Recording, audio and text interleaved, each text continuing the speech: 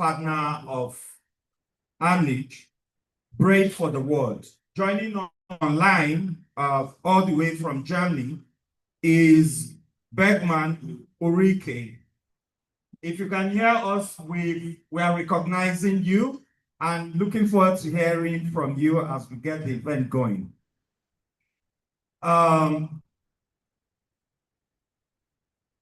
Also in the room is ANIC Deputy Executive Director, Dr. Leo Ataku. Sir, we're happy to have you. It means both our tea and lunch will be served warm. We have both of our hosts in the room. So I will turn to our IT and tech guests to please get the event started with the national anthem, as I invite all of us to be upstanding for the Nigeria national anthem.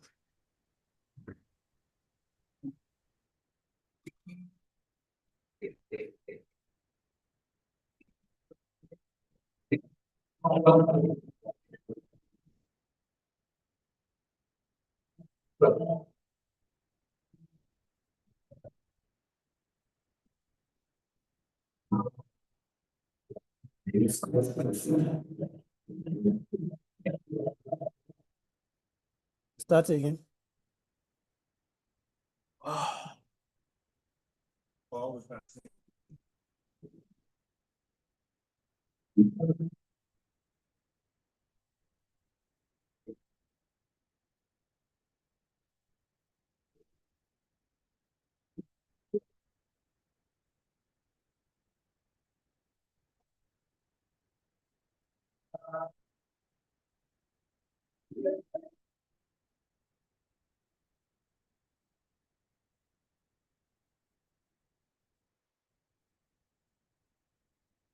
Thank you very much. Let's have our seats. When it comes to our national anthem, tech cannot disappoint us. We are Nigerians, we are patriotic, and we own our anthem, so we can sing. So very quickly, I want to very specially, and I reserve this recognition for this moment, when we are all in the spirit, to recognize and welcome each and every young person that has made out time to come join this conversation. The theme for this year's Anti-Corruption Day is very apt and is in recognition of all the young people in the world. That is why we're uniting with you against corruption, shaping tomorrow's integrity. When I say we, I mean those of us who are not young people. So we recognize the fact that your energy, your vibes, and everything you represent is capable of giving us a path forward that is better than that we have created for you. So today, I want all of us in the room to applaud for at least 30 seconds the young people who are in this room to have this conversation with us. Let's appreciate them.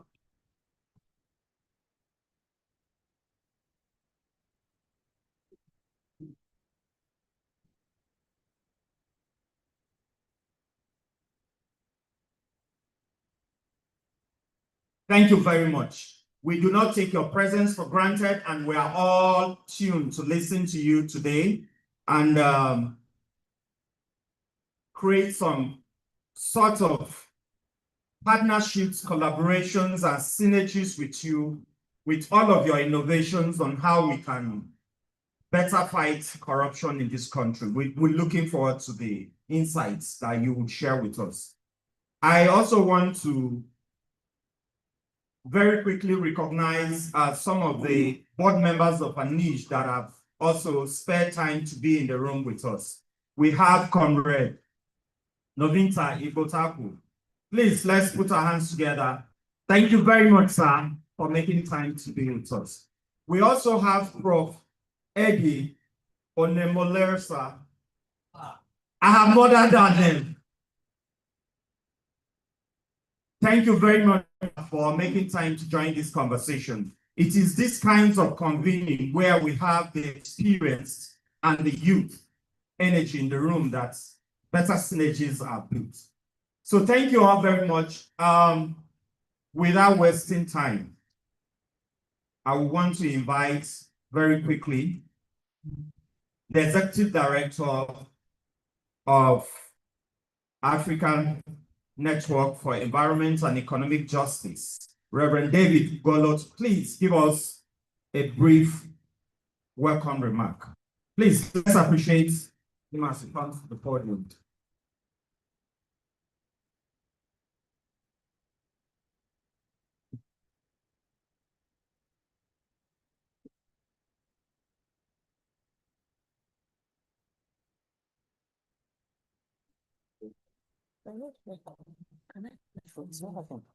I'd like to join last to welcome you all on this special day. UN have designated to mark the World Anti-Corruption Day. Recognize the presence of Dr. Abdullahi Bello, our able chairman for Code of Conduct Bori, the chairman of ICPC, ably represented here by our good friend Godwin Bashiru, our sister Zehatu, the head of office Bread for the World here in Abuja, our partner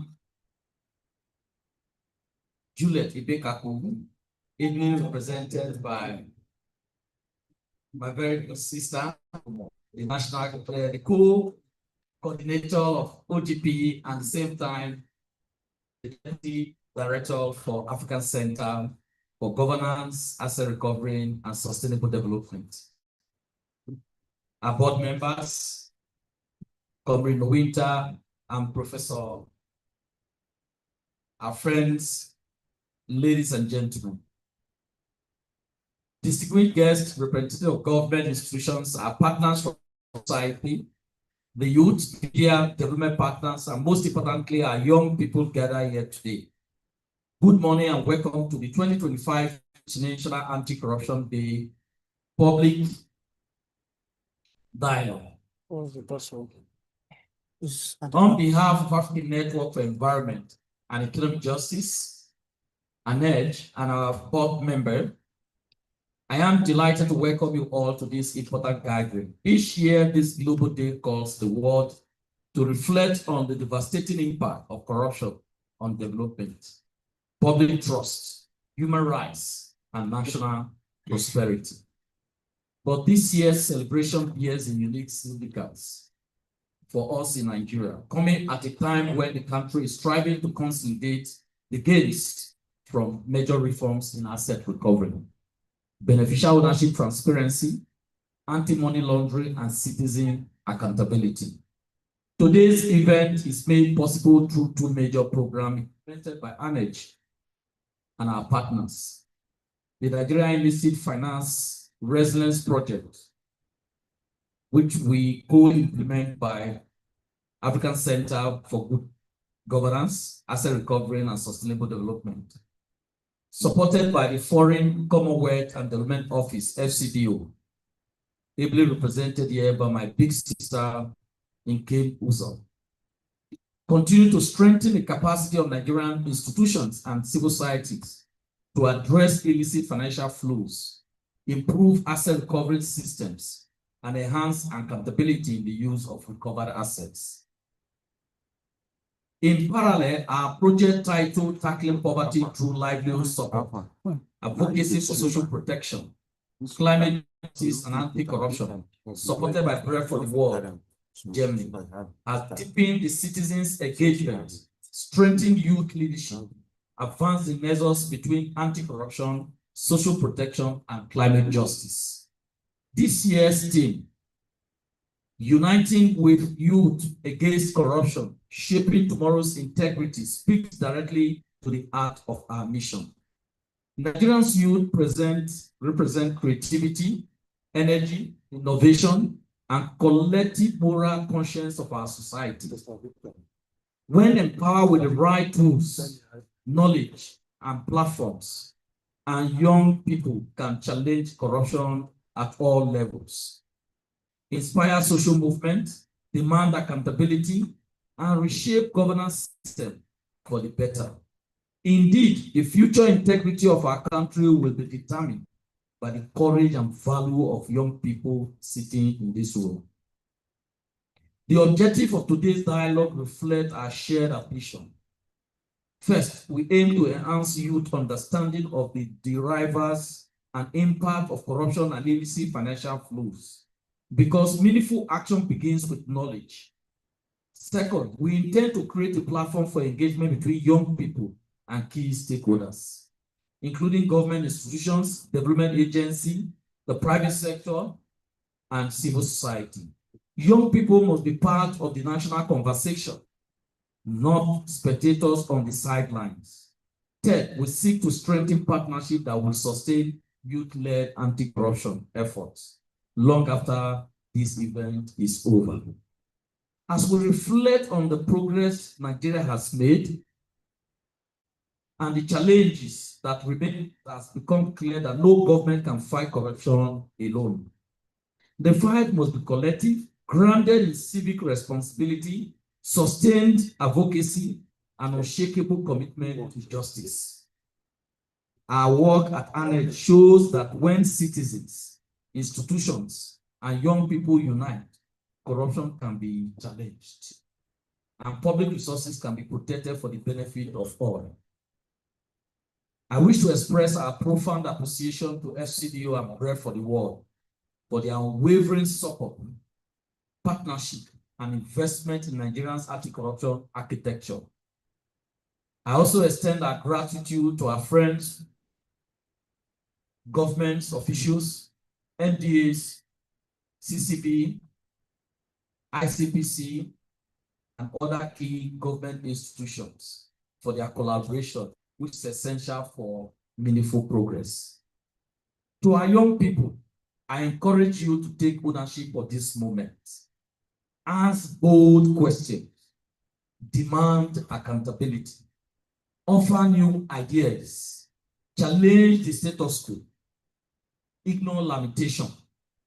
This dialogue belongs to you, and the future you shape will define the direction of our country. Thank you for honoring our invitation. And again, I want to thank our guest speaker, Comrade John. Today, we're not surprised that he's wearing the red cap.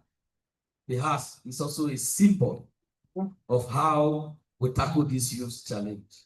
I welcome you once again to this important gathering, and I wish you all a productive and inspiring time. God bless. Thank you very much. Let's put our hands together as we appreciate the remarks from our host, the Executive Director. Thank you, sir.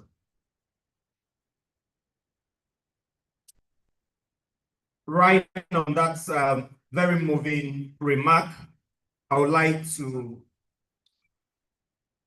are we ready for the speaker online? Because of time zone challenge, we want to very quickly take a goodwill remark from one of our partners from Bread for the World. Begma Urike is been online for the past 1 hour. So please bring him on for his goodwill remark.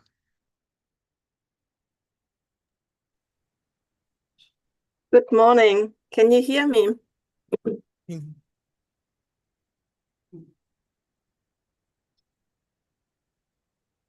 All right, I hope you can hear me and I can start my note.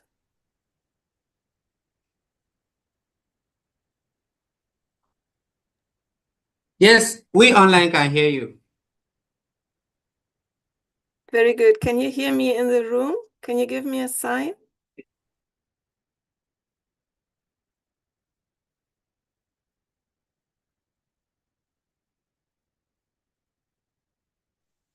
we'll Yes. invite our partner from FCDO, Nkem Uzo, to please give her goodwill remark. Thank you very much. We can do better. You know, it's a new up to the stage, so.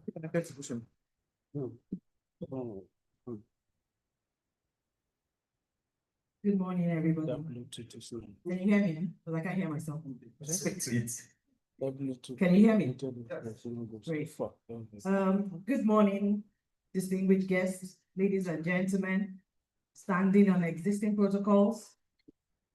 I'm honored to join you today on behalf of the Foreign Commonwealth and Development Office as we celebrate and mark the International Anti-Corruption Day 2025.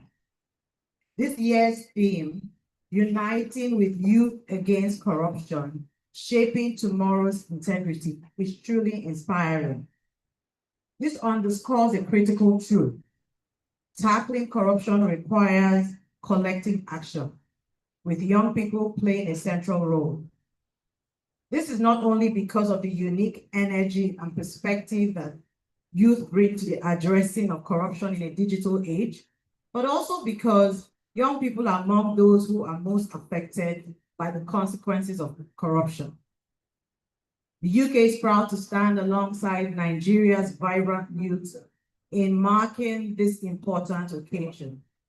Our partnership with Nigeria spans key areas such as addressing illicit financial flows, strengthening asset recovery mechanisms, and promoting transparency and accountability within governance institutions. Working with partners like ANH is vital to these efforts. It reflects our shared commitment to integrity and good governance for the benefit of the Nigerian people, especially the youth.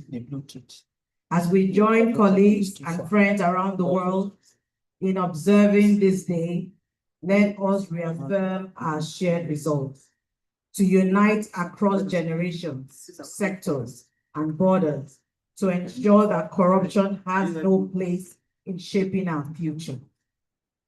Ultimately, we hope young people will act as champions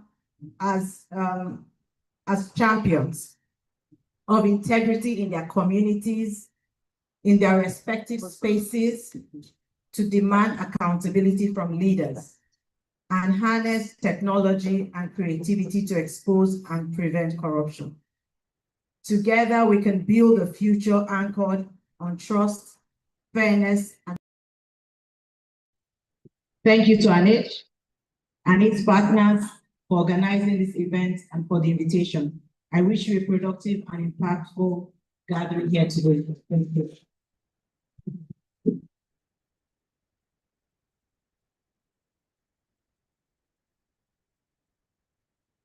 Thank you very much, Ken. Can we have Beckman now? Good morning again. Can you hear me? Yes. All right, so if you can hear me, I can start, yeah? Yes, we can hear you. Thank you very much. Good morning, everyone. Good morning, dear honorable representatives of the government of the Federal Republic of Nigeria, distinguished partners, civil society, media representatives, and especially good morning to the youth joining this dialogue today. I bring you warm greetings from Bread for the World, or Brot für die Welt in Germany, and it is my honor to convey our goodwill message on this significant occasion of the 2025 International Anti-Corruption Day. We are honored to support the African Network for Environment and Economic Justice, or ANEJ, and its partners in advancing the fight against corruption, strengthening transparency, and promoting social justice in Nigeria.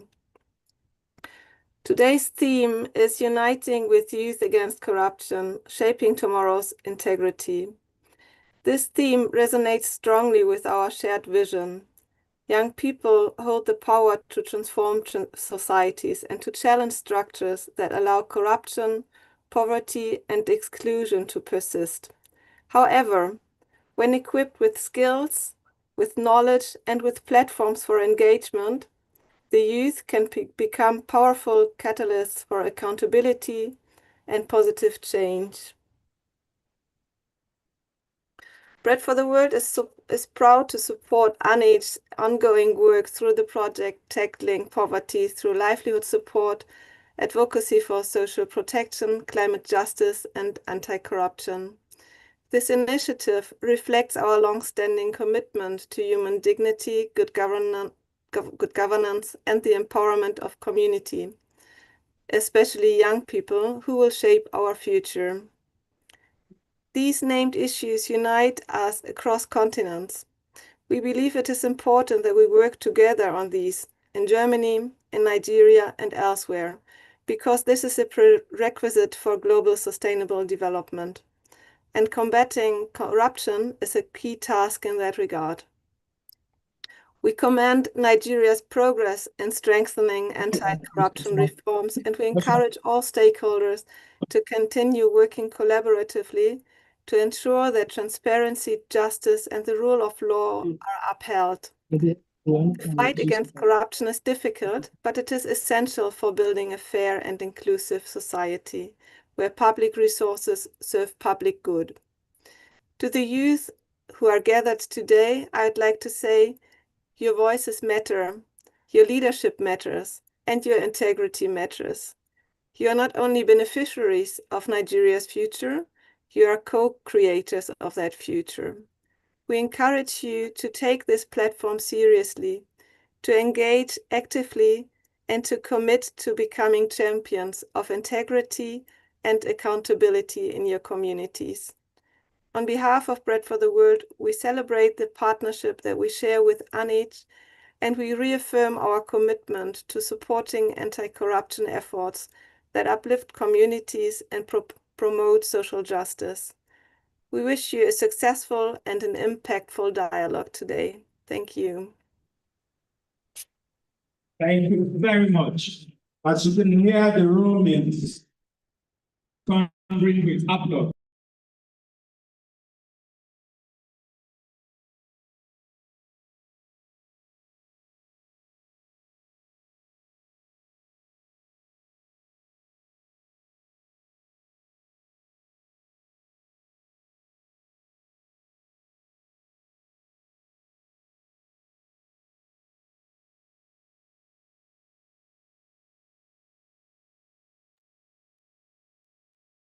Thank you very much. Thank you very much.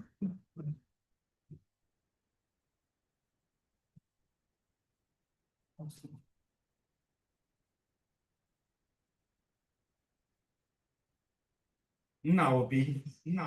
Are you there? Thank you very much. Very distinguished guests, representatives of government institutions, civil society organizations, and most importantly, our vibrant young people gathered here today. Good morning.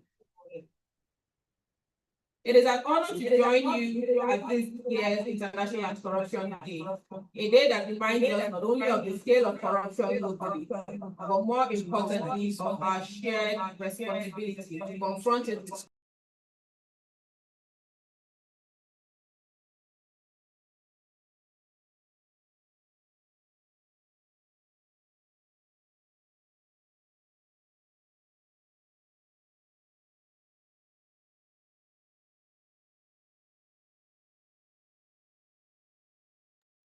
Uniting with youth against corruption, shaping tomorrow's integrity, is both timely and urgent. The African Center for Governance, Asset Recovery, and Sustainable Development firmly believes that youth are not merely beneficiaries of reforms. They are indispensable partners and the driving force of sustainable change.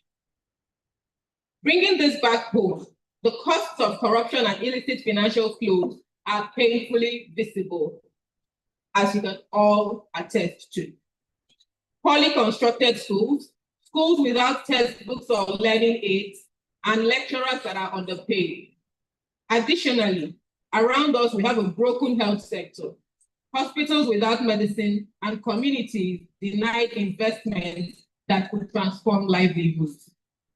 But while these losses are structural, the remedy is profoundly human. It lies in leadership, integrity, and collective civil will. And there is no stronger reservoir of that will than in our youth. In the past months, the African Center has deepened its engagement with young people. One of the most significant engagements was our sensitization visit to the Nigerian Law School, where we spoke with aspiring lawyers about the ethical obligation of the legal profession, the reality of anti-money laundering and countering financing of terrorism obligations, and the role lawyers play in either facilitating or preventing illicit financial flows. And that goes to several other professions. In those conversations, we emphasized three interconnected truths. First, that knowledge without ethical grounding is a liability. Second, that the early professional formation that you receive is a unique opportunity to embed integrity as a non-negotiable standard. And thirdly, that encouraging future professionals to see themselves as guardians of public trust will change how justice is delivered in this country. The engagement was lively, with about 3 law schools joining virtually from Buhari and over 1,500 attendees. Thoughtful and hopeful. We invest in the integrity of our institutions for decades to come. We're also working to strengthen the institutions responsible for investigating, prosecuting, and recovering illicit assets. These programs, alongside our partner ANEDGE, are designed to translate legislative reform into operational capacity, giving investigators, prosecutors, and asset management officials the technical tools to trace complex financial flows, preserve evidence, and manage recovered assets in ways that are transparent, accountable, and oriented to public benefit. Why does this dual approach, youth engagement plus institutional strengthening, matter? Because fighting corruption requires both people and systems. Laws like the Proceeds of Crime Act 2022 provide the scaffolding, but empowered ethical professionals and well-trained institutions are the hands that will build it.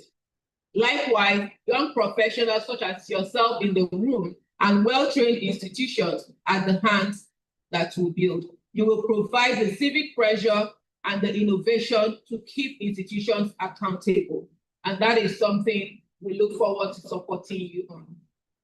We're also working at the national, regional, and international level to foster a better understanding of the effects of transnational organized crime, illicit financial flows, money laundering, and terrorism financing, and how to use the proceeds of crime to restore justice to victims of crime and corruption. None of this work would be possible without partnership and sustained support. I want to acknowledge with deep gratitude the Foreign Commonwealth and Development Office for funding our programs. This partnership through ANEDGE has allowed us to translate policy into practice, to build sustainable national capacity, and to expand Nigeria's leadership role in the global fight against corruption. These are not distant ideals, rather, they are practical steps that can be optimized, scaled, and measured.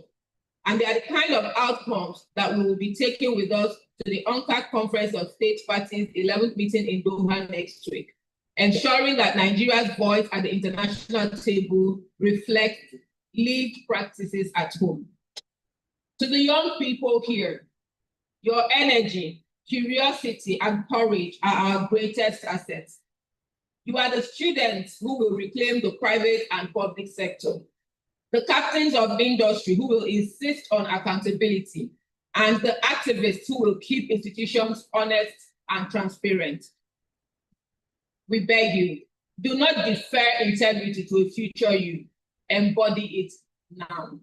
Speak up when norms are eroded, hold your peers to account, and take up opportunities to learn the technicalities of good governance, including anti-money laundering, countering financing of terrorism, and asset recovery. Those skills are not dry. They are powerful tools for justice. To our partners, governments, civil society, and donor agencies, let us take a practical collaborative approach. Let us commit to measurable targets, transparent reporting, and shared responsibility for outcomes. In closing, today's International Anti-Corruption Day is more than a date on the calendar. It is a call to sustained action. If we are serious about transforming Nigeria's future, we must combine the energy of youth with durable institutional reforms, training that sticks, laws that are enforced, and recovered assets that are transparently repurposed for development. That is how we will shape tomorrow's integrity. Let us work together, boldly and faithfully, until corruption is no longer a barrier to the prosperity that our people deserve. God bless you all. And this is the message from Juliet Bika, Executive Director. Thank you very much. Thank you. Thank you. We appreciate this powerful message. And I'm trusting the young people in the room are listening and making notes and will take action. Because it's not a day on the calendar. Thank you. I borrowed that phrase. It's not just a day on the calendar. It is indeed a day for resolving to take action. Let's very quickly move to the next goodwill message from esteemed government partners that are in the room. First, we'll invite the chairman of ICPC, ably represented by Mr. Godwin Basheru, for his goodwill remark. Please, let's put our hands together as we welcome him to the podium.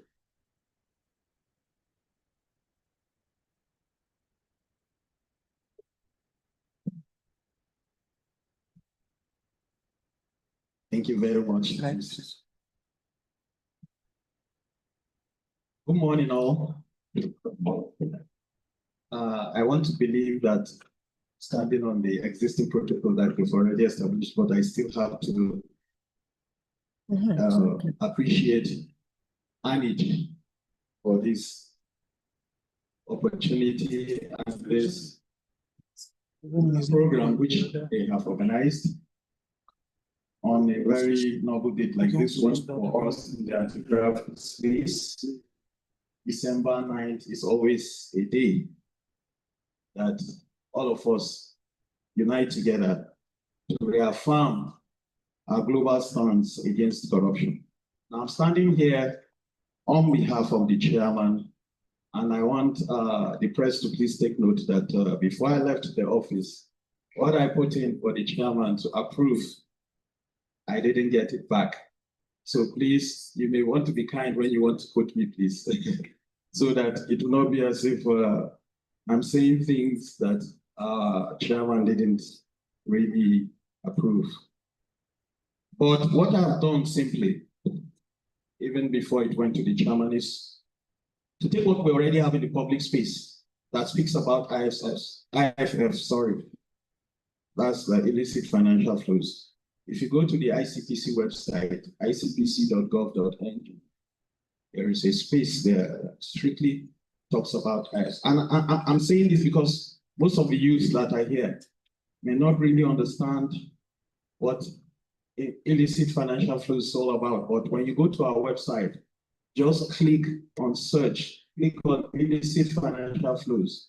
It will explain to you in simple terms what IFFs are all about.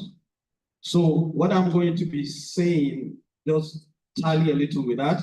Then of course, we'll see how we can bring the youth into that space too. It's not a very technical term like that as you think. Illicit is just something that is illegal, you know, and financial flows mostly from out of our shores or from inside here, it goes out through some kind of crooked ways. And that is what makes it an act of corruption. Now, this is one of the biggest threats. In fact, amongst most of the forms of corruption that we have, I think this one is one that forms the biggest threat because the kind of monies that go out of our country each year due to illicit financial flows is so high. It has been estimated to be about $20 billion per annum. You can imagine what that kind of money can do to our country in a year. How much of that can be able to solve some of our basic problems in terms of infrastructure, in terms of even social services that we need to uplift people out of poverty. So that is why in the anti-corruption space, ICPC and other anti-graft agencies don't take this for granted at all. We are looking at IFFs with all the seriousness that it deserves. And that is why the ICPC is the agency that was the secretariat for Interagency Committee for Stopping the IFFs. We've been the ones that have been coordinating in collaboration, of course, with our sister agencies, EFCC, ICPC, under anti-graft agencies, CCB, NDLEA, and the likes. Now, we sit together, analyze most of these trends. Recently, the Commission was in talks with NITDA, that's the Information Technology Development Authority, to talk about how can we get homegrown technology that will help us fight these illicit financial flows.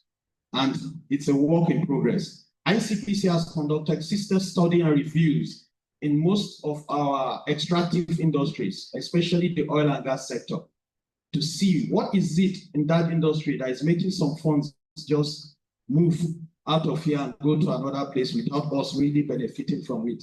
Because mostly you notice that some of the foreign investors we have, they bring in, yes, they say they bring in monies, but sometimes it's not necessarily their own money that they bring in. Sometimes they borrow monies from where they are coming from, bring it here and invest it. So they will find crooked ways of sending back those monies to their place and then avoid some legal things they are supposed to do here, like tax, so that they will be able to service the debt there. And then we wouldn't know, so we'll be losing a lot through those activities. And that is why you see that it culminates into a very large sum at the end of the year. So ICPC has done system study in most of these organizations, and we are hoping that in the near future, all those activities come together, will be able to help the country reduce the illicit financial flows. Now, ICPC is also collaborating with the FIRS, which with the new tax law will soon become the Nigerian Revenue Service, because most of the IFFs are from tax evasion.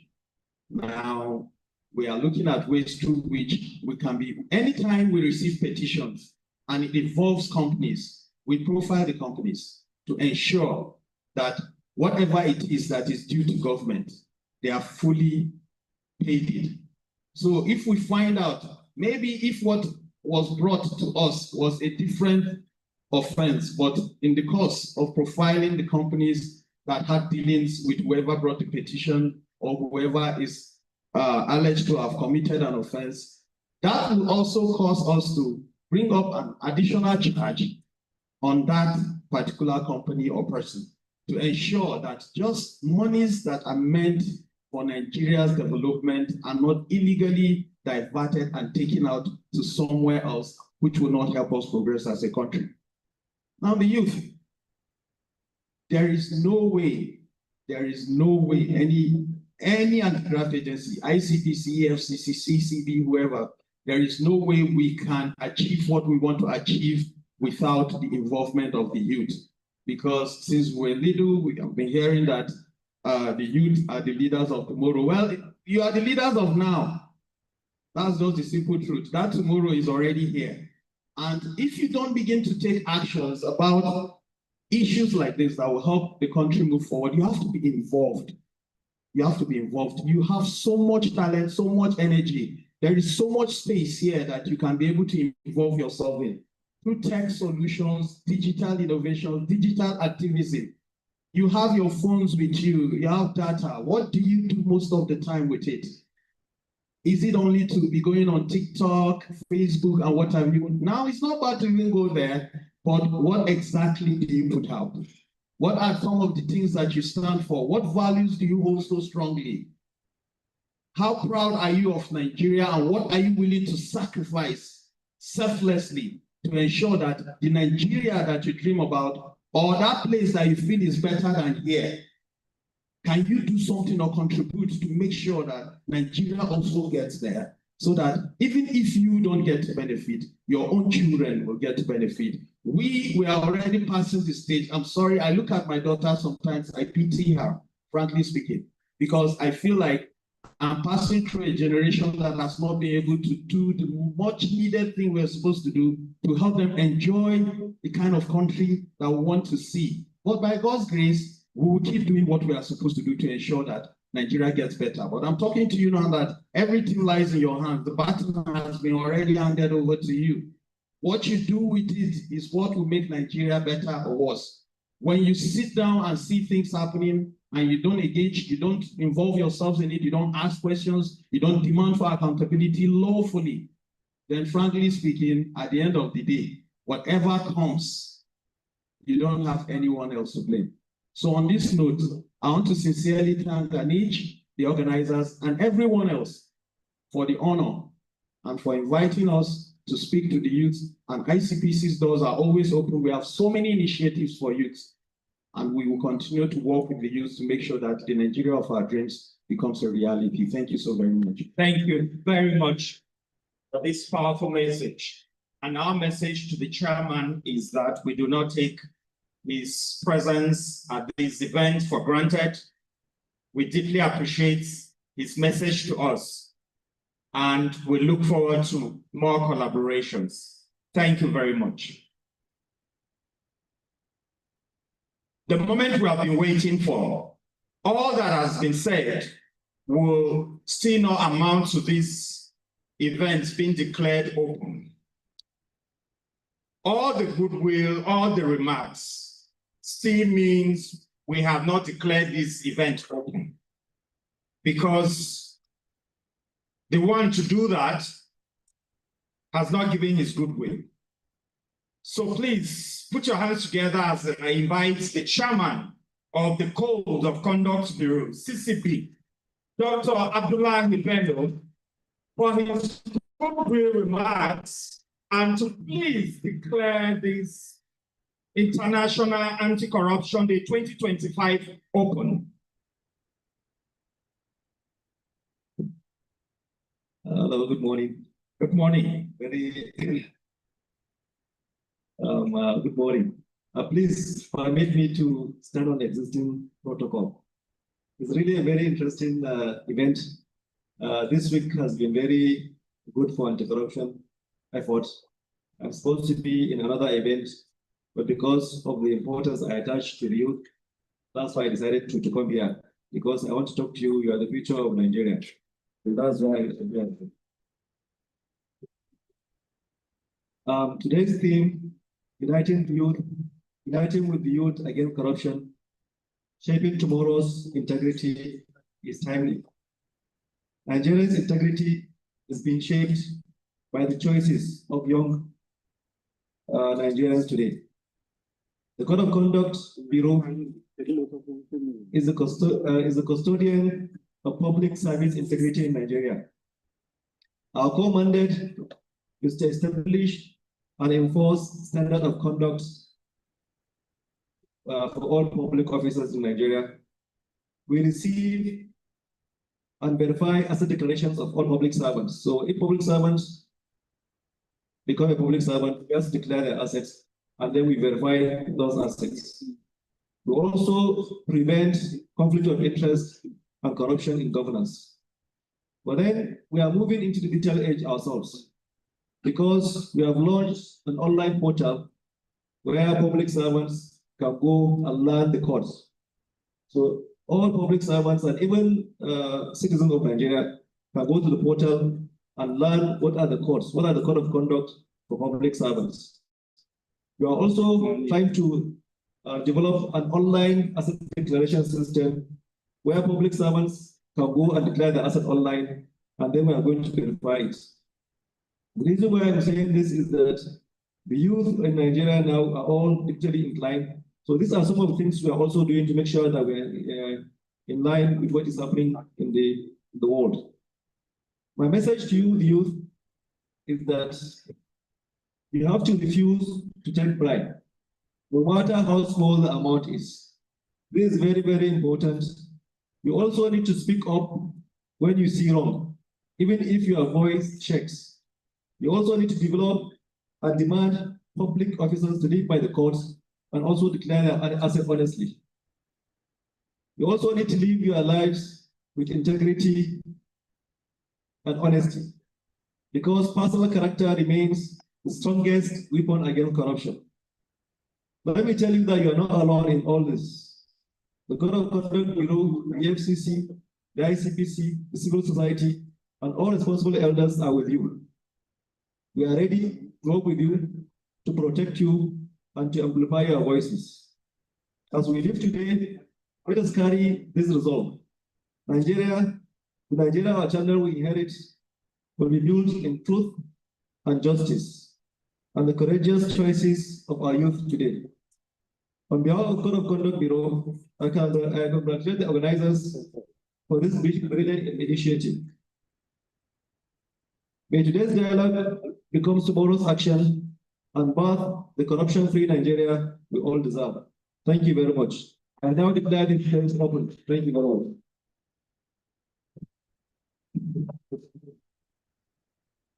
Thank you very much. So we have an event going. The records will show that the 2025 International Anti-Corruption Day in Nigeria happened. I'm sure there are many other activities to mark this day.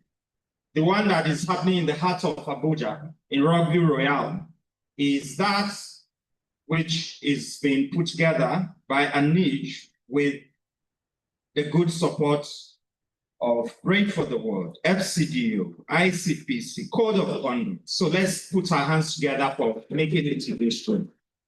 At this point, I want to invite the Executive Director to move with the high table to the area with a lot of balloons for a group photograph.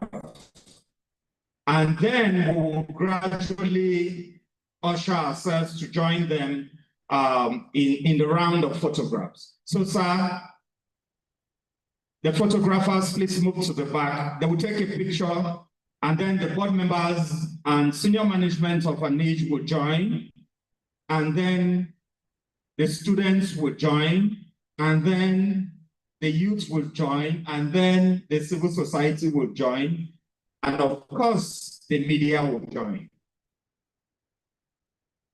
Very quickly, can we have like 8 seats there? Yeah, 8.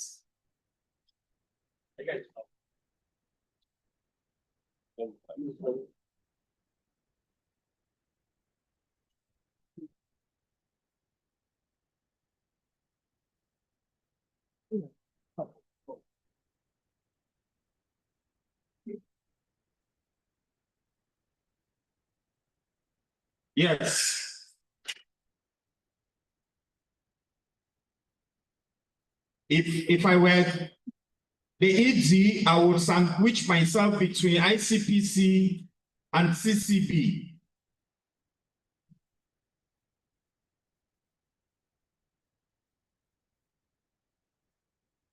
Can we have the board members of ANIJ and staff of ANIJ, please join the picture? Innocent, Uthman, Mary, Sandra, Assurance, Dominique.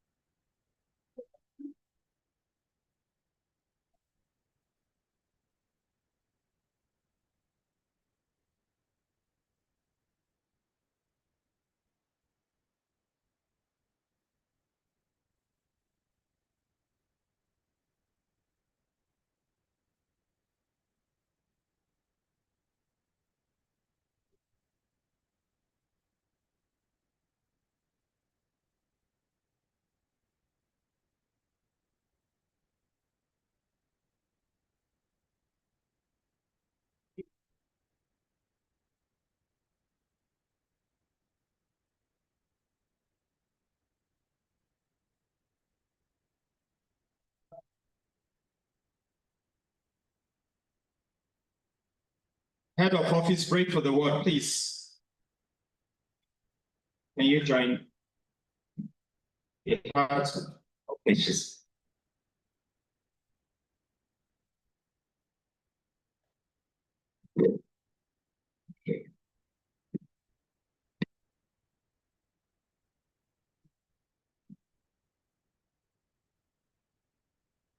The students in the room, please make your way to join the photograph.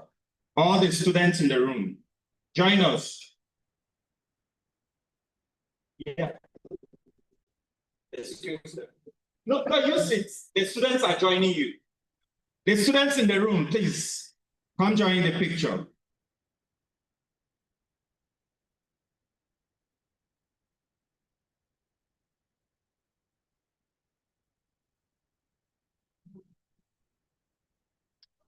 The young people.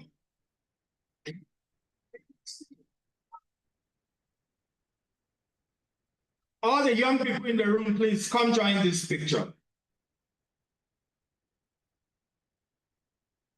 They are already in the picture. Aspiring young people.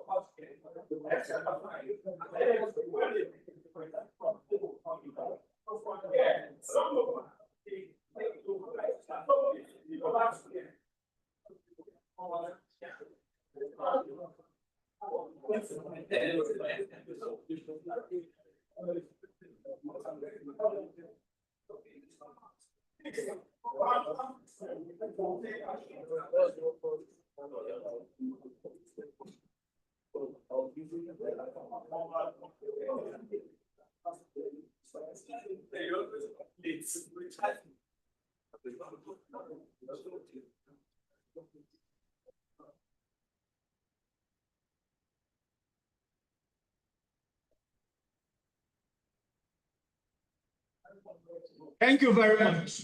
Sorry.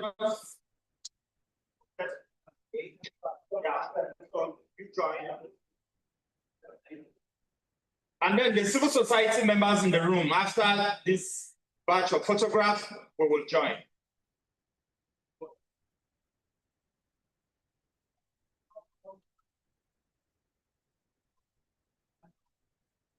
Yes, there is space for photographs. Please, there's space for photographs.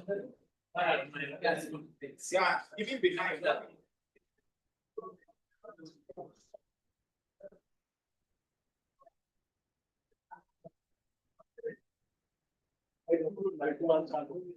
Thank you.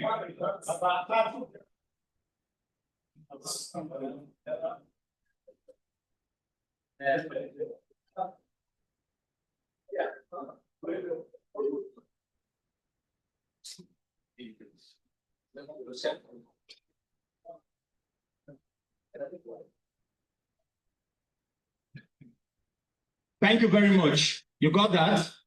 Thank you. So the civil society, members of civil society in the room, please let's have a photograph with the.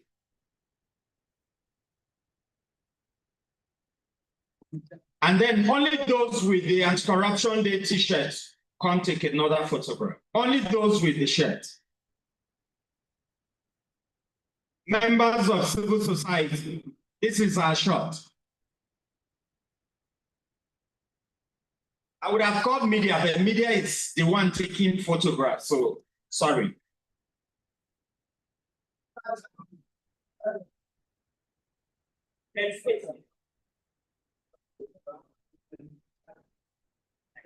Members of civil society.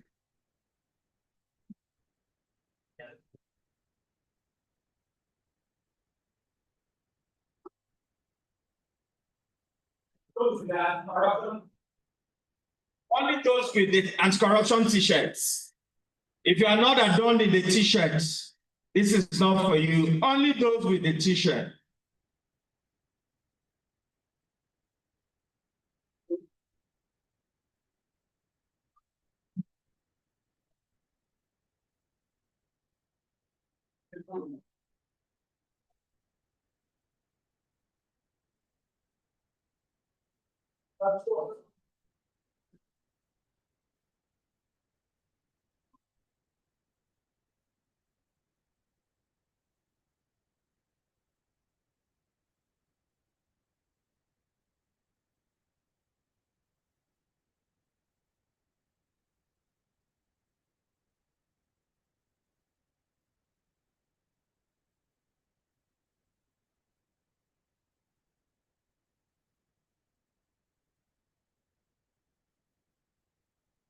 Thank you very much. Media, you will find a way of photoshopping yourselves in that picture.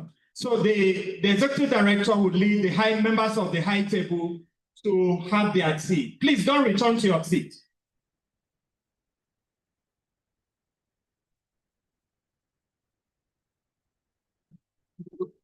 Please. Let's wait for the tea break. Sir, please, let's have water. Leave them to have water.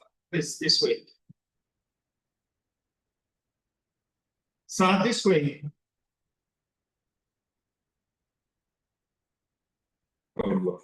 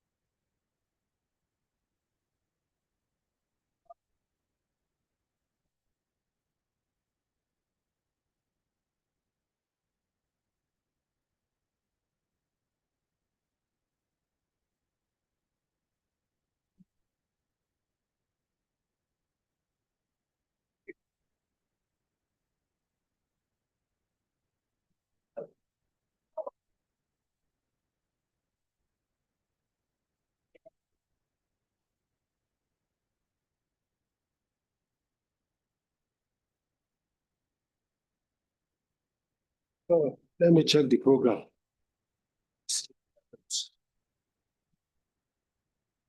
Remove the seat so that those who want to make videos and photo personal pictures, you can also make your personal picture at this point, your personal videos, and then the hashtags are there. Do well to use them. Make your personal pictures.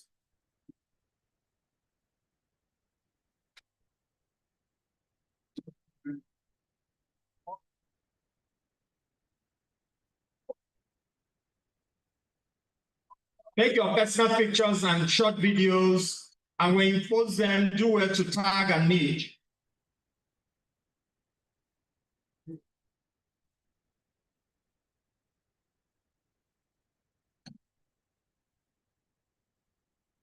Please see. Adams.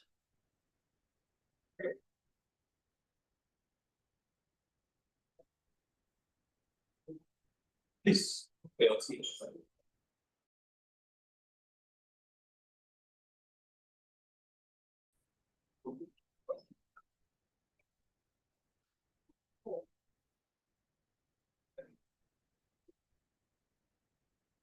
Yeah, start from that.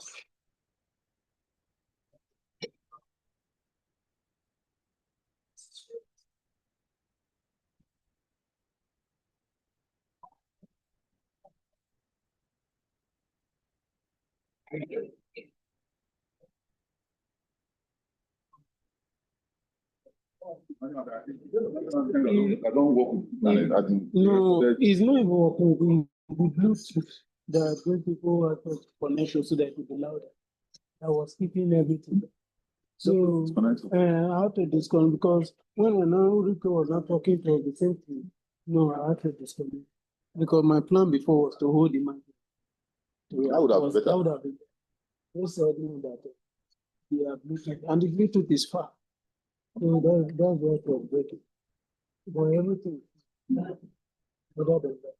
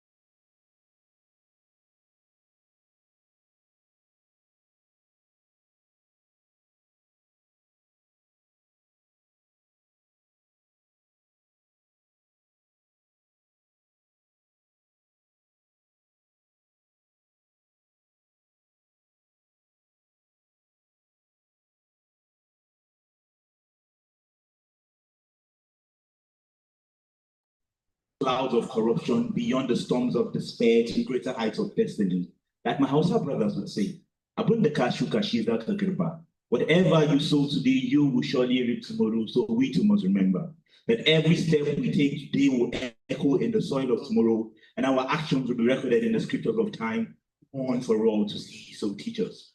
Teach us not to agree passively, but to stand for what is right and godly, even when the struggle becomes deadly and luta continua.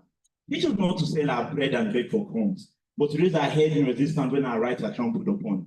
Teach us to be diplomatic, but not at the expense of our freedom, our dignity, our nation. Teach us to believe that the future of Nigeria is not hopeless, that the cry for peace is not worthless, that true security is not a fleeting dream, because it takes more than wishes, more than slogans, more than chants on the street. It takes vision, it takes courage, it takes leadership willing to lead the charge, willing to break the mantle and break bars. Valado hires, all men must serve, because leadership is not a position, it is a responsibility. It is a call to act, to inspire and transform. We are not just leaders of tomorrow. We are leaders of today, in the classroom, in the communities, in the Senate halls of our institution, in the trenches where truth must be spoken. So I appeal to you, our leaders. I call on my fellow youth. I beg on you, my countrymen and women. Let us unite to build and make the Nigerian dream a reality. And I ask, not tomorrow, not someday, but today. Are we ready to take the lead? The future is not something we enter, but it is something we create. So let us join our hands together and make a corruption-free Nigeria a reality. Thank you once again.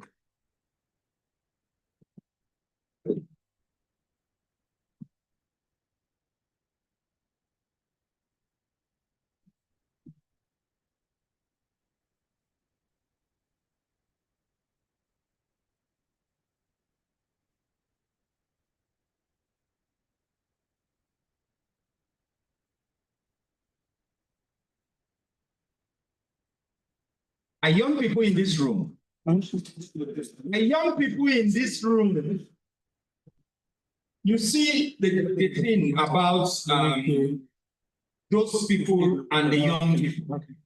If Otedola made a remark on this stage and was leaving the stage, Dangote and Elumelu would stand up and exchange pleasantries.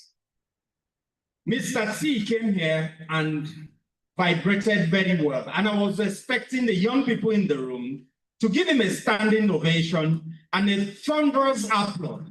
And you just did the usual. This is not a quick. I put him on the spot and he delivered. Please, let's celebrate ourselves as young people. Thank you very much, Mr. T. It is really, really important that for this next segment, we sit back, we relax, we even take notes, because it's one of the high points of this conversation today. The keynote address for the 2025 International Anti-Corruption Day is to be delivered by Comrade John Onyeku. My mother is Onyeku. Please keep.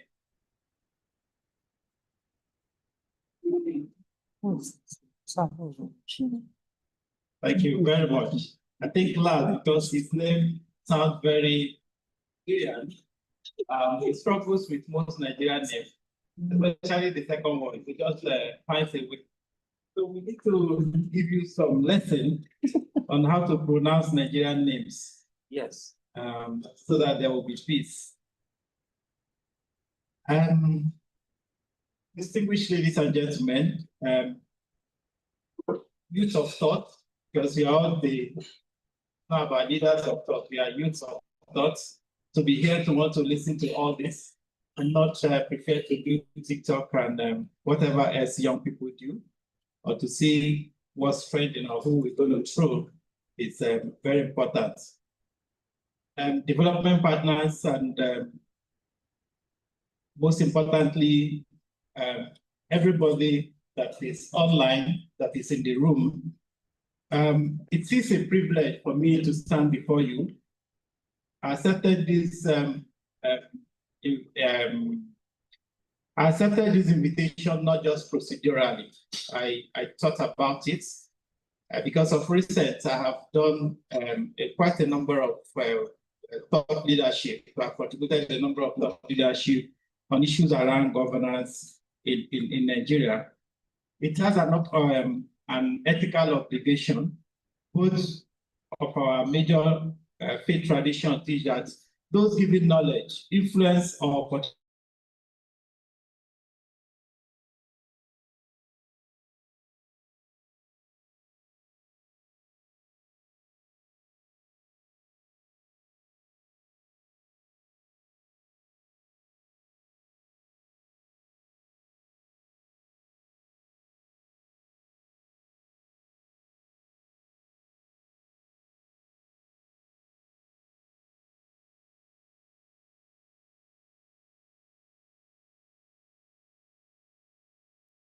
happening to them. It's corruption. It's corruption that is doing it. It's not Nigeria. I know that all of us love our country, but we just don't love how certain things are doing. And that is what is happening. So your mental health, each time you complain about your mental health, when we were growing up, we didn't know what was mental health. But each time you talk about your mental health and all of that, is that the society have not been able to speak to you or to listen to you the way you want to be listened to.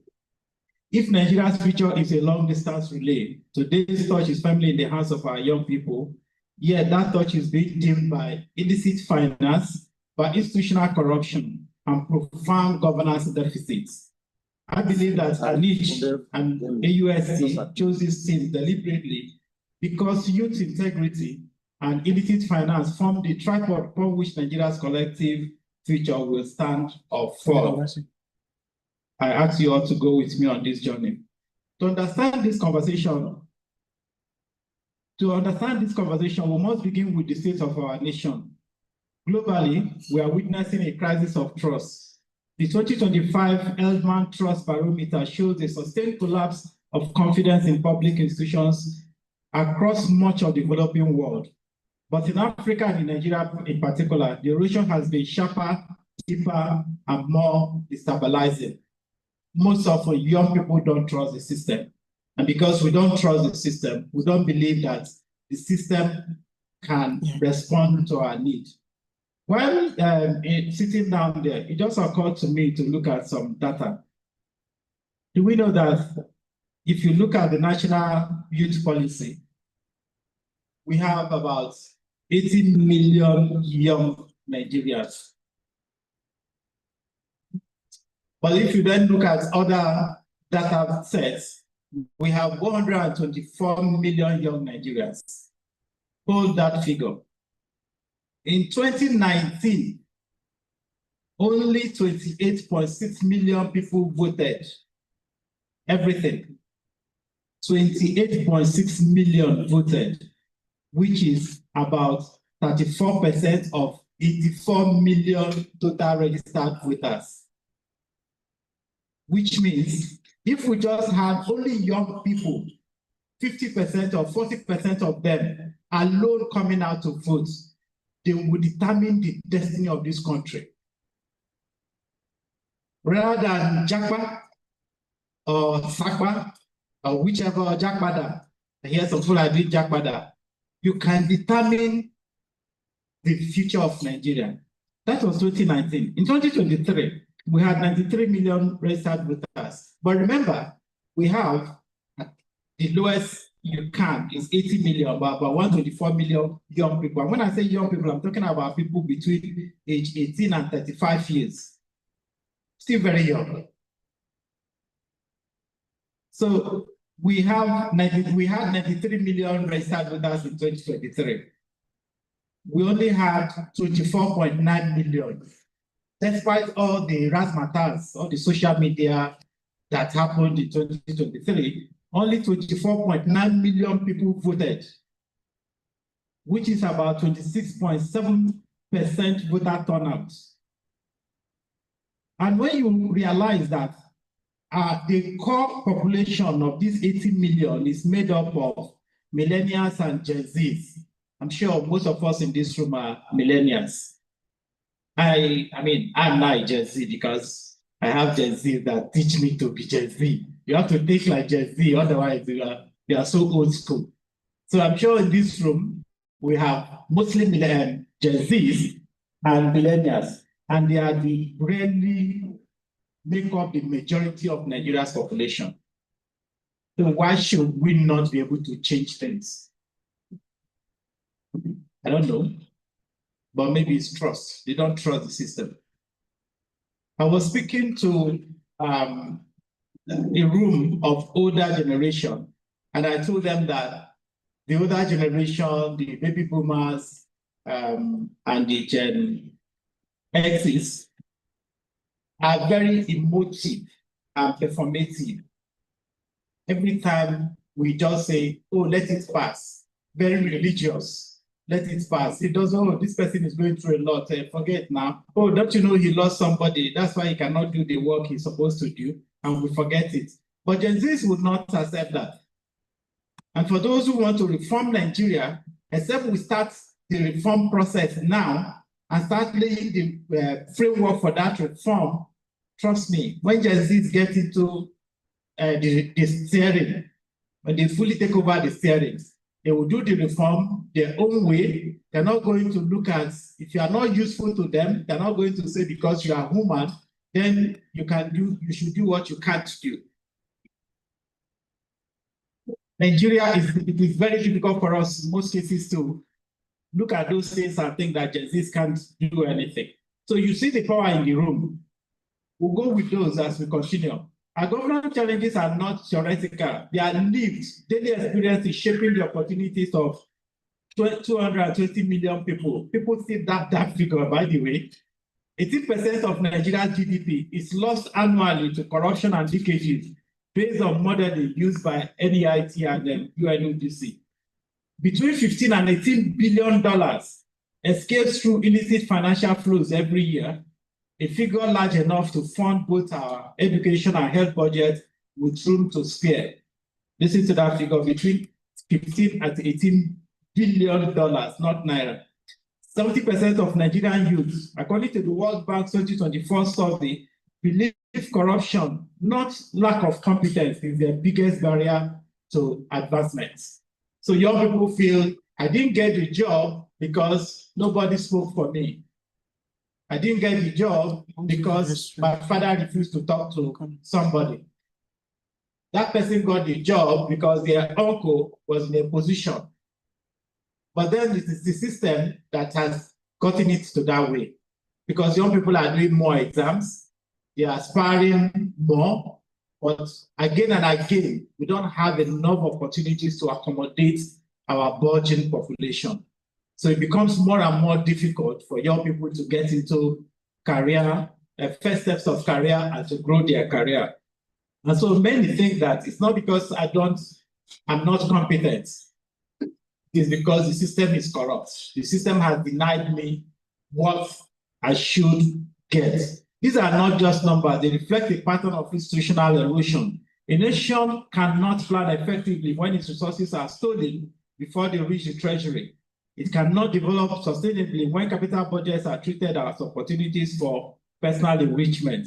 It cannot inspire investor confidence when public projects exist only on paper and when the link between taxation and service delivery has been severed. I'm hoping that from next year, the link between taxation, service delivery, and democracy will come back to form. Because from next year, whatever, whether you get from your uncle, from your father, from whatever, and you get up to 800,000 naira in your personal account, you will pay tax. Hope we know. A tax man is waiting. And so maybe by the time they start asking for tax, your people will begin, because taxation is also another way of making sure that democracy takes root. Because when people tax you, they need to tell you what they did with the money. If you can't see what they did with the money and they are taxing you, then you should ask questions. and they should answer you. And then maybe with that, in 2027, young people will come out and vote. It doesn't matter who you vote for. The fact that you should come out and vote. You shouldn't listen to people who say, oh no, I'm voting for this one. Oh, if you vote for this one, you get lost. It doesn't matter. Democracy will not survive and development will not happen in our country if young people don't step out. Most of the people you hear their names, Awo, Zik, in the Second Republic, Jakonde, Abakarimi, Mbakwe, Jim, Mobodo. They were young people. They were under 40. They were governors. And they did impressively for this country. So young people should not allow themselves to be held back by thinking that some person will do it better because they are old. And of course, you know more than I do that the fact that somebody is old doesn't mean that the person has wisdom or the person knows what the person is doing. Some people are old with gray hair, but they are idiots. And that's the truth. So if you know what you are doing, you should be able to stand on what you are doing and do those things. One of the highest paid person. I don't know how many of us have heard of this guy that Zuckerberg hired recently, and he's getting 28 billion. He's a young man. He's 24 or thereabouts. Because of his knowledge, not because of his age, because of his capacity, not because of age. This is why well-designed policies collapse under the weight of implementation fraud, because the system leaks faster than it can deliver. Nigeria today is living this reality, caught between the burden of impunity and the urgency of reform. There's too much impunity. There are no consequences for people when they do something wrong. And so sometimes we think we should just do the wrong thing. There's no incentive to do the right thing. And I can imagine what young people feel when even speaking of becomes a problem. Around Abuja, when I drive around or move around, I see that the tendency for young people driving to be stopped is higher for an older person than another person. They see you are a young person, they will stop you. Why? Is it every young person that is Yahoo or has stolen the father's car or mother's aeroplane? It shouldn't be. Profiling young people as bad as Yahoo and shaming them in any way or making them feel less competent in their country. It shouldn't be. But it's happening because young people are allowing it to happen. You need to get up. You need to, one, exercise your electoral might and take over things as much as you can. It's doable. It's population. If the system works, 10 people vote is 10 people counted. Then if we have all the young people or half of them coming out, you've won the election. Your candidate will win. And if your candidate messes up, you say, don't worry, we're waiting for you. And you vote the person out.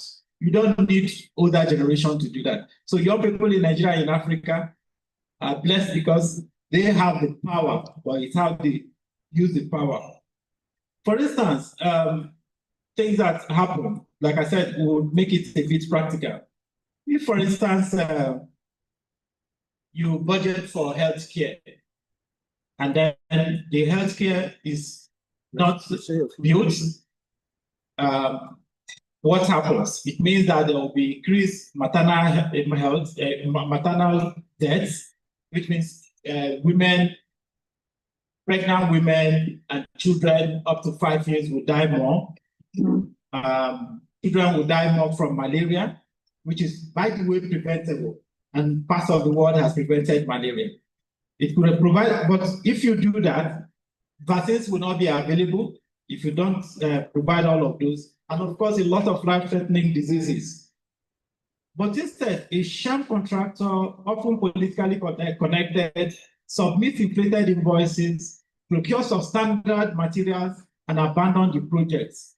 His reward is freedom. His community's reward is despair.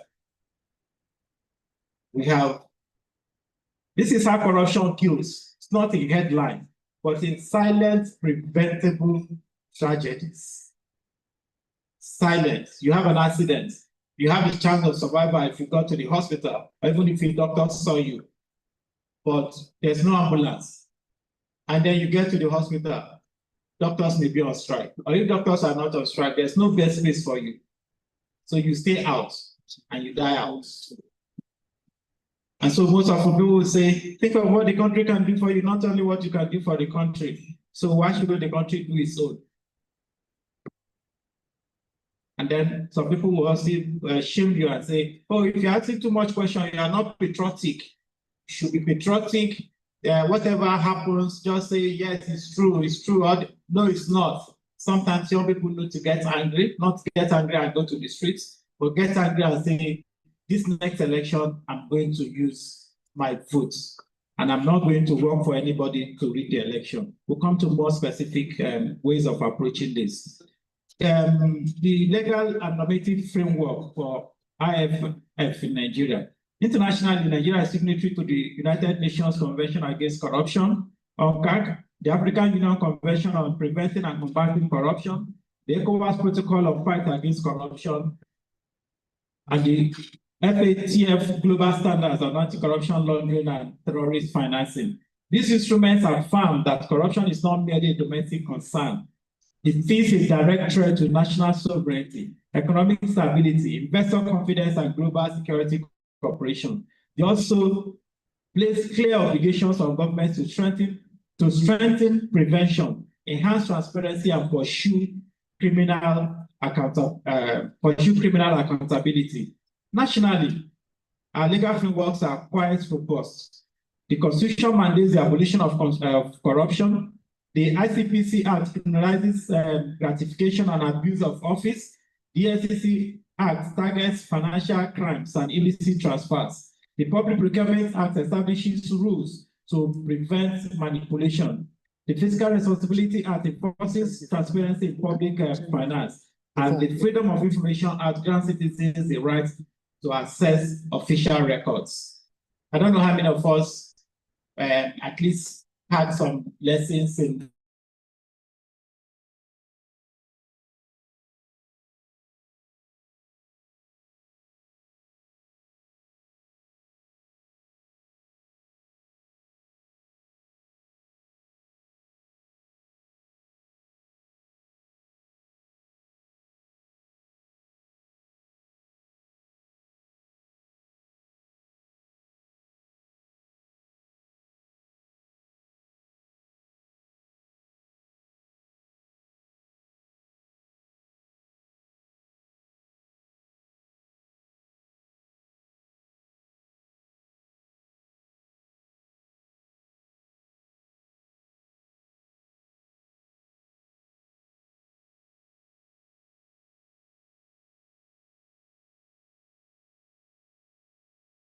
consistent and impartial enforcement, strong institutional independence, budgetary protection for regulatory and oversight agencies, and a civic culture that refuses to normalize impropriety at every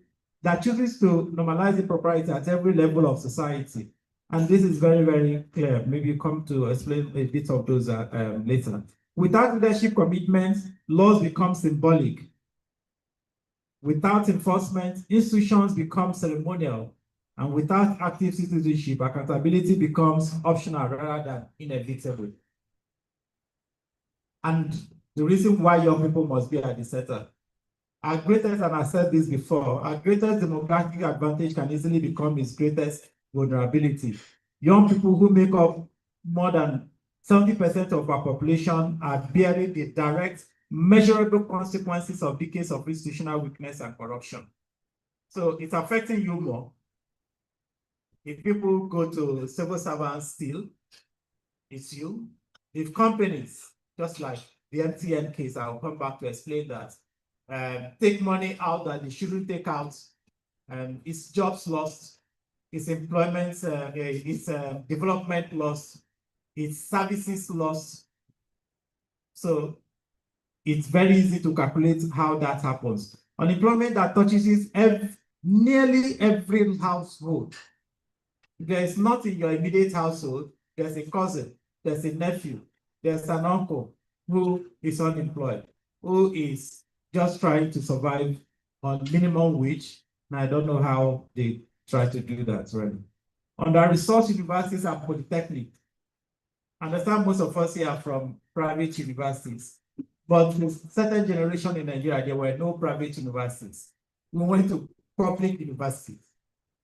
And those public universities, at some point, just like it happened with secondary schools, the usual tradition all over the world, and in Nigeria up to a time, is that when you went to a school and you liked your school, you want your children to go to that school, and they will go to that school.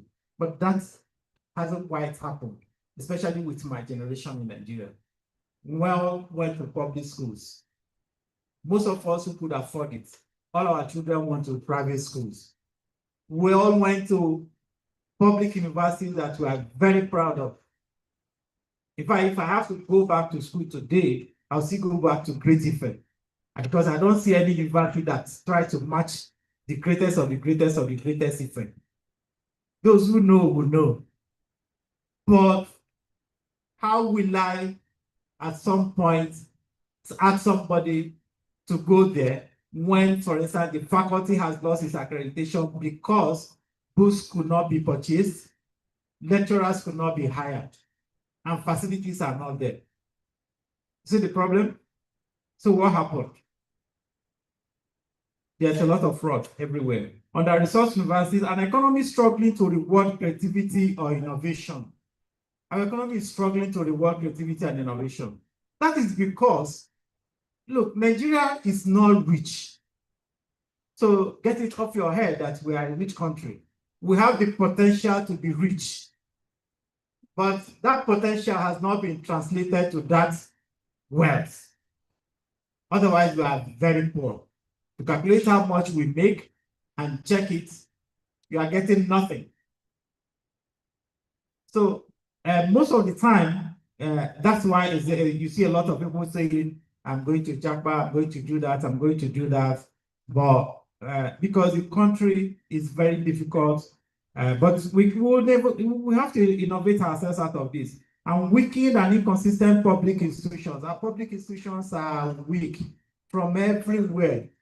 Is it police? Is it custom? Is it the court system? I mean, it all boils down to the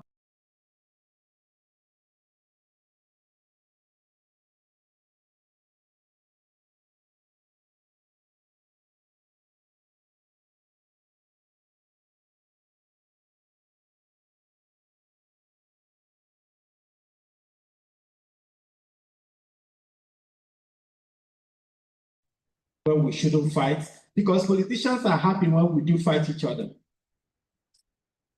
And in a way, where now, if you fight and use foul language, you could even be rewarded with some ambassadorial appointments. It becomes like a motivation for young people to say, okay, maybe that's what I should do. But that's not how it should be. People should stand up for what is right. If you don't, it will come back to affect you. If it doesn't affect you, it will affect somebody that you know, and the system will become more and more difficult. And that's why people are pushing, and we are hoping that the National Assembly, the Senate especially, does the right thing, so that certain appointments should not be used for political reward. This demographic, that's young people, is not merely affected by corruption. They are its primary victims. They are its victims. When young people lose faith in the system, society stagnates because they can't think, they can't dream. The beauty of being young is you can dream and say, when I finish, I'm going to. I remember when my boy, very young, it was about 2 or 3 years, we were running around to get generator in the house. I said, Daddy, don't worry, when I grow up, I'm going to make a generator that will be using water. So, but you know, he's trying to live his dream. I'm hoping that one day he will leave school as an engineer, and I will ask him, where is the generator that will use water? Because really, band A and band B and band whatever can be frustrating. When young people lose faith in the system, society stagnates. When they disengage from civic life, from voting, from asking questions. Then institutions decay, but when they rise, when young people rise with integrity, with knowledge, with organization, and with civic courage, they become the most powerful drivers of national transformation. No country has successfully shifted its governance culture without the youth at the center of the movement. Young people in Nigeria can. You just not allow the very, very divisive sound bites from so-called leaders who are only interested in political power to affect how you see yourselves. Because we are together, we're not going anywhere. If the school is not working, if you don't suffer it, your friend will suffer it. How much more money do you want to keep making so that you can send your children abroad or send them to private schools and the rest? Yes, most of you may be in private schools, but all of you know that that money could have been used for something else too. The second family house, support a cousin or nephew or uncle to do something, set up a family business, and not spend it. My generation, parents did not spend all of their resources paying school fees. But my generation spent all, depending on where you are, some are not even able to pay. And those who can pay will spend most of their resources paying school fees. Because then you go to public schools, and public schools were working, they were the best. But now, anybody who can, first, nobody really goes to public nursery schools because they are now public nursery schools. Of course, definitely, if anybody who can earn any money will send their child to private primary school and secondary school. Why should it be so? Those are things that states should take care of. But corruption, illicit finance is not allowing the state to do that. So young people should ask questions about why is this not happening? How much more money can you make to make sure you live a decent life? But must all your resources be used on resources that the state should? Like in Nigeria now, most people are their own local governments. You have security, you build borehole, you have generator, even when you shouldn't. For instance, consider a young entrepreneur in Aba who designs export quality leather goods. The small enterprise could employ 10 other persons and participate in Nigeria's long-awaited manufacturing revival. But every container he sends for export attracts illegal charges at multiple checkpoints, from security operatives to agency officials to informal tax networks. By the time his goods reach the port, his profit margin is wiped out. Most likely he will shut his business. The 10 other people he could employ, rather than increasing the number, they will lose their job. Then the local value chain will collapse and Nigeria forfeits opportunity to diversify its economy. That's what happens. So we want to start business. Just make sure that the system does not collapse your business. That is not just a business failure. It is corruption at work. It is illicit finance and training possibilities. This is a wide theft of national destiny, one frustrated entrepreneur at a time. Illicit finance is a visible threat to our nationhood. It is a quiet destroyer of our economy.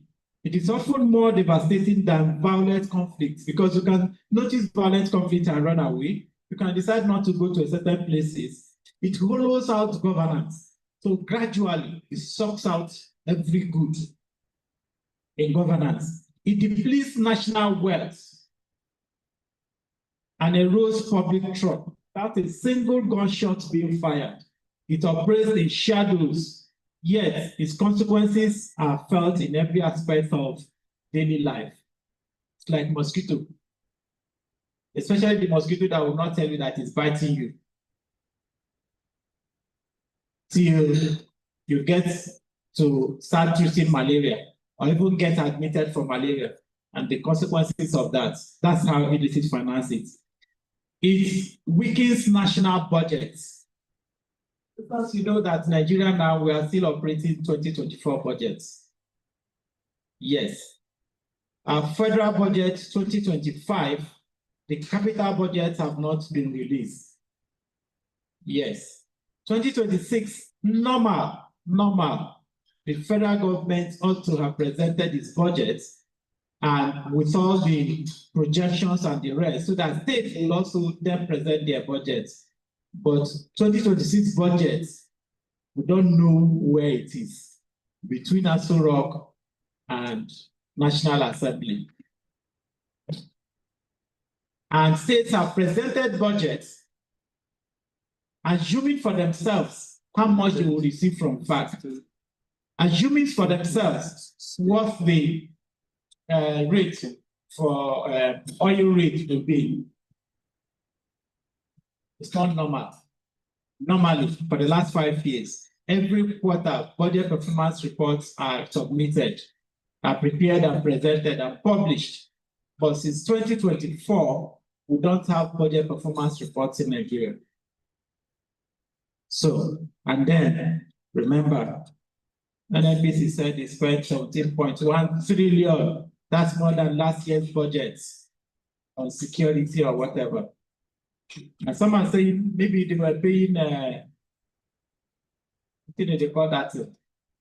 Maybe they were paying subsidy without telling us. But we hope that one day the truth will come out.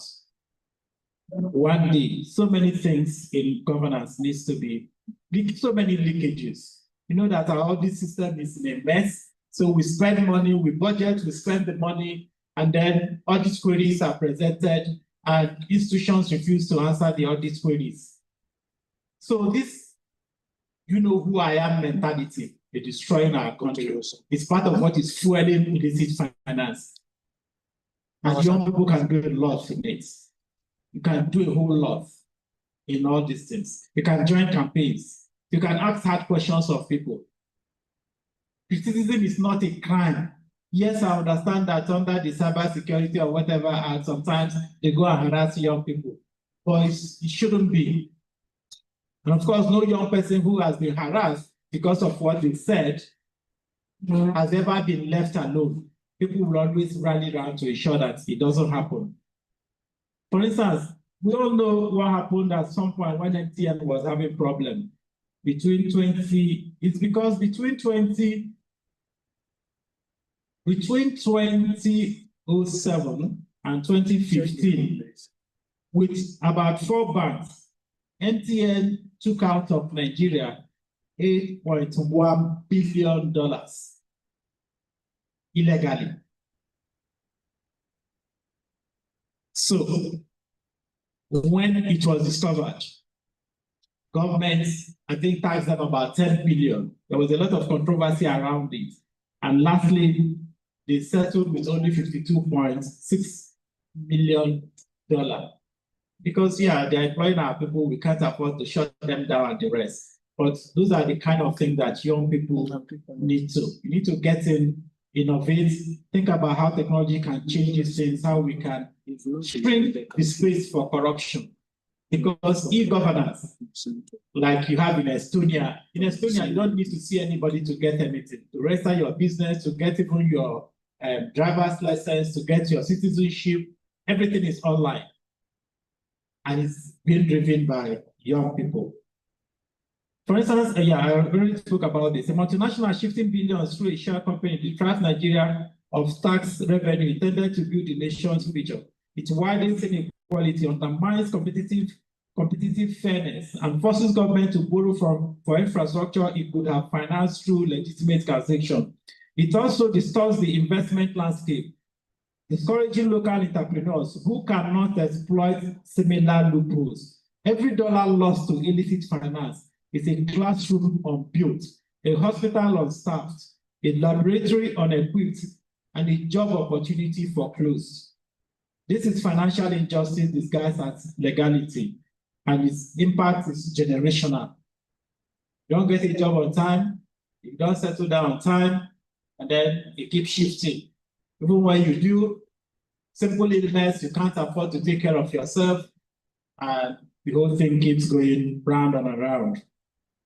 So we need to do this to take back the country. We need to build a resilient Nigeria, and it is the responsibilities of the youth. It is not imposed by leaders, it is constructed by citizens. And in a country where the majority is under 35, young people must be at the forefront of building the Nigeria they want to inherit. This requires a shift from passive frustration to active participation in shaping governance outcomes. Stop being frustrated. You need to participate. You need to participate. Like I'm sure some of you do school politics and the rest. It's the same thing. Come out, talk about these things. And then start off by leading in personal integrity, civic participation, political literacy. Know the difference between politics and partisanship. That's very important because most of the time, when people talk about politics, we tend to shut them down. I don't want to talk about politics, but look, life is politics. Everything we do is politics, it's political. The fact that we are Nigerians is political. The fact that America said they want to come and help us fight insecurity is political. The fact that we use the naira and not the pound is political. That we do election every 4 years is political. That they will start taxing you if 800,000 passes through your account is political. The use of digital accountability tools, and this is where I really think young people need to step up and show the way and sustain public advocacy. Integrity is not an abstract virtue. It is a practical development model. Countries with low integrity pay more for everything: roads, electricity, security, contracts, even basic governance. Do you know that we pay more when we ask IMF or World Bank for loan than the average European, than any European country, for instance? African countries pay more because trust is missing. They don't trust that there will not be a coup, our system will not break up and all of that. So we pay more whenever IMF gives us loan, or World Bank, or any of the other multilateral or bilateral agencies. Nigeria pay more, African countries pay more. But you would have thought that poorer countries will pay less or pay nothing. No. Corruption raises the cost of doing business, slows investment inflows, and erodes the competitiveness of local industries. That's another thing that we really need to do, the cost of doing business, the fact that most of the laws that have been made are not implemented. Therefore, young citizens must monitor public budgets and track project execution, attend legislative hearings and public consultations, challenge opaque procurement decisions, join accountability platforms and civic tech initiatives, and resist the everyday social pressure to normalize wrongdoing, whether through sorting, fake receipts, nepotistic recruitment, favor trading, or tax evasion. Nations do not become resilient because of perfect leaders. They become resilient when citizens, especially young citizens, insist on transparency, demand fairness, and refuse to accommodate the cultures of impunity that undermine development. A resilient Nigeria will be built not from above, but from the energy, vigilance, and ethical courage of its youth. Let's look at other countries. Nigeria is not the first country to confront entrenched systemic corruption. Many countries once stood exactly where we stood today. But over the weekend, I participated in a webinar where Bishop Kuka and Professor Moalo were interviewing President Olusegun Obasanjo. And I think it was President Obasanjo who spoke about how in the US at some point that a friend, when he complained about corruption, said in the US, we used to have judges come to the court with two judgments. One for, one against. For against depends on who pays more. But they have fought it out. They have resisted it. And young people can help with technology, whether it's blockchain technology, whether it's coding some platform or dashboard or whatever. You need to keep pushing ideas that will make the system become very difficult to hack by criminals in government. For instance, Rwanda built integrity clubs in schools and deployed real-time service delivery dashboards in ministries to eliminate discretion. Estonia digitized public service so thoroughly that corruption became structurally difficult, not just morally discouraged. So it's not like, okay, don't do it because of God. No, go and try it. You will not be able to do it in Estonia. The system will catch you. And South Korea empowered youth-led accountability movements, which ultimately contributed to the impeachment of corrupt presidents. Kenya's Civic Tech Lab now track procurement fraud in real time, exposing red flags before money is lost. Across all these contexts, one factor was constant. Young people were not passive observers. They were catalysts, innovators, and organizers. For instance, there was a case of abandoned properties in, I think, in one of the states. I think that was in Anam. And young people developed a tool to track that. They demonstrated a simple truth. Corruption survives where nobody's watching. If you are not watching, it develops. If you look away, it takes root. Officials could no longer hide behind paperwork or silence.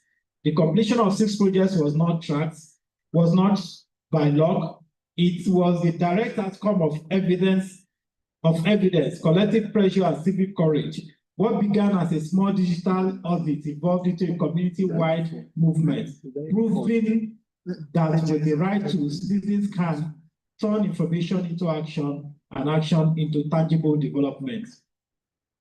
Let me say, looking at the AUSC partnership, I think it's an opportunity, an indicator of research on illicit finance and ongoing work, combined with the AUSC's useful innovation ecosystem, provide a template for national transformation. And I do hope that both institutions keep this and not just keep it going.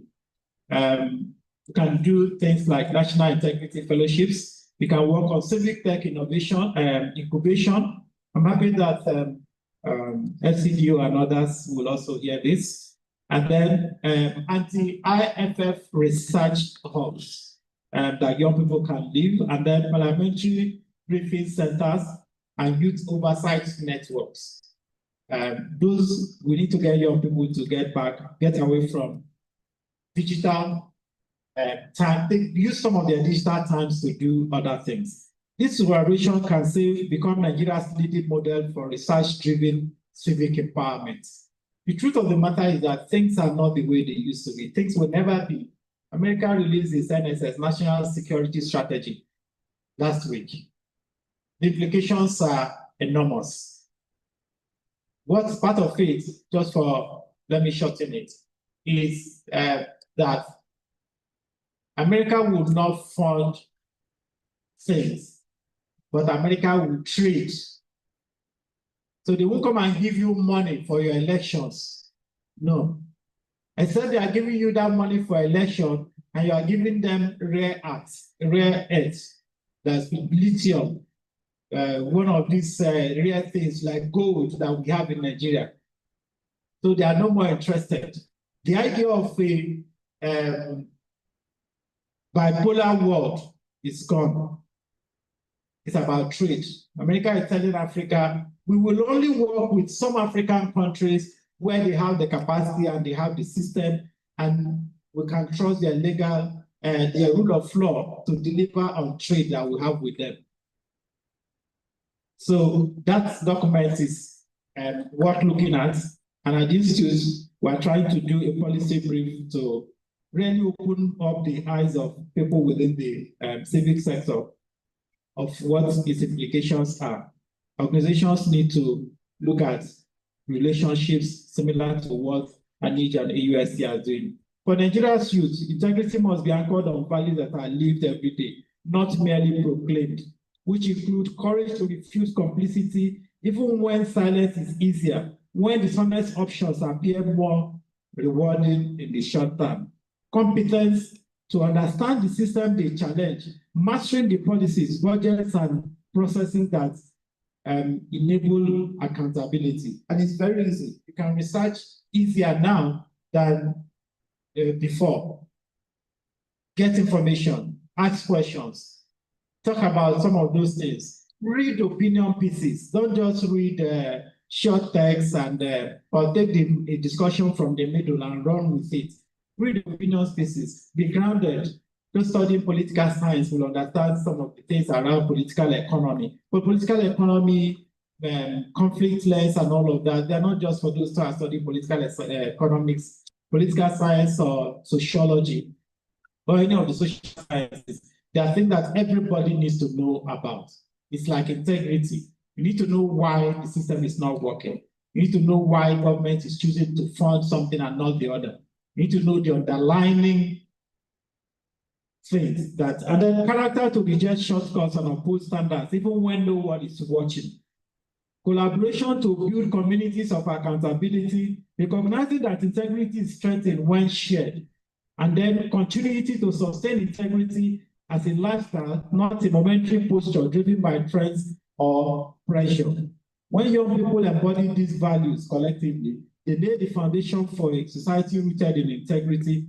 Their uprightness, discipline, and moral clarity help shape a national culture where honesty is rewarded, corruption becomes socially unacceptable, and genuine leadership renewal becomes possible. Nigeria stands at its threshold. We can continue on the familiar path of leakages, impunity, anybody, no consequence. People do what they like and they get away with it, and steal the features of tomorrow. But the point is, the risks that are in this room, if you refuse to take advantage of it, you know their alphas are coming. And they are brutal because they don't care about the things you even care. Because you have people directly who are telling you about in those days. But when they look at you and they look at people that have the opportunity and have the benefit of before and now and did nothing, those ones, you know, they were born into internet, basically. Many of them at age 6 months, they were showing them something on the phone. So they are coming differently. And just starts as a choice, so we can't continue on the familiar path of leakage, impunity, and stolen features. But we can start chart a new pathway defined by integrity, responsibility, and youth leadership. The choice before us is not abstract. It is a daily decision to uphold what strengthens the nation and reject what diminishes it. Young Nigerians are not the leaders of tomorrow. They are the disruptors of today. Innovators, organizers, builders, truth tellers, whose actions are already reshaping institutions. Their energy, clarity, and courage are among Nigeria's greatest untapped resources. Let us unite with our youth. Let us elevate integrity as national culture. Let us build a Nigeria from which nothing can be stolen. A Nigeria where public trust is protected, public office is honored, and national progress is shared. And above all, let us build a Nigeria that future generations will be proud to inherit. Thank you very much.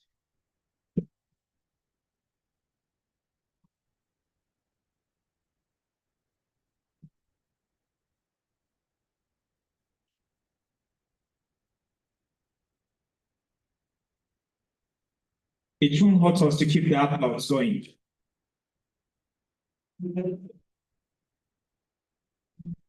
Because I had to move to the front and pay attention. You know, if you want to excel in class, you take the front row, and then the teachers give you more to consume in knowledge. I think that was a very loaded speech that we'll need a transcript so that people can take time to digest it and pick some of the very standout revelations that came from the speech. I will, against all odds, I will allow just one reaction to the keynote speech from The lights that the executive director on behalf of all of us. Because if we want questions and comments and all that, we will not go to the next. Okay, I was going where I can control mine. So we'll take only one reaction. It could be a comment. It could be a commendation. It could be just to rehash what stood out, but just one in the room. And then we will move to the next critical session. You see the stage is beginning to show itself some more. Someone online is also raising. Let the person chat the question. At least we can read it out in the room. And then maybe the panelists will do.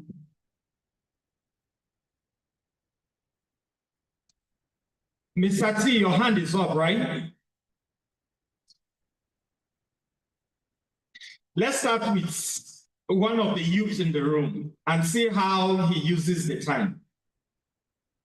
Good afternoon, everybody. Good afternoon once again. Thank you very much, sir, for that impactful and insightful lecture. Thank you very much. I really learned a lot. A lot of policies that I didn't know were in existence. But I would just like to give a quick comment. Speaking about corruption and the future and the Gen Z, I am standing here as the youth, and I don't know if I'm speaking the mind of other youths in the room with me. I feel the onus is not just on the Gen Zs alone, but also on the Gen Millennial, our fathers and mothers, humbly seated here today. Why is that? Growing up, I picked interest in current affairs in the happenings of my country because my dad is somebody who is actively involved in news and current affairs. So I derive pleasure in having that conversation with him. It formed this bond between father and son. And that is more than most of my colleagues, friends, and students can say. Some of them didn't even grow up watching news. They didn't have that background, that upbringing. So who should be blamed now? This is not putting blame on anybody, but this is a time to come to reality that we all have a role to play. Speaking about Gen Alpha, if we were not brought up in the light of current affairs, it became interest in the current affairs of our country.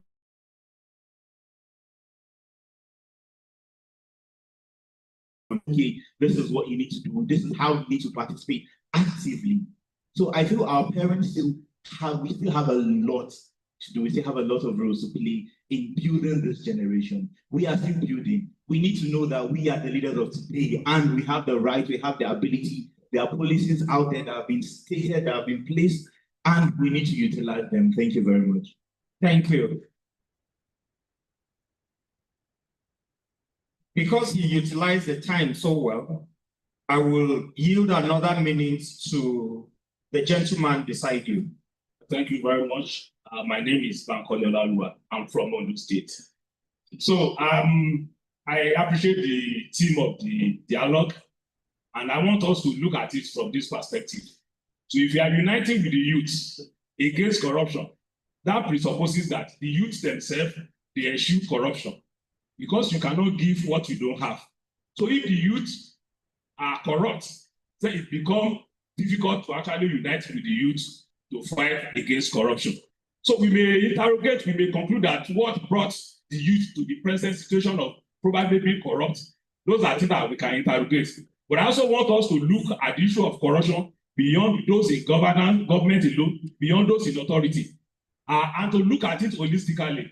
Recently, there was an incident. Somebody was passing along the road.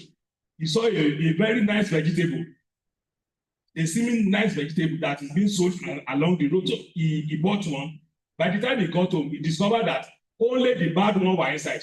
So they used those fresh leaves to cover it. I want all of us to know that the person that did that, we may think is a poor person. But if such person finds himself in authority, he will be corrupt. So corruption is not just about somebody in government position or in authority. So anybody the thing is that what makes us to focus so much attention on those in government is because of the access that they have to the wealth, to the commonwealth. So I think we need the youth themselves must interrogate themselves. Are they ready to fight corruption? Because if the youth are not ready to fight corruption, uniting with them will not solve the problem. Thank you. Thank you very much. And that will be that for now, because we are moving into the next important segment and obviously the highlight of today's conversation. And I know that there will be a lot of conversation at that point. But at this point, I want to very quickly recognize and welcome in our midst, Mr. Uchenna Arisuku, the OGP CESO advisor. He, please take the mic to him because he had the opportunity, or he was supposed to make a goodwill remark at some point. So because I saw his hand now up to respond to the keynote speech, I would yield a minute for him to say his apologies. Good afternoon, everyone. It's nice to be here. Okay, let me start with the apologies. Sorry, I'm late. You know, today is World Anti-Corruption Day. There are like 1,001 convenings on anti-corruption. And for us at the OGP, anti-corruption is at the center of the work we do. So we're trying to go touch everywhere. So I bring you one greetings from the Open Government Partnership Secretariat. My co-chair is here. It's a good thing we are talking about corruption. Because like I said, the OGP is big on anti-corruption. We are in the middle of developing our action plan for. In fact, the mission I'm coming from is a convening for young persons to see what is the Nigeria you want to see. How does that figure in the action plan? We have done 6 geopolitical convenings. We went to these geopolitical zones to speak with young persons because we are intentional about this thing, not say, oh, we do consultation. How are you? So we want to meet them in the different zones to see this is what we want. What is your idea? What is your thinking? What is this Nigeria you want to see? How do we shape it? So today is the grand finale at national education. And from our going around, one thing came out clear. Young persons want to be involved in the governance process. But the question is asked, how ready are they as young persons? Coming back to corruption. So the question you ask, are people engaging? Young person, how engaging are they? I can start from personal introspection. What is my own value? What's our value? What's our value system, value mindset? What do we see as success? Because we live in a time now where people who do these things we preach against are celebrated are people who have made it and they have hammer. So every young person wants to have a quick rich syndrome. So we start from that introspection. What is our value? And after dealing with that, how do we engage? And for me, one of the biggest ways to engage is to count what is the cost of corruption. By the time we begin to look at the cost of corruption from that faith healthcare system, women who died trying to access care during labor, the roads that people are dying from, and other faith infrastructure, that is the cost of corruption. That forces you to be able to engage in the conversation. And how do we engage? Young persons need to also, the only book will tell you, study to show yourself approved. You need to engage, you need to ask questions, you need to read what's going on in the country. What are those government policies? What are those? Nobody will come to say, okay, this is a platform that you must come to. You must seek to engage. You must look for a way to find a seat at the table, to engage, to give your opinions, to ask government, to hold government accountable. And there are very many platforms that are available for people to engage. For example, there is this citizen delivery portal that the federal government has established for people to go there and see those government projects, the one that is working, one that is not working, how you can make your input. The federal government has mandated all the MDAs that on the quarterly basis, you must sit with citizens and engage them. Let them know government policies, get their input, and those MDAs are tracked by the number of inputs they get and their responses to those inputs. It's happening.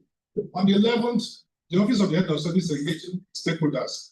How many people are aware? So we need to engage, deliberately engage government, ask those questions, hold them accountable. Until we do that, we just speak in English. So thank you very much. It's a place to be. I wish us very fruitful celebration. Thank you very much for those remarks. We will move very quickly into the first panel discussion. And I will be inviting the panelists to come to the stage, and then the moderator would take over from there. The first panel is on youth and tech innovations for tracking and exposing corruption. And this panel has the following panelists. First on our list is the acting chair, FCT National Youth Council of Nigeria, Salome Irmia. Please.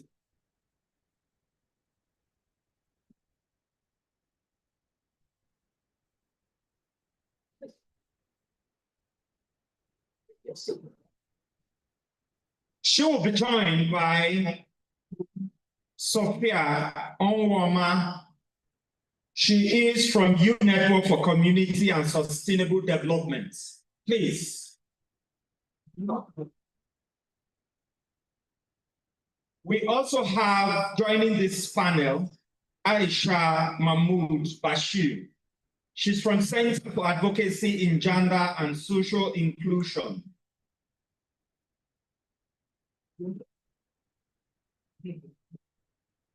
Also make welcome Mr. Habib Shady he's a program director from Advocacy.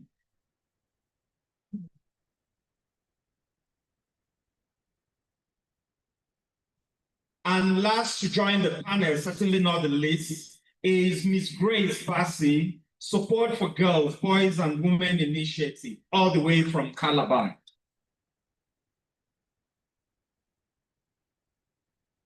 And to moderate this session is one of our esteemed partner and collaborator, the Director, Center for Pan-African and Peace Studies, African University of Science and Technology, Dr. Bosco Okolobi. Please put your hands together.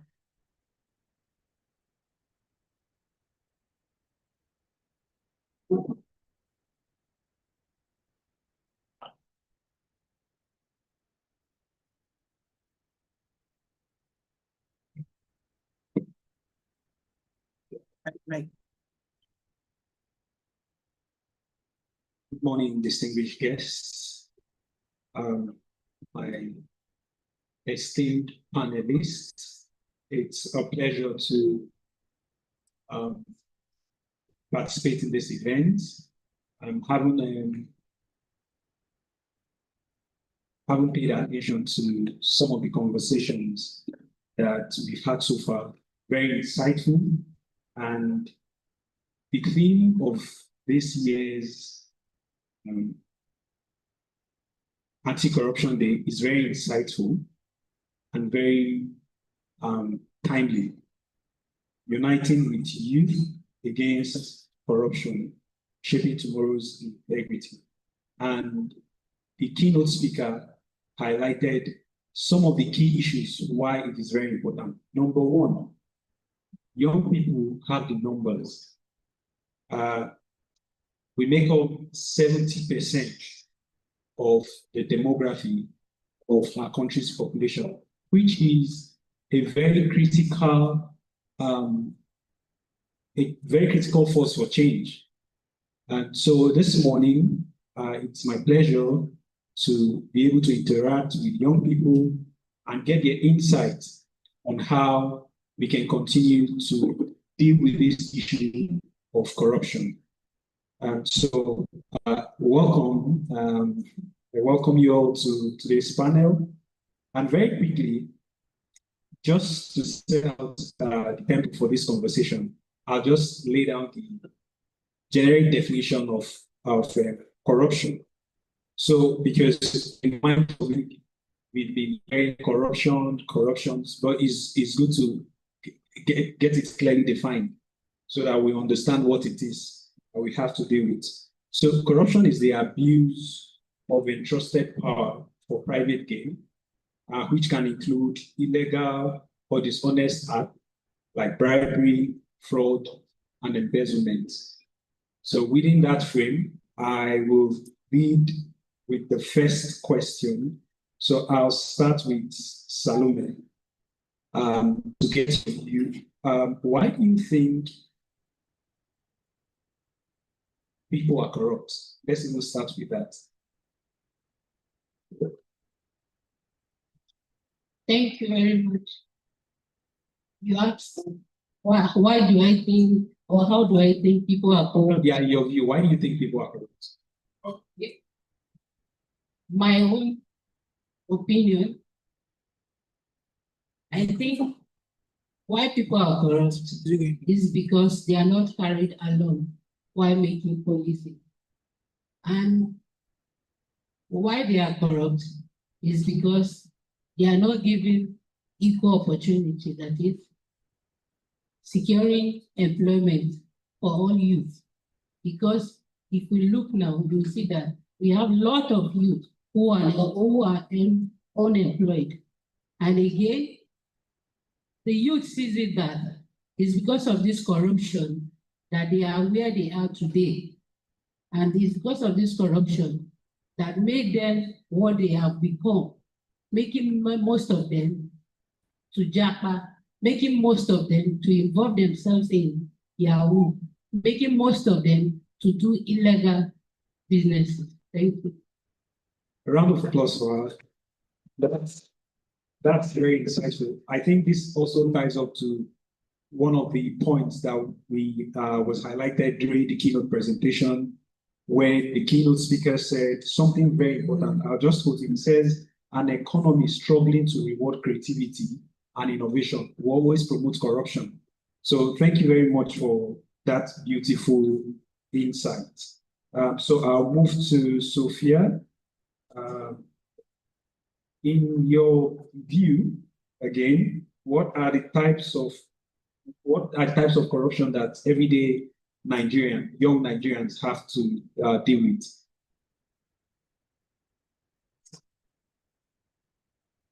Oh.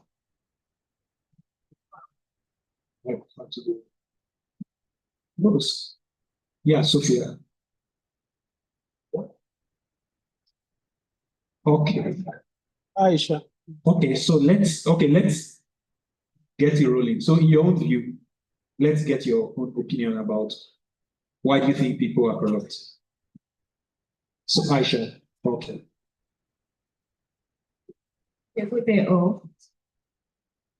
I think people are corrupt because they feel that nothing can be possible without corruption. I think people are corrupt because they think nothing will be possible without corruption. Because everything that they will be doing without corruption, they will not reach the place that they want to reach. Okay, so when you don't provide a better alternative for economic viability, people tend to, explore what is available, which is the corrupt means of getting things done. Yeah, so that's very insightful. Mr. Habib, your thoughts? Thank you. As we know that corruption is to eradicate corruption is to eradicate man. And the truth is, the only way we can stop corruption is when there's accountability. So the problem, why people are corrupt, and just because they are not accountable, when there's absolute power, people tend to be corrupt. So I'll say that it's systemic here because of low accountability mechanisms that we do have, and because it has entered into from individual to institutions. So we have a complex issue of systemic corruption and because of lack of accountability. Yeah. Right, beautiful. A round of applause for him. Another beautiful perspective to the conversation. In a system where there is no accountability, there will most likely be this issue of corruption. So people are mostly corrupt in this part because we don't have strong accountability system, especially for those who are entrusted with public resources. Thank you, Okay, in my own opinion, Grace, go on. In my own opinion, I would say that every human has the primary instinct of self-preservation, which is the driving force in everything that we do. And so has If a group entrusts you with power and it chooses to abuse that privilege, that's corruption. And why do people corrupt? It is because of their inability for them to manage their primary instinct of self-preservation. Interesting. Our inability to manage our primary instinct of self-preservation. A round of applause for Ms. Grace. So we'll go to the second question. We'll start with you, Grace. So what are the types of corruption that young Nigerians face on the day-to-day basis? One of those, the corruption that young Nigerians face is Use the type C. I know that politicians intentionally use the youth during election. So one of the challenges they face is that they do not have voices, because when you're used by the politician in terms of asking you to share money during election, that's vote buying, in terms of smashing the ballot box, you will not have that confidence, you will not be able to bargain for power. Okay, interesting. This ties to one of the questions that was raised at the end of the keynote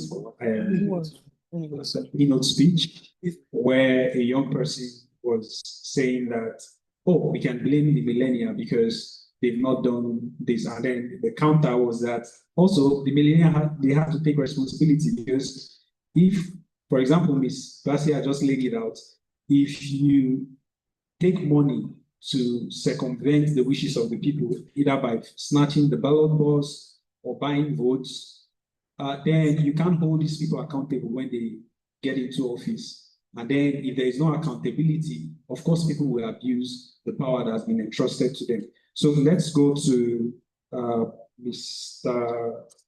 Habib. What are the types of, apart from vote buying, apart from the issues of election, what other areas do we witness this corruption on our day-to-day lives? So I think that for young people, because of how systemic corruption is in our society, it's just from being very young. As I speak to you, I was in I think Sokoto, one of these, and they were writing WAEC. Okay. Sorry. So I was in Sokoto, like just for a visit, and they were writing WAEC in Sokoto. They had given them the question paper, and you see the individual coming into the podium of the auditorium and telling the student that, oh, if you have this money, bring it. You can take the exam paper home and bring it back the next day. And you see, that's how much our education. Because any society that corruption has actually entered into their education, it's their brink, actually. So that's so bad. It's so bad. I'm not talking about the fact that even EFCC and ICPC, we know that the job racketeering in institutions that are supposed to be against corruption. Right? They have said the fact that you have to buy a job in Nigeria is a big problem that we're not talking about. I'm also talking about the abuse of power by politicians. It's also if we talk about this will not be unending. All right. Thank you for such beautiful insights. I will move on to Aisha, and I'll ask you to dwell on the impact. So we've heard from Ms. Grace how this plays out within our governance space. We've heard from Habib how it plays out even within the educational sector. Imagine at the level of secondary school, people already being educated in the arts and crafts of corruption. So how does this generally now impact young Nigerians in the long term? How do you think these instances of corruption, either in governance, in education, in our day-to-day life, how does it impact young Nigerians?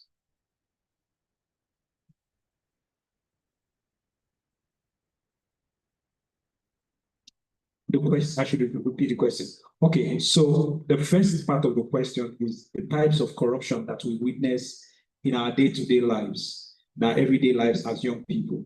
And Ms. Grace has provided a bit of context to say that during elections, young people are exploited by politicians to rig elections. Either they use them to snag ballot boxes, they use them to intimidate and suppress voters, they use them to buy votes. And then Habib provided other context. For example, his experience in Sokoto, where young people are being asked to pay money so that they can take their question paper home. And this is within the educational sector. And he made a statement that was very remarkable, that once a culture has permeated the educational system, then there's a very serious issue. So I'm asking, just relying on these two contexts and probably more of your experience, how do you think this impacts, this issue of corruption impacts young Nigerians?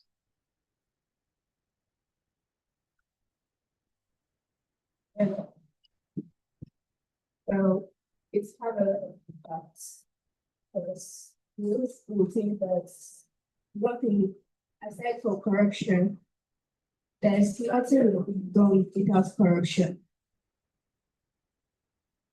Like you said, for the education sector, everybody now thinks that you will not pass exams without malpractice. Malpractice will make us to pass exams.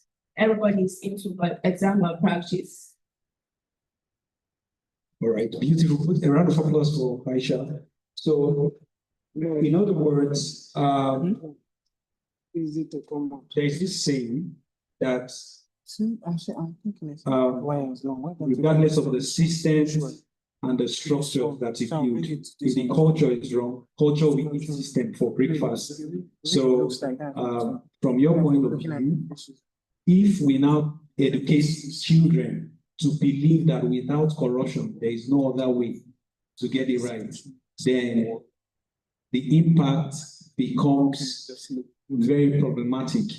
It's now something that they carry to the other aspects of their lives, because as far as they are concerned, there's another way. Like we say in our local parlance, any which way, right? So that's one way that corruption impacts us as young people. And then I was move over to Salome. Can you give us a little bit of insight on how this corruption that we witness or experience every day as young people impacts us? Thank you very much. You're welcome. I'll first of all say, we need to avoid greed. If we don't avoid greed, the impact of corruption to youth negatively is really going to cost a lot, because in Nigeria we have many mineral resources, but there are lots of illegal miners. If we have much resources like that, and government make use of it to create more jobs to the youth, I think the rate of the corruption will be less. And we degrade ourselves, that is, we being lovers of ourselves. Whenever we are up there, you gather everything for yourselves and for your children, not minding the reason why you are there for. Instead of you to do what you were asked to come there to do, you will be there. You will not be thinking of anything, but you will only be thinking of yourself. This is driving the youth crazy, making the youth to do more of this corruption. Thank you. All right, thank you so much. So don't worry, I'll get back to you. Round of applause. I like the different perspective on the platform. So from your view, from Salome's view, she sees that having to experience these instances of corruption in our daily lives as young people, it creates this culture or this value system of greed, lack of contentment. And that is very problematic. And I usually would ask a question: who are your role models? As a society, who are your role models? And if you create a system where the role models are people who portray certain values that are not consistent with what the message we are preaching, then of course the society would definitely produce younger ones who emulate these role models. So one of the things that you highlighted is that exposing young people to such corrupt practices builds that value or lack of value of not being content. And because we are not content, each time you get into a position, you want to amass as much wealth, as much exploit your privilege as much as you can. So that's very thoughtful, that's very insightful. And we'll move with that. I'll just move over to the next question. Now we know what the problem is. We've highlighted how it impacts young people. So what are the opportunities that exist for young people to collaborate to fight against corruption? So I'm a young person. I don't like the direction that this country is heading in terms of corruption, and I want to join the fight. Where do I start from? So what are the opportunities that are available? Thank you very much. The opportunities available for the youth, we need to work on ourselves. We don't look at our elders and say the country is already corrupt. Then we join them. The right thing starts from us. Then we used to say, youth are leaders of tomorrow, but it's no longer there. We are the youth, we are the leaders of today. So we need to work on ourselves. We need to drive away corruption. We need, instead of us, we have a lot of youth creating content. There's a way we can give awareness on corruption. There's a way we can drive away corruption in the country. That is when you see the right thing, you say the right thing. When you see the wrong, you say it. What you are doing is wrong in order for us to move forward. We can't continue to live like this, because the more we continue like this, even the younger generation coming, we suffer more. We can see a lot of things happening in our country, the insecurity. All this is all about the corruption. Trying to distract others' political career in order for you to get access. But we need to avoid this. Thank you. All right. A round of applause, I think, she deserves that. So yeah, young people should use their voice. First, you need to, leader must first change the world, must first change himself. So you need to be someone of a very strong integrity, and then you need to use your voice. And in this day and age, we have different social media platforms where you can speak up. When you see something that is not really right, you speak up. Use the platforms that are available to speak up. I will come back to Aisha, but first, let me move to Ms. Grace. So what opportunities exist for young people to collaborate in the fight against corruption? Okay, for me, I think as young people, there's need for us to get involved. We can start from our community by forming community-based group. We can also participate in government governance platform where we can track the progress and also follow up with government activities. So there's need for us to get involved. Thank you. All right, thank you so much. Join community-based group. There are options where you can join existing groups. And we've also had young people also coming together to form their own groups to advocate.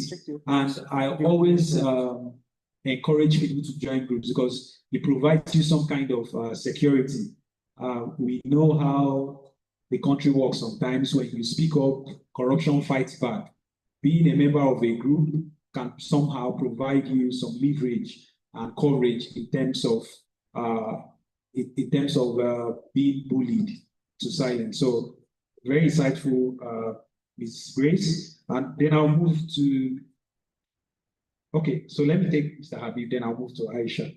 So what are the opportunities that are available to young people to leverage on technology and other digital platforms in their fight against corruption? Yes. I say everywhere that the first step is to have knowledge. Great. You must know.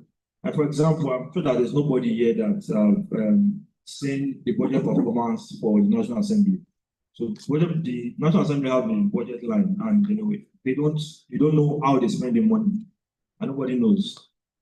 Right. Last 2 months, I think of course we sent an FY letter to the DG chairman of the National Assembly Service Commission to ask him to give us the budget performance of the National Assembly. Let us see what in 2024, how did they spend their money? Right, and of course, it did not respond. We are preparing our writ of someone, and we are going to court in January. So because we have the FY. Of course, we know that the justice is being start to say, but the judiciary sells justice in Nigeria, honestly. But litigation can be used as a form of advocacy, right? Even though you might not get it. So I believe that knowledge and we have a tool called the Promise Tracker. And the Promise Tracker tracks purposes of elected officials. So we track, there's a legislative agenda. I don't know if anybody know about the legislative agenda. It's also the promise from the National Assembly to Nigerians on what they want to achieve. And there are manifestos by state governors and the president as well. If you go to the Promise Tracker.ng, you'll see that we have highlighted these promises and showed people how you can see how they progress from in the works to how the promises are stalled or broken, or the ones that have not yet started. Because we need to first have knowledge, and knowledge is quite powerful. So it's the first step for us to actually ask for the right things and also asking the right questions. And that's thing. And I just one more statement. I think when the former chief of party was speaking, he was talking about the audit. He spoke about the audits, for example. In 2020, the Auditor General, they did the audit for MD, of course, and about 140 billion naira was missing, unaccounted for, 140 billion naira. And when you see Nigeria as Nigeria is, we don't have an audit service bill, right? But you see the legislative agenda, there's a promise to pass an audit bill within the medium term, and that is broken. And those are some of the institutional changes and knowing all of these things so that we can ask the right questions and also ask in the right way and get results. Apart from the fact that it's also good for us because we have a lot of digital activists that bring about issues. It's also good, but we need to also arm ourselves with knowledge of how National Assembly work, how governance work, so that we are able to change things systematically. Right. Thank you very much. A round of applause for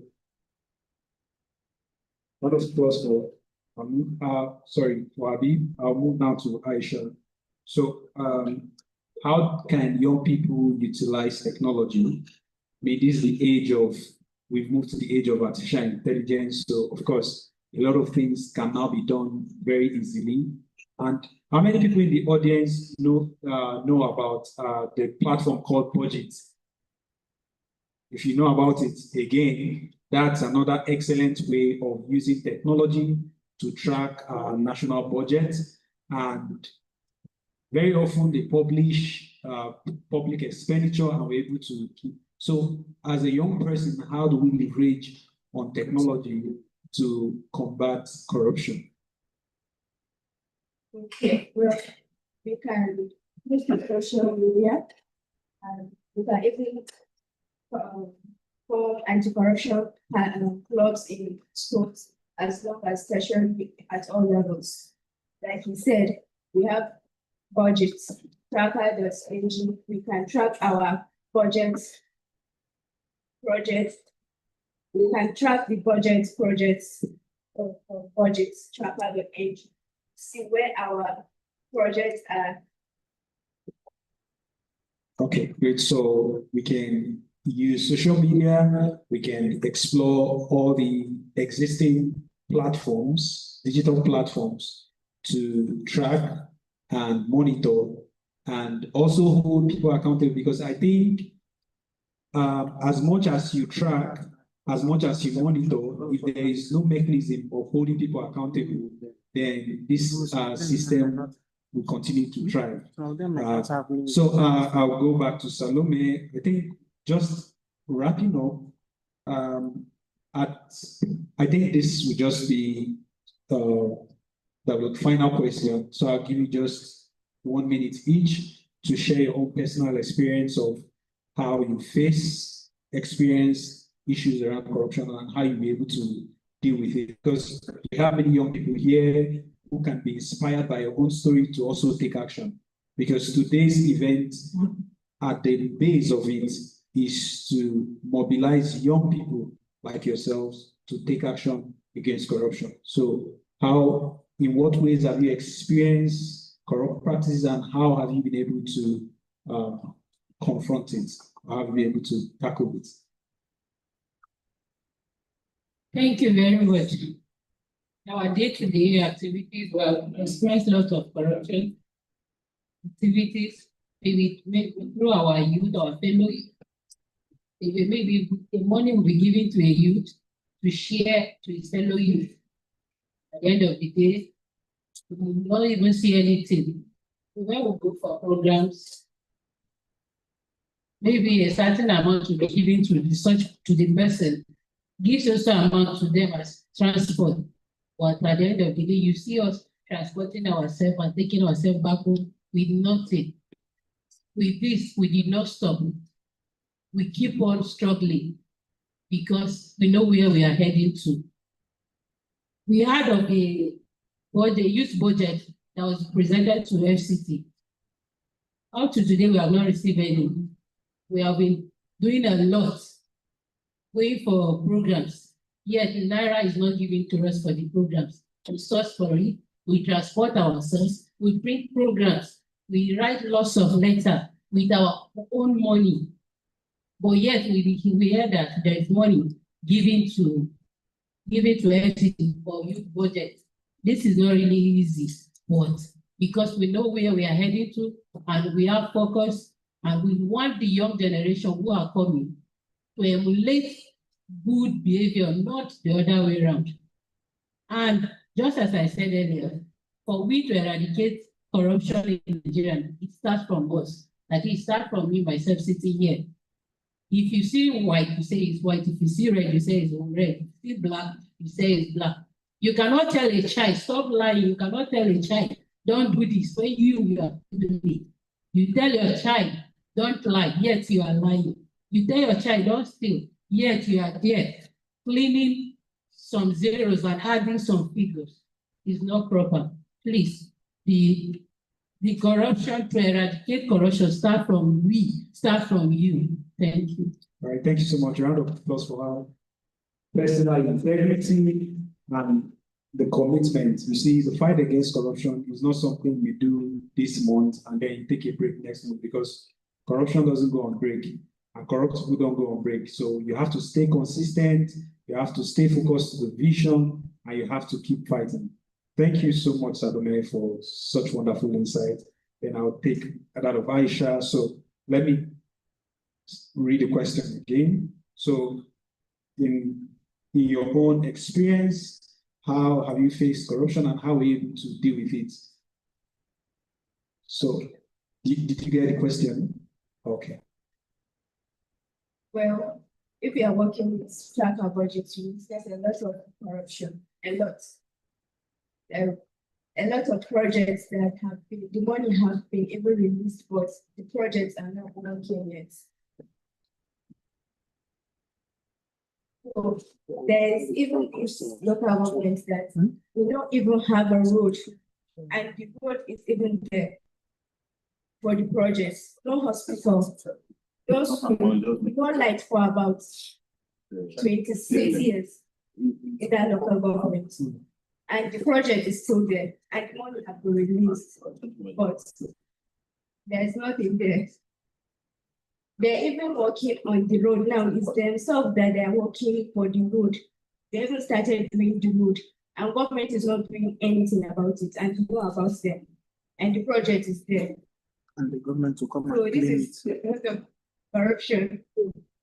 And the money have been released, but nothing there. They are even forgotten. Right, thank you. So from Aisha's personal, a round of applause for Aisha. From Aisha's personal experience, we have resources being allocated, especially at the local level. One thing I'd like to highlight from just hearing Aisha's story is that all governance is local. All governance is local. And most times, I feel that in this country, we pay attention, a lot of attention to public officials at the federal level. But the government closest to the people is actually the local government and then the states. And many a times, people don't know the amount of resources that are available to even the local government, especially with the revised model of releasing local government allocation directly to the local government. So you even have local governments that are on vacation, even though they are receiving monthly allocation. And even in our federal budget, you have projects that are awarded to this local government, and you find them in the budget, but it doesn't really translate into, it doesn't materialize for the locals. So thank you for highlighting that. And I think one way that young people can emulate some of the things that Aisha is doing is also to pay attention to what is happening in their local communities. Ask questions. You have access to information that maybe the people in your village don't have. You can educate them to know their rights, to know what they are privileged to. So this year, 2026, according to the budget, this is what you're supposed to have. This is what you're supposed to have in terms of health, in terms of infrastructure, in terms of social empowerment. And when people know and understand what is supposed to come to them, then they can fight for it. But if they don't have an idea, I mean, where can they start the fight? So of course, we should continue, like Aisha is doing, to work with local communities. Thank you so much, Aisha, for that insightful contribution. A round of applause, I think she deserves it. And then final thoughts, Mr. Habib. So in what way have you experienced it, and what have you done differently to address the issue of corruption? Yes, thank you. The truth is that, as we know, individual accountability or individual corruption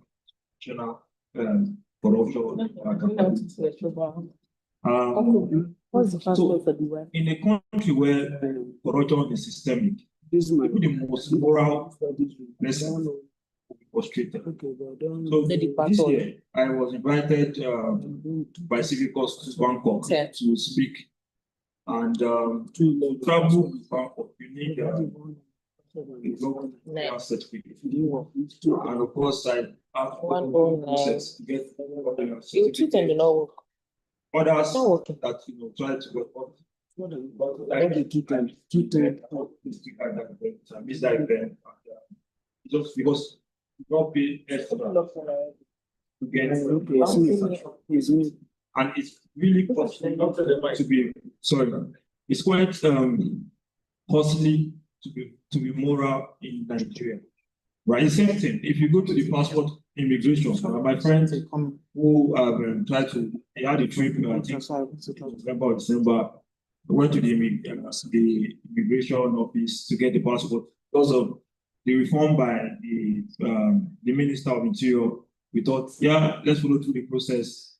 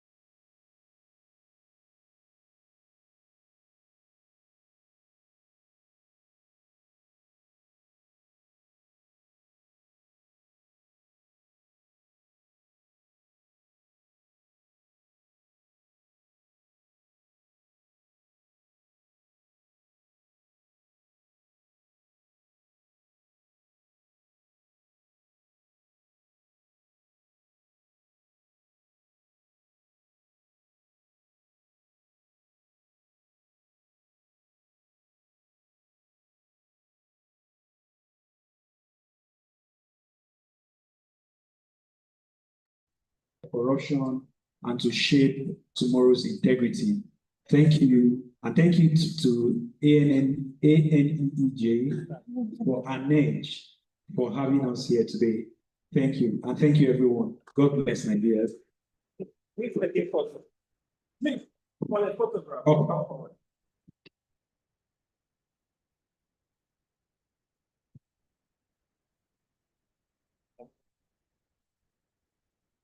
Yeah.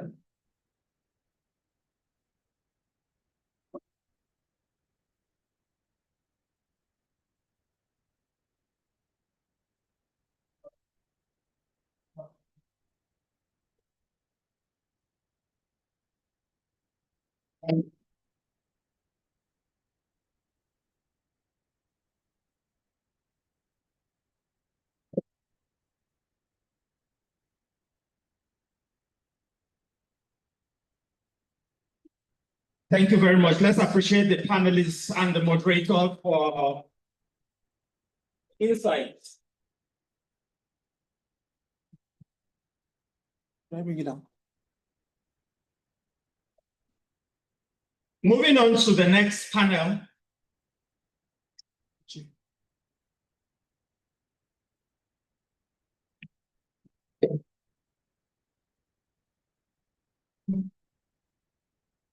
I want to very quickly invite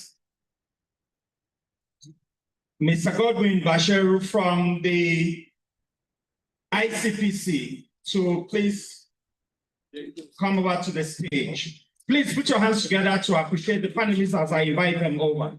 I also want to invite Basi, the Executive Director of Hip City Innovation Center, to please come on the stage. I also want to invite my very own colleague, Priscilla Tejiri, to please join us on this panel. And last but certainly not the least, Mrs. Henrietta Nzekwe from Enugu State Ministry of Economic Planning.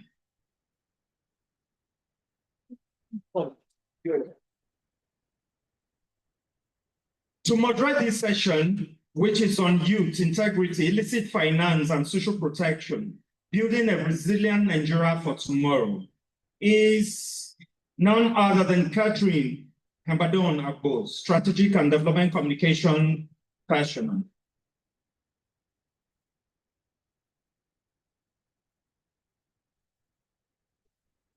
Thank you.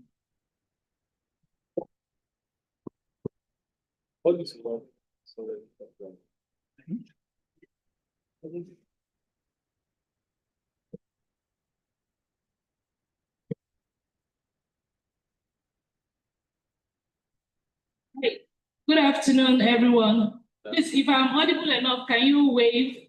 Just wave. Okay. All right.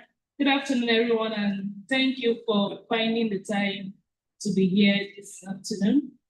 So our panel will be discussing youth integrity, illicit finance, and social protection, building a resilient Nigeria for tomorrow. This topic is important because the potential of our youth population is being undermined by forces that take away what belongs to them.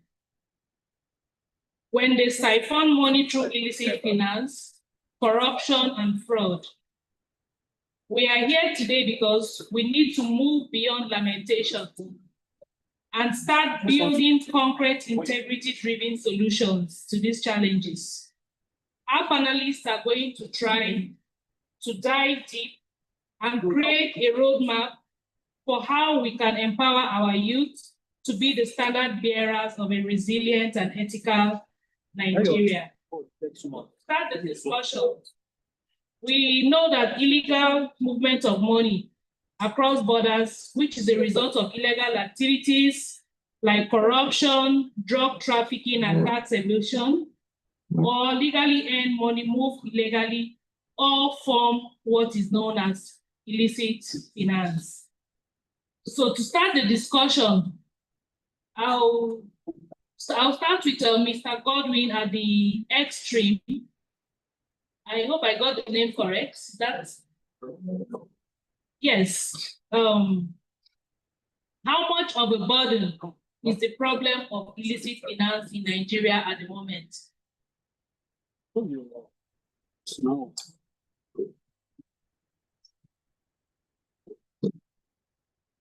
Thank you, moderator. When I was presenting the goodwill message of our chairman, I mentioned a figure which was corroborated by the keynote speaker, even though his own was $2 billion short.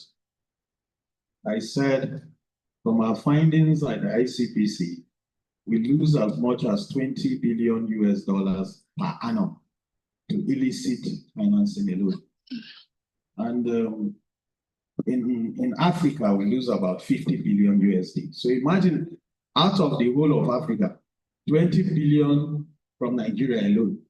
The rest shared among other African nations. So you can imagine the magnitude. Now, our yearly budget, if you translate that money to Naira, you know what it's going to do to most of the infrastructure gap, most of the human capital development that we need. 20 billion USD is not a small amount of money, frankly speaking. If we dedicate that money alone to the education sector, you know what it will do. I've had so many, like in the last day, some of the panelists that were complaining about how they were not being able to access some services because of one or two reasons, how corruption has affected each of them personally. I want to even implore Aisha to see me please after this so that we discuss the issues concerning that her community. I don't think maybe she has reported to the ICPC so that we'll hold them to account. Now, that kind of amount of money, if you put it into one sector alone, to transform this country. And that is why the Commission is serious about the tiring of bringing in any measure that will help us reduce the rate at which this kind of monies move out of our country and reduce the rate at which some people utilize it within. And I get very uncomfortable sometimes. Yes, I'm still in the middle line of the system, but I assure you all seated here that if God guarantees us to reach the top, I used to always tell my wife that whatever it will cost to do the right thing, we'll do it. So be ready, even if it costs us our lives, because at the end of the day, I told her that I have nothing to lose. I'm very comfortable, I thank God. The level of greed that is persistent in Nigeria today is so very annoying. I don't know how one person will want to gather 100 billion. What do you want to do with it? The most expensive, even if it is a private jet that you want to hire to go somewhere, how much does it cost?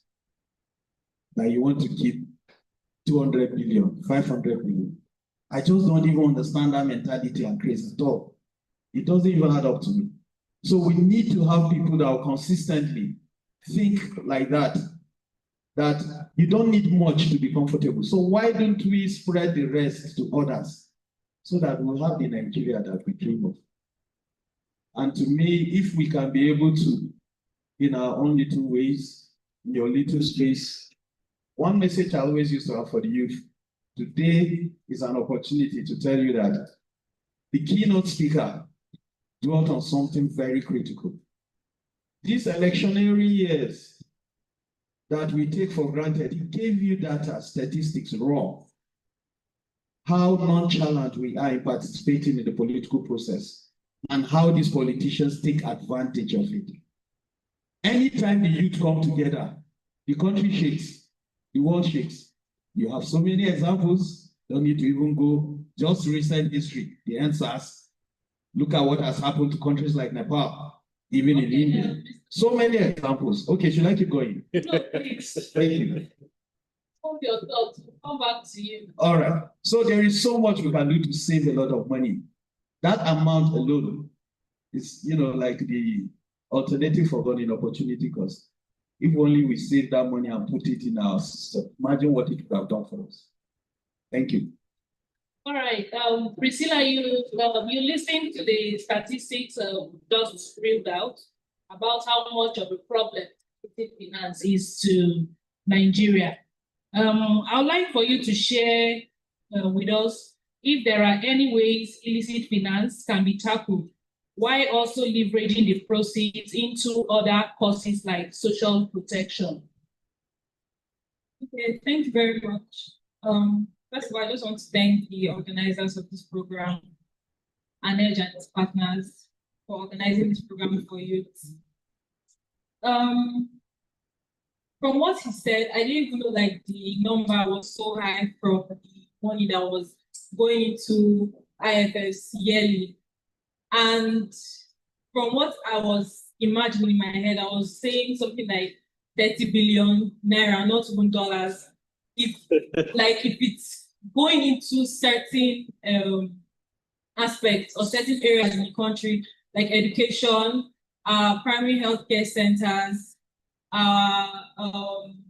infrastructures, it's going to go a long way for our youth, the children that we're raising right now, and the vulnerable people that cannot afford to go to private hospitals to get treatment. If they go into a government hospital, they should be able to be comfortable and be rest assured that, okay, they're going to get treatment, they're going to find basic equipment and facilities and treatment for their own illnesses.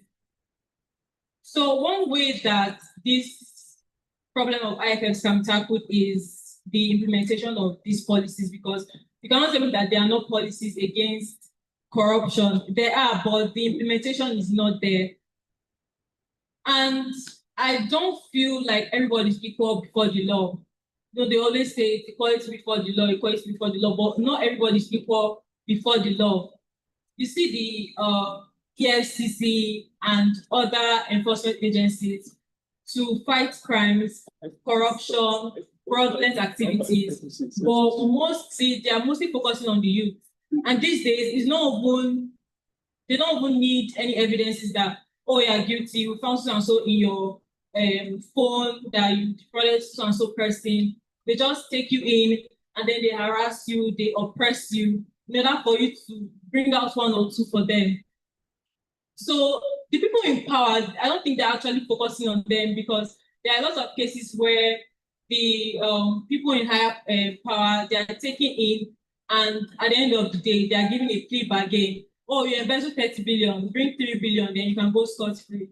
If I know that my punishment is that I will not even give you half of what I've stolen, then I'll keep stealing, because I know that, okay, from 10K I stole, I'll just give you 2,000 naira and I will go open 1.5 and I'll go scot-free. So when these laws are not implemented, obviously they will keep on arising.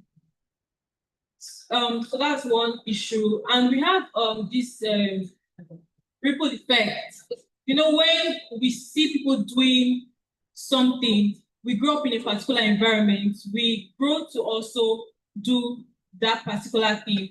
If you grow up in kindness, you grow up with people showing empathy, obviously you'll be kind. But if you grow up in places in your family and you know that, okay, they are not that big on fighting corruption or saying the truth or having integrity, you are going to go according to how you're raised.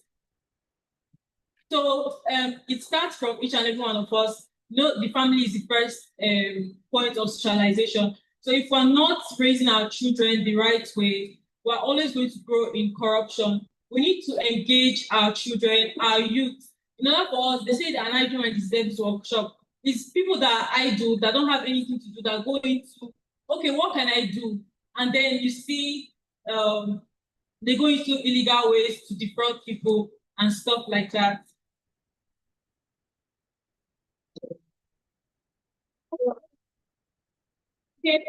Yeah, so one key takeaway from that is that Nigeria is not bereft of laws. Weak enforcement is what makes impunity to thrive. Mr. Bassi, is that correct? Okay, in a recent research released by the World Bank, And in one of the webinar series by ANIJ on the state of social protection, the funding gap was flagged strongly. Is Nigeria missing an opportunity in this regard by not tapping from the widespread financial corruption? All right, good afternoon, everyone. I would beg that you pardon my voice. I'm actually a bit under the weather. Thank you very much for the question. So we're talking about social protection, and we're also putting young persons at the center of it.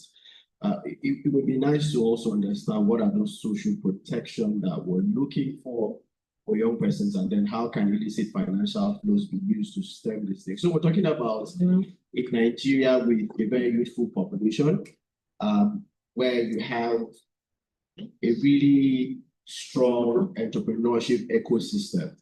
But a lot of entrepreneurs in Nigeria struggle from sweat and blood just to finance their ideas or startups. So imagine if we had $20 billion, I did the mathematics, would give us about 27 trillion naira.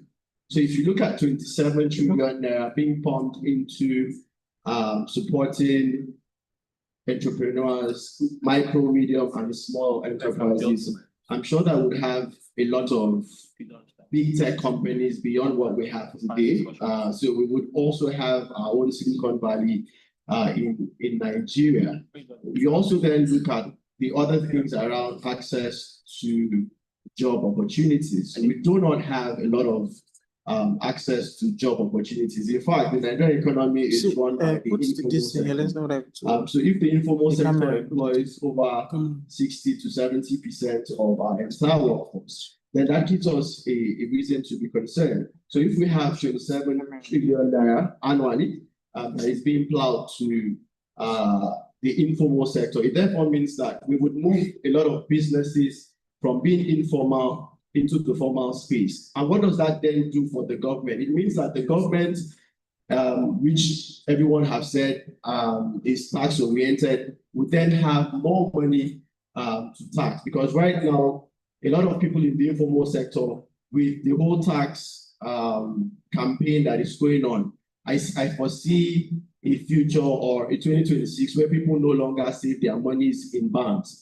And yes, this is also a country that was pushing for financial inclusion. But saying 800,000 naira is the safe haven not to be taxed. But you ask yourself, how much exactly is 800,000 naira? All right, if you do the mathematics over a course of 12 months. So that's a big problem that I think that conversation around illicit financial flow is really important for young persons. And as youth, we can't say that we're entirely free from this, because the government has done an assessment of the entire sector. I don't know how many of us heard that content creators would also be taxed from 2026. How many people heard about it? So there's absolutely no way you're going to run, right? It means that even as young persons in our different school associations in our community, you can no longer use or volunteer your account to be used as a repository for people to pay money into, because when you do that, it adds up to your inflow. So at the end of the day, the government comes and asks you to pay tax for what you really did not earn legitimately as your earned income. So this conversation around illicit financial flow and social protection is really important for young persons to pay attention. But just re-echoing the words of Habib, we must be informed, because ignorance is not an excuse when you're talking about the law. And then also to re-echo what the others have said, that everything about life is political. So it's either you're in the room or asking to be in the room where decisions are being made. Because if you're not there, people will make decisions on your behalf. And when those decisions are being taken, it would affect you. Thank you very much.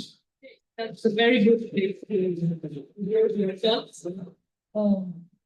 Henrietta, governments around the world are leveraging technology, particularly artificial intelligence, in public procurement to reduce opportunities for corruption, which is a huge problem in Nigeria. Where is Nigeria in this regard, on such innovations? Are we being left behind with the deployment of technology in fighting corruption? Where exactly are we? Right, thank you for the question. For Nigeria, we are not being left behind. I think the tone of contention should be on how well are we using this innovation. I could remember vividly that the national, even at state and even local government level, they've all keyed into this single account in terms of doing the financial businesses, in terms of expenditure.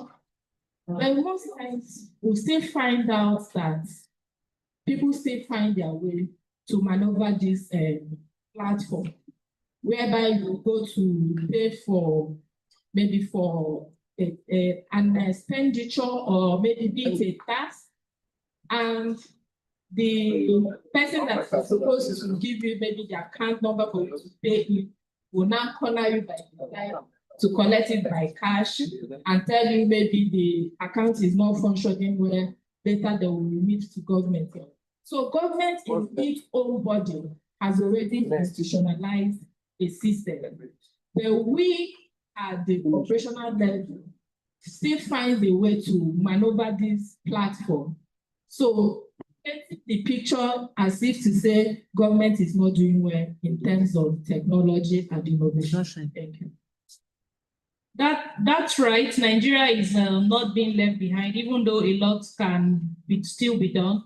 Just yesterday, the federal government, through the Office of the Accountant General, also issued directive for all ministries, departments, and agencies to install POS machines within the next 45 days to end all cash payments. We'll watch and see what happens at the end of the 45 days period. So we'll go back to Mr. Godwin. The 2025 Anti-Corruption Day is big on uniting with youth in the anti-corruption crusade. Are we doing enough in this regard, carrying the youth along in this anti-corruption crusade? Yes, we are. It's from the numerous programs, and we have a Minister of Youth Development that is very passionate about involving the youth. There is a platform on the federal ministry. He has been collaborating very well with ICPC, UN, ODC. And then we have so many platforms through which the youth can be able to key in. I think that some of those, the highlight of those activities are what maybe the UN saw and decided that this year's theme is going to be focused more on the youth, because there is generally an improvement compared to what we had before. So my answer to that will be yes. Okay, so, the room for improvement is elastic, so there's always room. We hope that more will continue to be done in that regard. Henrietta, can you share with us what practical ways can be adopted to improve collaboration to be able to see meaningful results? You know, with this youth collaboration, let's say in 3 years, what practical ways can be adopted? Yes, see meaningful improvement, you know, in this youth engagement in the fight against corruption. Okay. I think beyond sitting in this room, maybe speaking grammar from morning till evening, we all have work to do. Just like what the other guys said earlier, it started with the parents. We also need to educate our children. They said in Igbo language that so you start from inside before you now come out. To show, to beautify yourself, you start from inside before you come out. So most times what we see the youth do is just a replica of what their parents are doing at home. I'm not saying it's 100% sure, but most times, because if the father, who is maybe a public servant, is into investments of government fund, you might think that your child is not noticing it.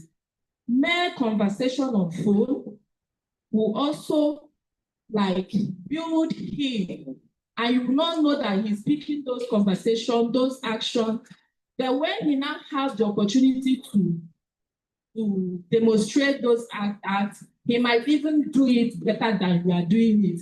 And that's why we keep saying the Gen Z, the Alpha, because this set, whatever they want to do, I think they multiply it with internet and every other devices they have within their reach that we does not have the opportunity to use when we are all growing up, to now multiply whatever action they want to do. So I think in practical sense, we have to start at home. We have to start from school. Just like the other person mentioned that in a school where they're writing YS, they're being asked to pay some fee to take the question paper home. So you can imagine the kind of product that school will breed out. And these are the people who are going to manage the health sector that we are talking about, and we should use the 20 billion if you are able to save it from illicit finance to finance this health sector, this education sector. So these are the people who are going to also manage those systems. And they've already, in their mindset, they are already corrupt. So there is no kind of talk that you give to them that will now change their mindset, because it's already in them. It also started in the church. So when we go to church, pastors, reverends should shift away from preaching prosperity, that when you wake up, become a billionaire, and start telling us the reality that we should start working hard and also be contented with what we have. Because I think most of this corruption or these bad behaviors that we experience most times are those talks that we hear from most of these motivational pastors kind of speech that they keep telling us that we are born to be a millionaire, and they are not telling us for you to be a millionaire that you need to work hard and do some legal form of activities to make your money. So it also starts from government enterprise. When you are being recruited as a young officer in the office, they will also have an orientation. I don't think they do it these days, where you will be taught that if you do A, B, C, D, these are the consequences of these such behaviors or such actions, that it can land you to jail or anything bad. So it starts from our daily activities. It doesn't just start from us that just seated here and after making statements, we all go home. So I think it starts from our daily activities. Thank you. All right, thank you. Mr. Bassi, what can the government and other stakeholders do to improve the current efforts at tackling corruption in Nigeria? All right, thank you very much for that question. My first direct answer to your question is that the government themselves need to be accountable. You can't ask of someone what you don't give, right? So the government needs to be accountable. The government needs to be transparent. So those are the two things that the government needs to do internally, and then to the general populace and especially young persons. I think that the issue around information sharing and knowledge sharing is really critical. I say this because as young persons, sometimes when we sit in rooms and we're speaking the jargons like illicit financial flow, social protection, it really doesn't make sense to a lot of us. So it would be good to demystify some of these big jargons that we hear every other day on the street. So what is illicit financial flow? How does it affect your daily lives and the rest? And let's also not forget the fact that illicit financial flow isn't done by the ordinary person on the street. If you trace where most of the huge funds go through, you look at sectors like the extractive, oil and gas, manufacturing, communications provider, big agro companies, and the real estate. You can't be a big player or you can't be a young person and be playing at that level. All right. So, but then it becomes really necessary that young persons understand how the system works so that they are not used as pawns within the system, right? So when you begin to talk about this issue, the question around transparency and beneficial ownership would then make sense to a lot of young persons. What do I mean by transparency and beneficial ownership? Let's take the real estate, for example, a sector that I work really closely with. Who are the real owners of the big real estate companies that we have in Abuja, for instance, right? So you find a young person of maybe 35 and he's sitting on millions of naira. A lot of the times when you lift the veil, you then understand that the real owners of those companies are not the people you see in flashy vehicles and the rest. So if young persons are aware, they can then strategically remove themselves away from these things. And so the issue around integrity then comes in. So if you're sitting on, say, a $1 billion company, which you know that you're not the owner of that company, you're just the figurehead. The man who runs the show is somewhere in government and is pushing resources to you to do that. Then you then need to understand what your actions would mean for the country, what your actions would mean for the community that you represent. So when you siphon money out of the country, it means that you're denying your relatives somewhere of the basic health services that they should have had. You're denying your community member or your family member the good roads that they should ride on, and if the basic services that these resources should have, help improve in our country. So let the institutions that are responsible have a lot to do, but I also know that the civil society are their biggest allies. So they need to work really closely with the civil society. They need to work really closely with the media in terms of demystifying the big jargon, so that young persons are really aware of what these big English words mean, and then how they play a part in it. And then just to go back to my first point around governments and stuff, I think that there's an internal, when we talk about illicit financial flow, just a second, we always look at the outflow out of the country. But internally, we're also having illicit leakages, and these are structural issues. So take, for instance, I talked about the mining industry. So when someone gets a license to mine, all right, and he takes certain amounts of money to the bank cannot question that person because he or she has a legal front, right, to do business. So what is the role of SCOMO? What is the role of the NFIU? So these are the things that the government themselves need to do, but more importantly, as it concerns young persons, we need to demystify the conversation to very simplistic approaches that they would be able to assimilate. Thank you. Priscilla, we go back to you now. Technology is good, but you find that in our environment, youth leverage technology to commit crimes such as internet fraud, which we popularly call Yahoo Yahoo. Would you say this is a failure of education on the heels of such, or we now live in a culture that has normalized cutting corners? And how can these technology skills that our youths have gathered, how can these skills be positively deployed? Yes, I'll just say that I think we've so much normalized corruption that some things now feel like normal to do.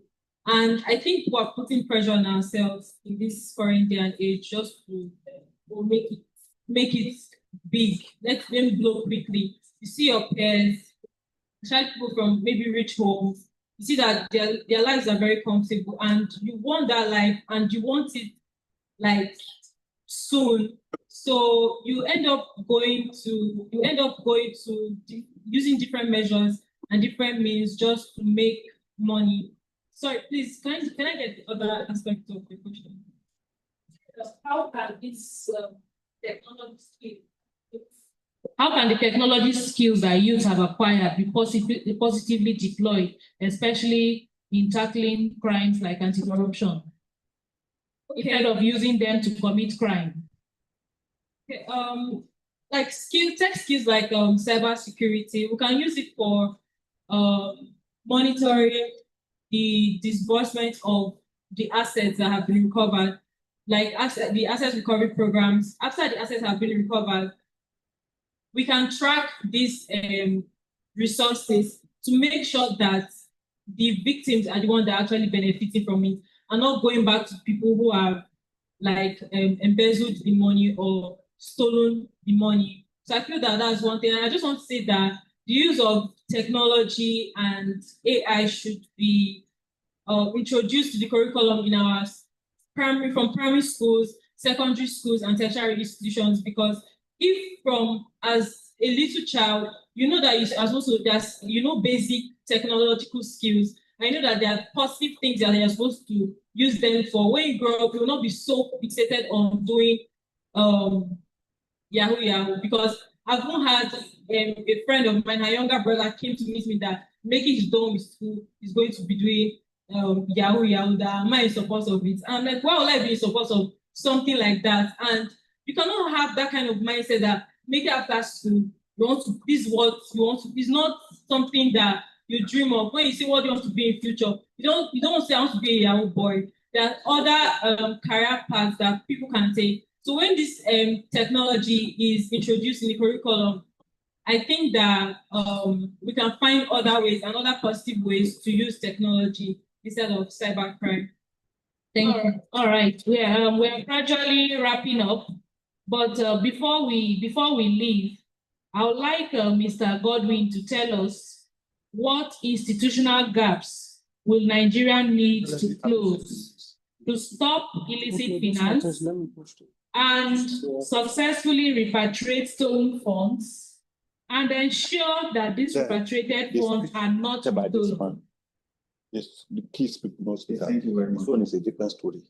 Now, to answer the first one, our former chairman did a lot to assist in this, and presently I can tell you this unequivocally that he is even a consultant now with the FIRS. Most of the innovations you're seeing there that will be deployed next year are part of what the ICPC helped them with. So I know by God's grace that by next year, I know the only part of the tax thing that we don't like is the fact that many of us will now start paying tax for things that before we were not paying tax for. But for companies that do business with Nigeria, that law is going to help a lot. ICPC has been able to influence some of the things that the revenue service will use in monitoring the activities of some of these companies. Now, the second aspect, we need a lot of international cooperation. If you notice, in the previous regime under former President Muhammadu Buhari, there were a lot of funds that were repatriated, and Nigerians insisted with pressure that those funds should be channeled to especially social protection services. I think that was one of the reasons that made the former government give birth to the Ministry of Humanitarian Affairs. The issue we had, in fact, in my experience working with ICPC, there is nothing I hate as investigating anything that has to do with empowerment. There's a lot of things that go down there that frustrates you, even the investigator. Simply because politicians see empowerment as if it's a means for them to do something for their people that their people can be proud of. While we in the anti-graft space, we want it to be done in such a way and manner that all the monies will be accounted for. But you know the way they will tell you that in Nigeria, there's no technology, we have to carry cash to this local government, that place and that place. And then you find yourself being handicapped because somehow it's true. And we need, it is better traced through technology than through somebody just answering or showing me a paper that, yes, this man collected 20,000 and acknowledged it. Let me even give you a hint now that will shock you. When the late Buhari's regime was at its peak, during the time they were really distributing monies to people that were, the downtrodden, there was a place we went and we got intel that the politicians had sent their thugs to intimidate the guys and informed them that government was going to dash them money. That now some group of people will come and tell them to say something else. And then they warn them that if you do that, you will miss the money because the money is dashed. It's not loan, it's not borrowed. So just tell them that, yes, we receive money and stay at that. And it frustrated us because we already got intel that they were giving them so amount and making them sign so amount. You see how difficult it is to trace that kind of transaction. Now, because the poverty is so deep, someone that you are told that, okay, you are collecting this, but if they come and ask you, just say that you signed for it and keep quiet. And you know that you cannot, go beyond telling the person to answer for what the person actually, I don't know whether I get the point I'm trying to make at the end of the day. These are some of the things that technology can help to mitigate.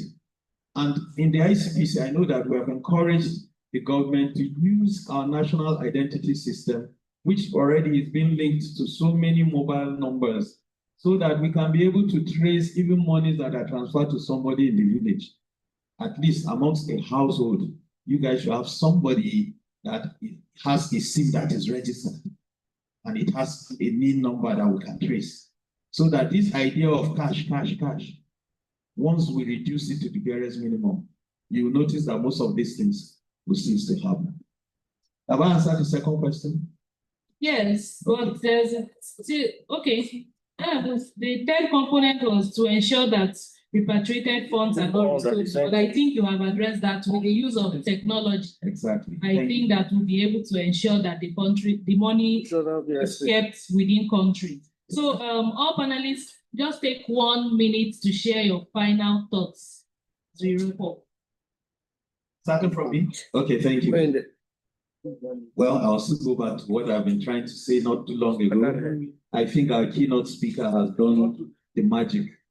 All we need to do is what he has said. I wish that the youth that are present here would take it hook, line, and sinker. The truth is that if you are not happy with the system, you must mobilize yourselves, unite yourselves, and do something lawfully that will make you change the system. And one of the means you have to do that is through elections. Frankly speaking, if you don't participate, the old guard will keep bringing people that you don't like. If you come out truly, just 50% of our youth come out and participate in the political process and see the magic that will happen. That is my best advice. Priscilla? Okay, I just want to say that we should hold ourselves accountable because we cannot see, oh, my friend is doing it, so I'm not going to say anything until someone else that I don't know is doing it, and then I'll know that it's wrong. We should hold ourselves accountable. And when you know that you're always calling out your friend for a particular thing, they will not want to do it in front of you, and then later they will not want to do it at all because I don't want this person's problem, I don't want this person's wahala. So we should hold ourselves accountable. And I feel that as youth, our voices are very powerful because we make most of the population in the country. We saw what happened in EndSARS. We made up our mind to come out to protest, to end police brutality. And most of us came out, we protested, people that could not make it, contributed money, food, just so that it will, the protest would be successful. And we saw what also happened on social media. Justice for Chania, the little girl that was abused, and her case was reopened. So our voices are really, really important, and our voices can do a lot. So we should not think that the people in power have more power over us. This is a democratic society, and when we speak out, but I believe that change is going to be made. We're the trendsetters, the youth are the trendsetters. We should make integrity and accountability a trend. And for sure, we're going to have a better Nigeria. Thank you. Thank you. All right, thank you. So my closing words would be that we as young persons must come to the realization that it is us versus them. All right. We have a country to build as young persons, and if we fail to take action, Nigeria may, I use the word may just happen to all of us. And when we talk about illicit financial flow, remember that that money that you're not talking about might just be the money that is being used to finance terrorism in this country. And we need to unite against corruption. Thank you very much. Okay. For me, I think social protection is one tool that we need to harness for us to get this corruption out of Nigeria. And for this social protection, it has 4 intervention areas. And the one that concerns us most, the youth, is the area of labor market. So as we are all seated here in our various homes, in our various states, let's begin to demand from our governments to institutionalize these social protection policies, programs in our states in terms of giving us, the youth, the opportunity for training. When I mean training, I mean the tech training, because that's the order of the day. We are no longer doing the training of where we are making liquid soap or bar soap. It's no longer giving the youth the kind of money we demand. So we are looking at taking the tech training so that we can all become useful to our society. In this way, corruption will leave our home. Thank you. Thank you to all our panelists for keeping to time. Most importantly, we were giving 45 minutes. We are on the 41-minute mark right now. We have done very well with our time. Please clap for yourselves. You have done very well with keeping to time. Thank you for sharing insightful perspectives on the topic. I hope that the audience is impressed and enlightened with this discourse. As we conclude, let us remember that the fight against illicit finance is not just an economic battle. It goes beyond that. It is a moral imperative that determines whether Nigeria lives up to its immense potential or not. And as we live today, let us, one key takeaway from everything that we've discussed today on this panel is that integrity is not an option. It should be a moral compass and a code of conduct for all of us. Thank you very much.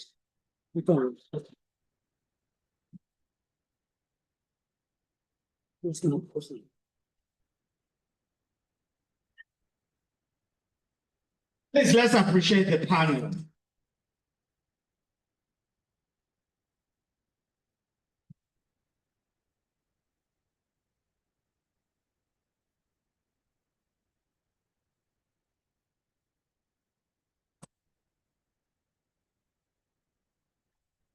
Thank you very much. Thank you. Thank you. Thank you.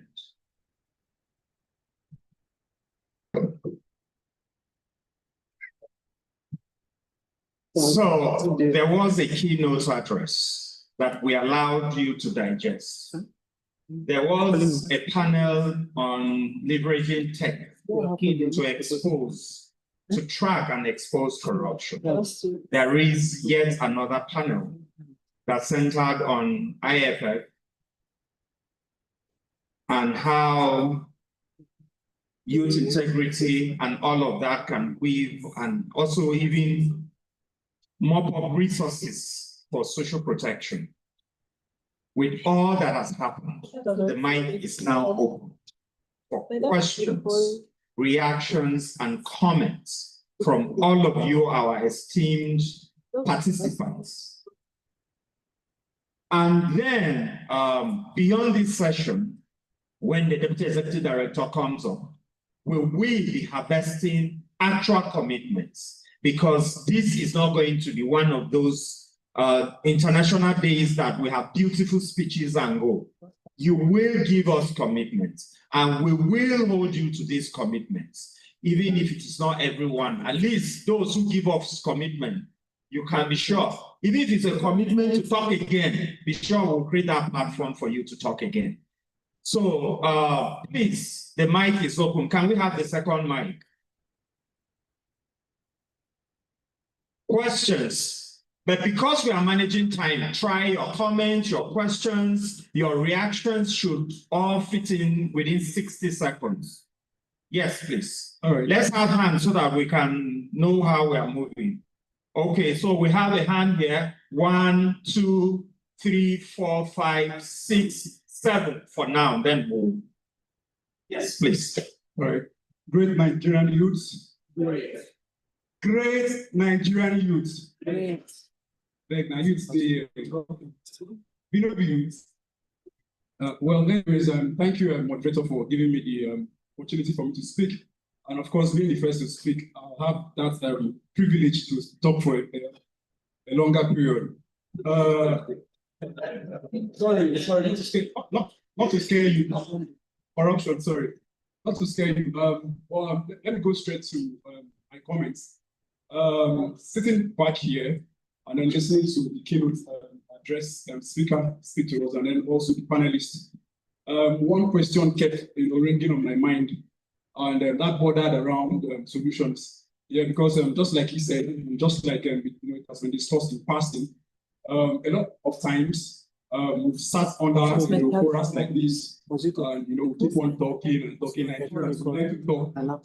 Yeah, we like to talk a whole lot, and just like Lydia said now, let's go to the solutions. And in my own capacity and on, the authority that I've been given to speak, I want to, tell all of us that the solution lies, just like that gentleman spoke earlier, on our ability for us to express love for our country.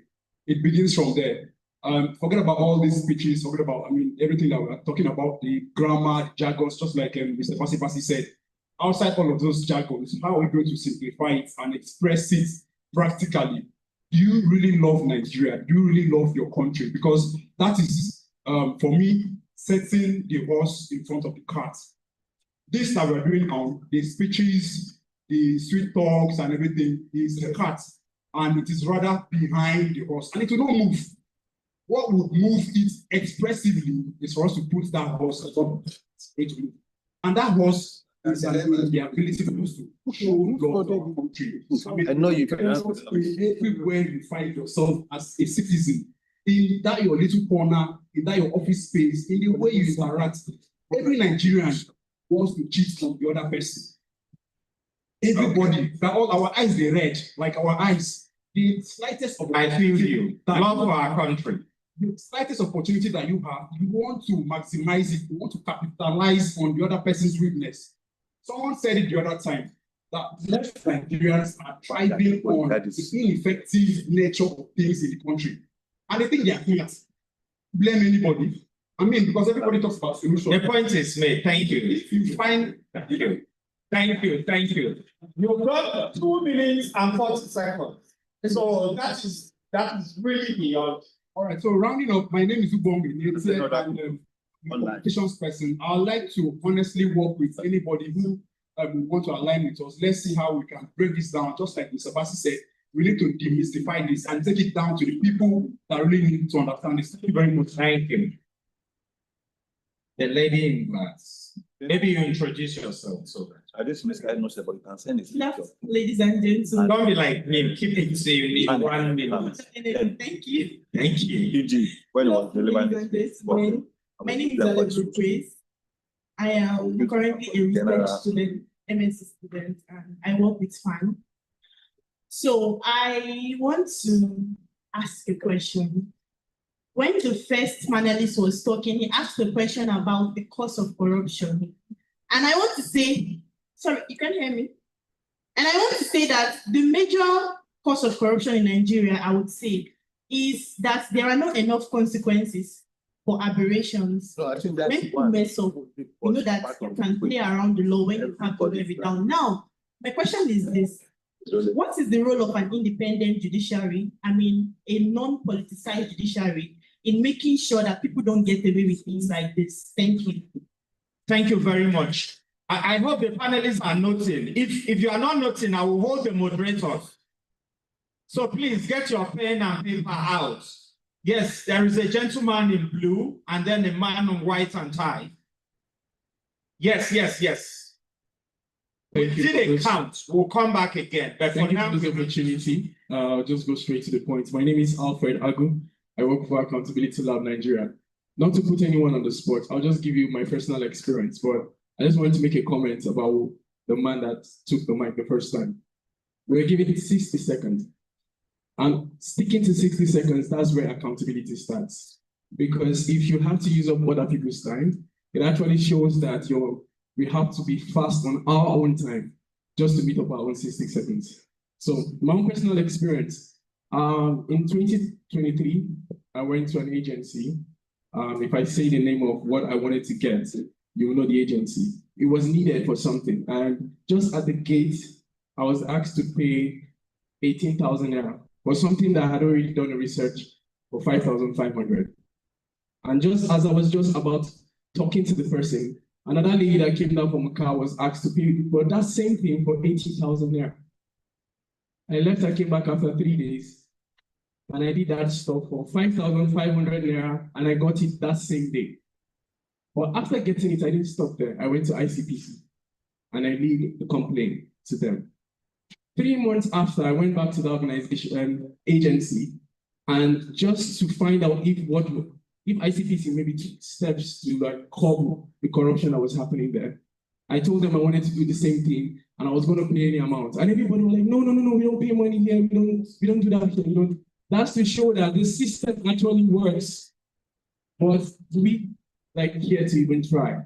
Because one of the words that we just use that become a cliche is hold government accountable. How do we do that? Like Mr. Bassi said, we have to have practical steps to actually have that. Thank you so much. Thank you. And I don't know how many of you heard that because it was only me and Reverend clapping. This is a very practical instance of standing up to corruption. You identify an actual organization, you know their address, you know the service they render, you know where the problem is coming. You now link that by reporting to an agency that has mandates to deal with that. And you don't stop at that. You go back to follow up and see if there is a change, or maybe you should start dragging ICPC because you report they don't do anything. So for me, I think that is one clear way in our individual spaces, we can be able to stand up to corruption. If you encounter corruption, where does it best suit to report that manner of corruption?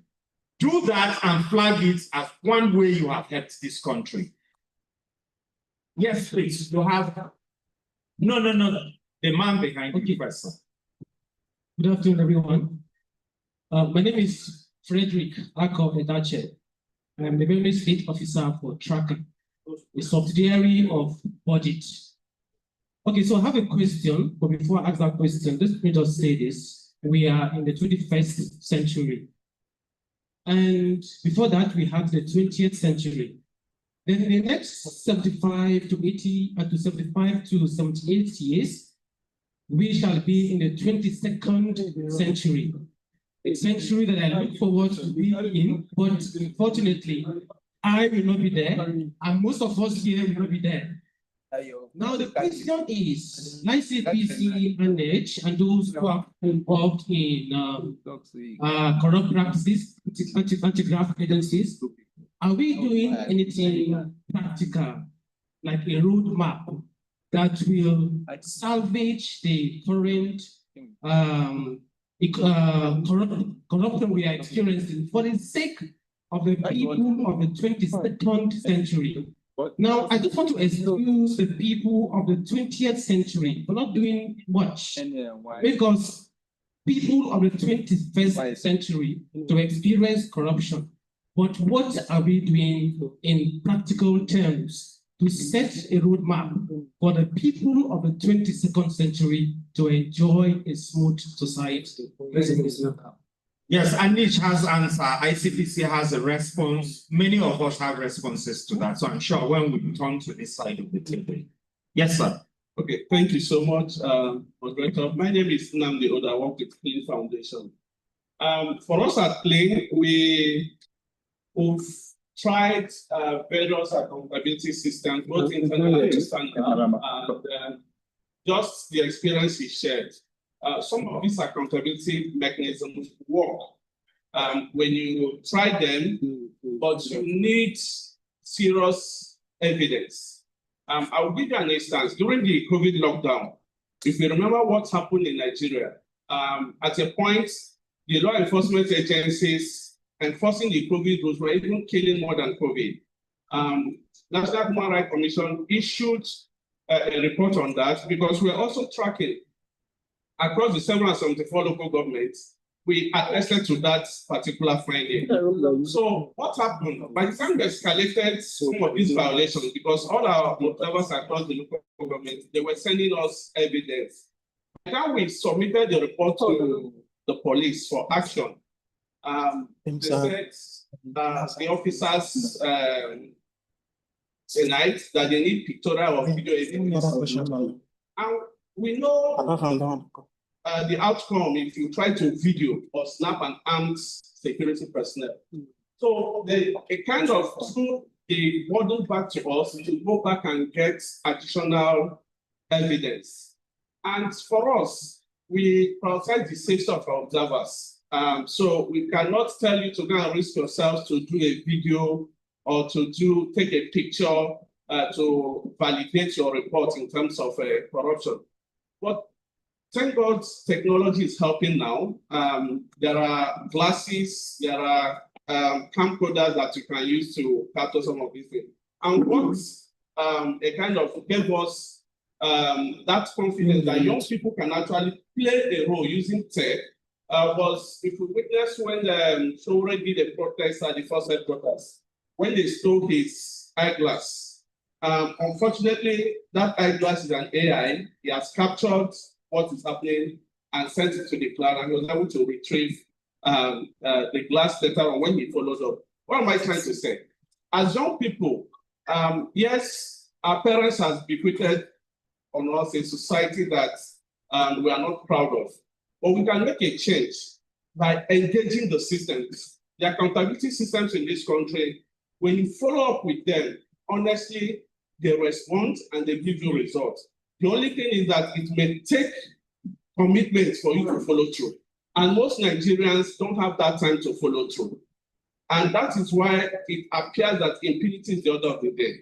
Because once you make a report and leave it there, even at National Human Rights Commission, I'm surprised that a lot of people may not know that some of the cost awards National Human Rights Commission awarded against the states after the NSAS protest that they set up a panel. Some of those monies were paid, but it will not make news. What normally makes news is the wrong ones that media is able to escalate. But in terms of ICPC, I don't want to talk much of EFCC, but I know most of these agencies, if you engage with them and follow through, you end up getting results. And if you go to their website to read their report, you see a lot of conviction that they have recorded, telling you that something is happening, but the media is not telling the story the way it ought to deter people from engaging in this corrupt act. So I want to charge you today as young people, as you go about your daily lives, try to ensure that when you see some of these corrupt acts going on, don't just look the other way. Try to do something just as he has done. And progressively, gradually, we are going to change the course of the Thank you. Thank you. Thank you very much. See something. Say something. See something. Say something. See something. Say something.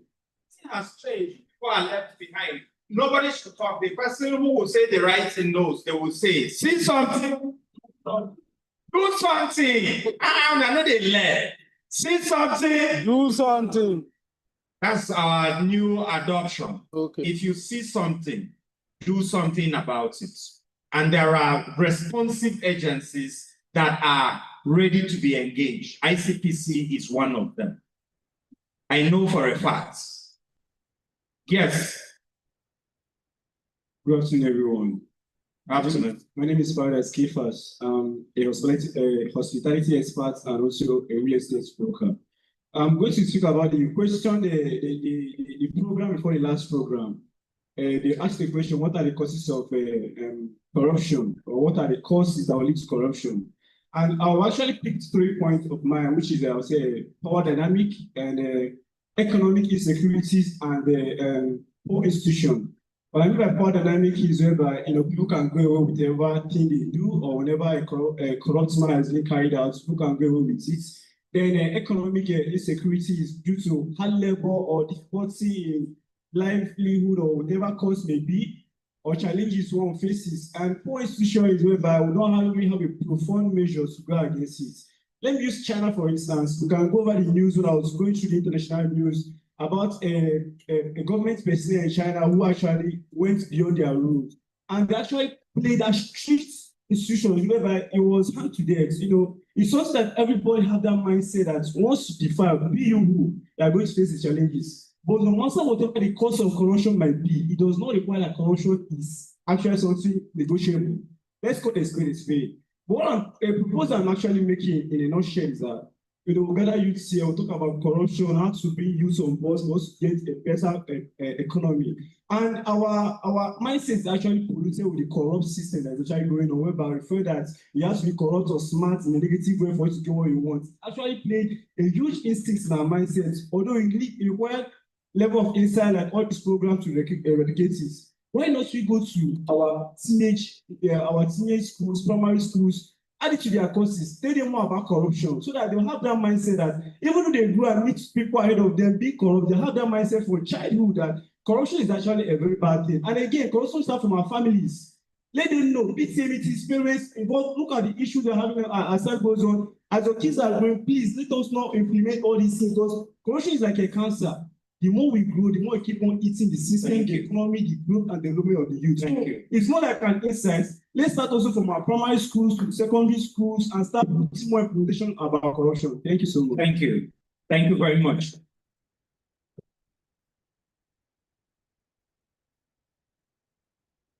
Good afternoon, everyone. I'm Ako Simon, the political scientist from the University of Abuja. My question, in addition to what he said, one of the causes of corruption in Nigeria is favorism and tribalism. Okay, my family member is in the political system that's okay, I'm controlling. So in order for me to help my friend, I need to put them there. Let's go back to the political system. The Minister of Science, former Minister of Science, I would say it's a favorism that brought him there because he never had the qualification to be there. He was never a science student, precisely. But I guess it's because of the connection that he had. That was what led him to be in the position there. And my second question is that, is education the key to the present generation today? Say again, is education the key to the present generation today? Okay, I think the keynote speaker has taken notes of that question. There was another hand here. Yes, yeah. Thank you very much, sir. My contribution is that we need to prioritize value above material wealth. Because in this part of the world, I mean Africa as a whole, in the ancient time, money does not come even about 4 in the pecking order in traditional African society. There are values that Africans value so much above money. Stuff like integrity, hard working, good character, and community service. The ancient African value these traits more than money. It rates higher than money. As a matter of fact, from what we read, even when you have money in traditional African communities, and you don't have good character, and you don't have integrity, people are not even ready to betroth their daughter to you for marriage. But from where we find ourselves today, we have prioritized material wealth acquisition above those values that help maintain sanity in our traditional community. So in view of this, my view is that we need to do a lot of reorientation so as to ensure that we actually know the values to be put in higher pedestal, far more than money. Thank you. Thank you. Let's take the last hand from this person. Then we can do round of responses. Mine is a comment. I itemize it so that I can be fast. Go ahead. So I think it's easy to want to fight corruption. People say that they want to fight corruption until the corruption of fighting is your family member. I'm saying this because I think the easiest way to tackle corruption starts from the home. When you teach your kids that because of the connection you have or the money you have, they can get away with certain things they do, it registers in the person's mind that money solves nonsense. And the nonsense in that instance can be corruption. And it falls back on the family dynamics. So if you raise people and you raise money and you get away from hardships, it's not enough to stop at getting away from hardship. You build character that money cannot sway. It's important. So I think the first one is the family dynamics. When people see actions without having repercussions, for a very little age, you can't teach somebody to now want to avoid or take responsibility for actions that they never took when they were kids. Secondly is education and sensitization. Yes, these things are put in place, but you see that time when the government or certain parastatals push more things that probably bring income to them, more than they'll push things like sensitization of all these things that have been put into place to fight corruption, because it doesn't benefit the government. So if it doesn't benefit the government, if people take money and all of that, they're not going to make people know that these things exist. And secondly, on another arm, is protection of the people that make these reports. Now, he was lucky enough that when he reported, ICPC did something and nothing happened to him. There are people that go ahead to report, and there are repercussions to that. And then people say, oh, as a Nigerian, you have to fight for your nation. You have to do this. It comes with circumstances where you do this kind of thing, and tomorrow you may not see yourself, you may not see your family, and nobody wants to die for a country such as this. To be very honest, I feel very patriotic, and whatever happened in 2020 happened, and I kept to one side because I said, tomorrow if someone comes to kill my family, I'm going to be mourned, and it'll just be a hashtag on the internet, and people go on ahead, people travel for vacations, and nothing happens. So I think it starts from us, it starts from our families, it starts from our organizations. If you're put in a place where it's just your family, and the person you're giving more, you give more to this person and jump this person because you don't just like their face, it's corruption. So corruption doesn't start just from, it has a ripple effect. So however you are, in every position you are, Thank you very much. Bring the mics to press this thing. Hello, the corruption we are talking we want to fight have already started eating us up. Sorry. I was number 4, appointed high. Hello, after giving this young man, then move their hand like he said the second person will talk. While talking, don't take 2 minutes. Are you listening? Then you move, go right round. Take the mic. The corruption we are fighting, I've already started fighting. Please, my comment is going to be very short. My name is Kenneth Kumakudo, PhD. I'm from the academia and the program officer, Anambra State Civil Society Network. When the panelists were doing their first session, I wanted to make a comment because they raised a good point. I want to give a direction. I think Habib made mention of writing to the National Assembly. There are people who say that you don't know road, you keep on gallivanting. Then I know that what we are doing in our state, using Freedom of Information Act, if you write to the Senate President, putting the Freedom of Information Act and every other thing, you write to the Senate President, the clerk, and the chairman has to Committee of Finance. They will bring down a rundown of the budget of the National Assembly. They will copy to other agencies. And I want to tell us that other young men in our midst use such a pattern, use it in Anambra State, tracking budgets, and use it even tracking projects As a program we are doing in Anambra State, how we handle it is like this. Every constituency have an eye there. And they report to us the project that is going on in their constituency. We get a report how a House of Rep member claim that he built a hospital. Whereas just furnish a particular his house and call other people. The person that got information to us is a student of secondary school. I go to secondary school on monthly basis to give them orientation how to to fight corruption. They have already started calling me Oga Master Corruption, Oga Professor Corruption, because once I come and tell you, speak that thing like you see that don't good. There's another issue again, coming to issue of gender-based violence. We have people in every area in the constituency. We get information on what even happened in so many other areas. That somebody got married at the age of 16, and when they ask the question, they say it's poverty. She was withdrawn from secondary school to get married. It is among our youth that are going to bring us such information. Another orientation goes like this.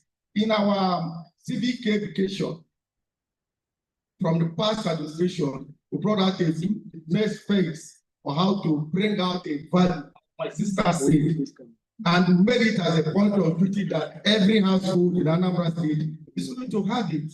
And how we are going to have a sponsor from across several other agencies and organizations. That value during Christmas time, share it. And I want other people from other states to emulate such a thing. Because if you don't put something in people's mind, they'll be diverted. Talking with this issue of technology, some other people that are doing Yahoo are very intelligent. There's a way you can come to somebody and speak to the person will change. My student that I know, he has like, I think, carryovers. But the guy is one of the richest boys. I go, what is the problem? I found out that the guy was into ICT. And that ICT have developed a lot of Java program and other things. And that give me opportunity to do some other things. I wrote a letter requesting the Vice Chancellor if we can adopt him for 1 or 2 days. He was afraid. He was already a dropout. I wrote to the PRO. They brought the guy in, and the guy captured how they hacked the university data system and put out to something million naira. Then he told the Vice Chancellor, this thing is just a simple of 10 minutes. I've just captured that. The young guy is person captured lecturer and think of load result. If you even place your name, the guy is a dropout, but they're paying heavily. Some of them is very intelligent. When you're chatting with them, you create an avenue for normal interaction. Then you put something there. The guy is even following us to some other institution. We are going to go to College of Education on 17th of December for him to bring us some of that lecture to them. So these are my comments about it. Thank you. Thank you very much. If you are a panelist and you took a particular question that you want to respond to, now is the time. So yeah, Bosco is there. And then of course, Idi of Anish too. Somebody asked a question about roadmap of what Anish ICPC are doing for the 22nd century to be less corrupt. Of course, there are so many references to what the keynote speaker said. So the mic will then come back to their table, they'll go around, and then I think it will be a wrap for this session. So go on, please. Good afternoon, everyone. Thank you for the opportunity. I think I'll address the question that the lady raised in terms of if you do the crime, you should do the crime. And I mean, we all agree that there is need for judicial reform. In fact, there are so many sectors. I think one of the critical points that the keynote speaker raised is that there is some sort of institutional collapse. And most times when institutions that are set up to hold people accountable experiencing such collapse, then you begin to feel some of these heat. So I think we need to reform the judiciary, reform the police, reform most of our public sector institutions. It's time for us to reform them.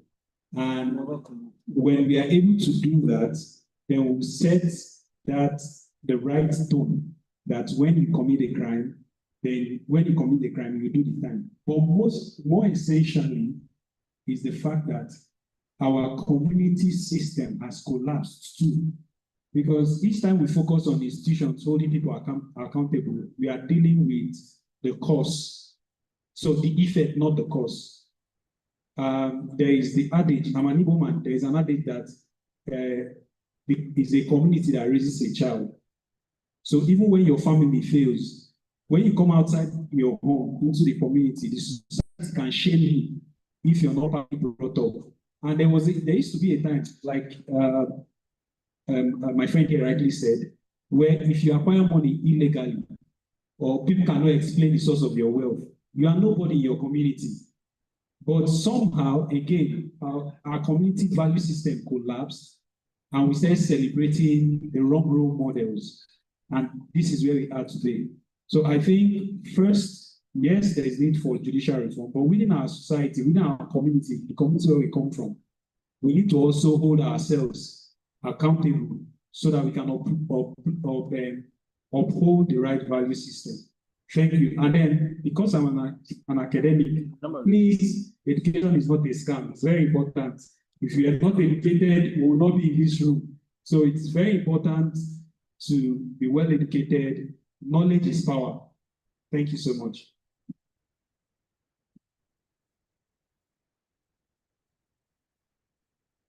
Thank you very much. Even though I took note of all the questions, I'm trying to go down to where ICPC was mentioned. First, I want to commend, I didn't get his name, for that initiative he took and reported to the ICPC. And the follow-up, very important. In fact, right now, because of a follow-up, some of our colleagues are in trouble. Yes, follow-up, very, very important. Our present chairman takes that very seriously. Those are our colleagues, we are praying for them. They will lose their jobs. Yes. So this is an opportunity for you guys to know. Once you write something, bring to the commission, it's acknowledged, duly stamped, and you have a copy.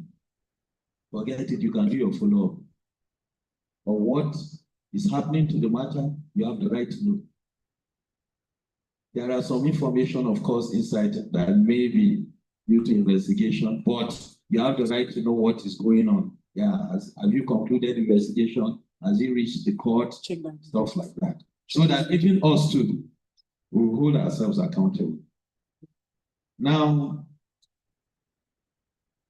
my other dear friend said, for the 22nd century, when I heard you asking that question, I said, oh, wow. I thought you give us like maybe a 25-year mark. That would have been more reasonable. By then, by God's grace, I'm retired. Anyway, the first time I joined ICPC, there was a conference we did in Gombe. And I remember there was this man that made a presentation. He's late now. And he was weeping. He confessed that their generation were the ones that spoiled this country and started giving us account by account how they contributed to it. So he said, for the fact that President Obasanjo had the courage to form institutions like this, that already is 50 over 100. If it was before, where would you have taken your report to? Maybe the pre-democracy era. I don't know whether I get the point I'm making. The fact that there are institutions now that can even checkmate that is already progress. Now, of course, the institutions will have teeth in, there will be problems, yes. When the FBI started, they had issues. Those guys that were in charge of bootlegging and what have you, the way they dealt with Edgar Hoover and his boys, when his officers were dying, at the point in time, he wanted to leave the job. He was so frustrated. But after a while, things started improving. And then the FBI restored America back to its glory. Now, yes, ICPC, FCC, we have internal challenges. But the truth is that within these few years, there has been progress. And there is room for improvement. And I can assure you that by God's grace, that improvement, maybe we'll see it in our lifetime by God's grace. Now, the next one. So for the 30 years, I cannot categorically say. What I can advise you to do is There is a national anti-corruption strategy. It's a document. ICPC, even our own strategy, we work with that national document, which is usually approved by the Federal Minister of Justice and the Federal Executive Council. So I think you can browse and download that to see what our own Federal Executive Council, as the federal government, has projected that they want to achieve, which is in line with what the United Nations also have as vision to ensure that most of these nations are corruption-free in the near future. Maybe that document will guide you. All we do now is to implement the law as it's being set for us as it is. If we have an opportunity to amend the act, there is an amendment bill before the National Assembly. And I want to use this opportunity, especially the CSOs that are there. Please mount pressure on the National Assembly to pass the Whistleblowers Act. She mentioned the Whistleblowers Law. We have had experiences with people that are scared to come, but don't worry. Send anonymous petitions to ICPC. Don't put your name. Just lay the facts. If the facts are traceable, you understand what I mean by traceable facts? You mentioned what happened, how it happened, with some tiny details that can lead us to where we can find what happened. That's enough. Don't go and put your name if you are scared. Just put anonymous.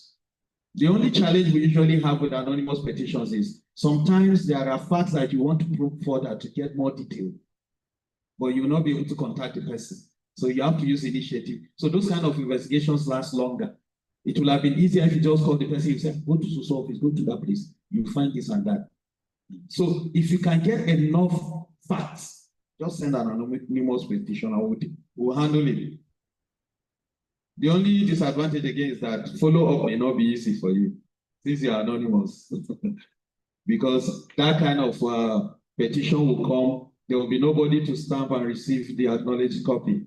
It will just come in and then it will be assigned and we'll investigate. Now, we have what we call constituency and executive project strategy. I don't know whether you are aware of it. And I want to use this opportunity to also inform the audience about it. That for every project, just like he has said, for every project around you, you can track it. You can track it. Just go to those websites he mentioned, especially for the budget. If you download the budget, most of these constituency projects are under zonal intervention projects. You will not see them mention constituency because constituency projects is not in our constitution. So, but that is the right name for them. When you go, check for the one around your environment. It will help us. Now, when you check, look at the budget. How much did the House of Rep or Senator said for this and that and that? Get it down. Then sacrifice your little time to go and check whether it has been done. You can track whether monies have been released to the contractor.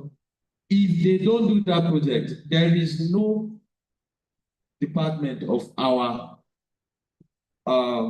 commission that I'm proud of like this one. And the reason is simply because when we started this SEPTI initiative, we involved external stakeholders, Office of the Auditor General, CSOs, media. They follow us to those sites. So you see, our officers cannot even compromise. You have third, fourth, fifth eyes watching you. I don't know whether I get my point. So when you report any infraction in constituency projects, I can give you 99% assurance that ICPC will intervene. If it's a project shoddily done, we move around with quantity surveyors. They will make sure they check. Is this the tile they said they will put there? No, it's not. You have to bring out that tile and put the one that was specified. Our own is value for money. We are not out to witch hunt the politicians. Or our own is, if you said you wanted to put motorized borehole, let it be motorized. Don't go and put hand pump and chop the balance of the money. ICPC will not allow it. So that you can use very well to track projects. Then, okay, I think those are the ones. The other ones, I think the keynote speaker will handle it. Prioritizing values above materialism. Yeah, it's good to also enlighten us that the ICPC, the first big move we did when the ICPC came into being, even before I joined, I came and made the project on ground was to collaborate with the National Educational Research and Development Council and have some of our values infused. We came up with what we call the National Values Curriculum. So we had that NERDC help us with the technical input so that we'll be able to encourage the infusion of some of these values that they have been mentioning that we have lost into critical subjects. Now, because we couldn't, NERDC told us that we couldn't create a particular subject for it, but I'm back that civic education is back. It is back. So, but we decided that those basic subjects that, whether you like it or not, you must pass English, maths, and then any additional if you're in science, teachers were trained. They must include those modules inside. As they are teaching you, they bring issues of values and create examples. Now we are at the stage of teacher training colleges. The teachers that will be going out, they need to know how to use it. Now we have reached a level that even the curriculum we have right now needs to be reviewed. We are waiting by God's grace for money releases. We made already a proposal. If the monies are released, we will review it. So we already have national values curriculum to help revive our educational sector. All we need to do is to expand the base. And if there are any CSOs that want to take that as a project, please let them gladly come. We have a unit for that. National values curriculum. Now we have even gone further. In 2020, the former president launched through the Federal Executive Council what we call the National Ethics and Integrity Policy. What we are doing is, okay, since we did national values curriculum for the young ones, even the adults need ethics too now. In your associations, in your places of work, there is a level at which most of our ethical conducts have disappeared. Somehow, they are there, but it's as if nobody is looking at them. We want to revive them. We want to bring them to the fore, and we want to attach them to the act. Because thank God that our access, ICPCs, independent corrupt practices, and other related offenses, we bring the ethics as other related. So that when you have an ethical code of conduct in your office and you violate it, we'll use that one to prosecute you, other related offenses. So that's what we are trying to do with the National Ethics and Integrity Policy, sir. Thank you.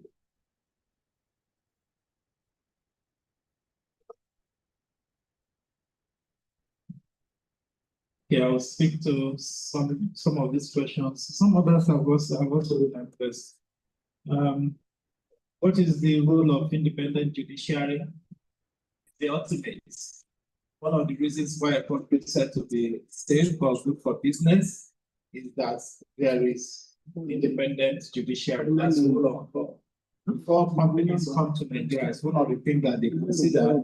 Should I go and, when you want to make investment decisions, should I come? So we talk about FDIs. FDIs won't come into Nigeria if our court system is not working. And it's one of the areas where we are still struggling because sometimes it takes too long for cases to go from court of first instance, from first court to Supreme Court. Sometimes 5 years before you get a date at the Supreme Court. So that is very key. Did not say much about that. How do we hold government accountable? I spoke about that. Election. The number one thing in a democracy. Get your PVC votes. Run for election. Mobilize around any issue that you want to mobilize around. Attend public hearings. Use FOI, Freedom of Information requests, and go to courts. These are all ways of holding government accountable. And then join an advocacy group. Develop an app if you are techie minded. Develop an app that people can use to report, just like we have a tracker. And so those are ways, 1,000,001 ways, anyone that suits you. Yes, report to ICPC, EFCC, and the rest. And ICPC is doing a lot. I mean, the last couple of months, I've done some work on ACTUS and then the CRA that is just finishing system review, which they did earlier. There's a follow-on to that. So they are doing a lot. It's just that, like he said, they have a lot to deal with. They're supposed normally to have offices in every local government. They don't have that yet. but hopefully at some point they will. So ICPC is different. They are open and they collaborate and work with CSOs very well. Is education the key? So, sir, what do you mean by education? Education is the key. You don't go to school or educate yourself or learn something for a third party. You do it for yourself. It's the only thing you can survive with. And education doesn't mean that you must go to university. Education means that you understand, you have skills to survive within this world that we are in. Because once you are born, you are in trouble. You have to eat, you have to prove, you have to live somewhere, you have to stay safe. And it is education. You have to look after yourself. Personal hygiene is education. So education doesn't mean you must be a lawyer, a doctor, whatever. Our constitution, you don't need to be anything to be president. Just go to school, fail, if you like, get F9, complete, then bring it out. That's what you want to use to be president. And they will give it to you. So education of, I'm a professor, I'm this, I'm that. In Nigeria, is not valued. So educate yourself for your own survival. Don't come with education. You're not doing it for your parents, you're doing it for yourself. Because you need to survive. Otherwise, you're your own. Last, everybody has that name, not his father's name. I hope we know that. Yes, education is still the key. There's something very interesting. About 3 months ago, I wrote I write a column. I wrote a column on the topic that criticism is not a crime. Because, like the gentleman said, there is conversations around that tend to say that if you criticize the government in power or a particular individual, then you are not patriotic. It is not true. It is a patriot that will tell somebody who is managing public finance that you are not doing the right thing.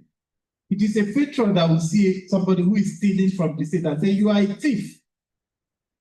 And then being patriotic is to the nation. It's not to the government in power. It's not to an individual. So love your country does not mean that you should love a thieving politician. You don't allow that. If you do that, then you are not patriotic.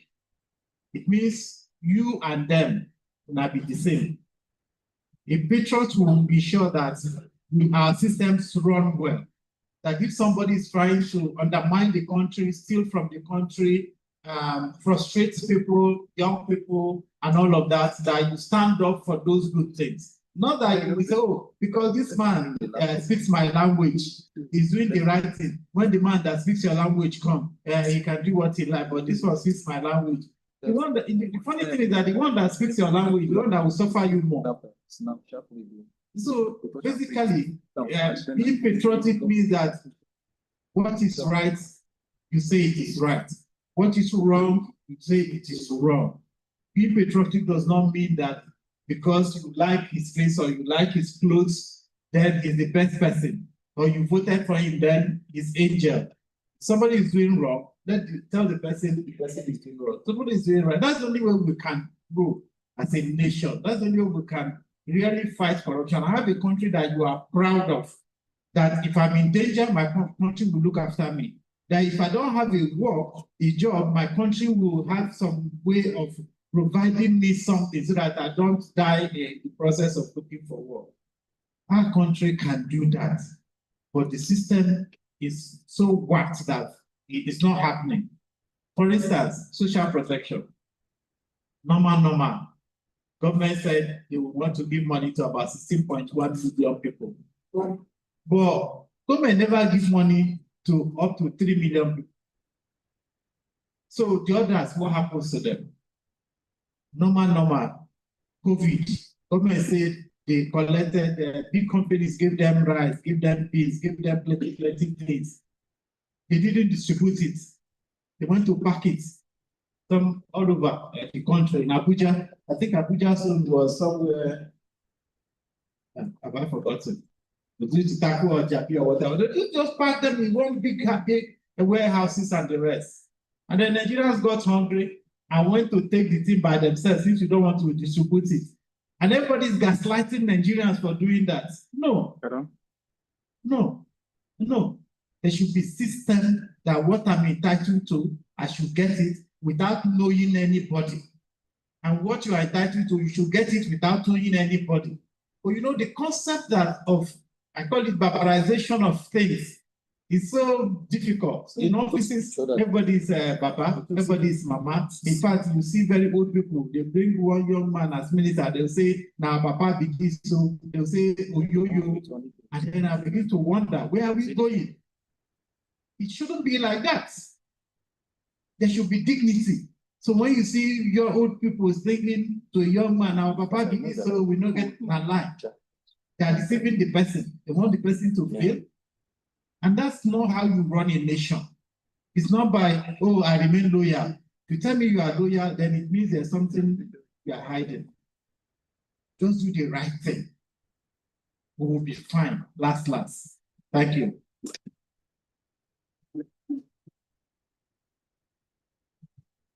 Thank you very much. I committed a blunder, or almost committed a blunder, so we're trying to fix that. There are two particular participants who joined online from the beginning to now. So we want to give them an opportunity. Is there a question or a remark? Please, put them on. One has a remark. One has a remark. Okay, we'll take them. Well, you need to before the Deputy Executive Director. Okay. Tell this person to speak.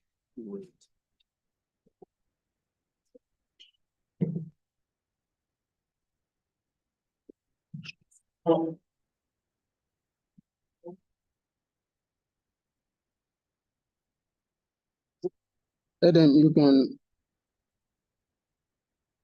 Hello.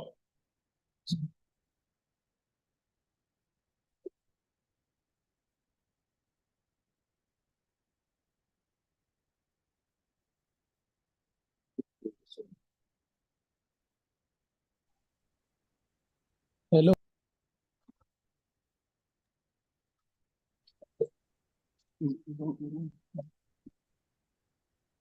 Okay, Abdul Karim, you can go ahead. Okay, hello, can you hear me? Loud and clear. Go ahead. Go ahead. We can hear you. Very briefly, we'll be talking about the anti-corruption.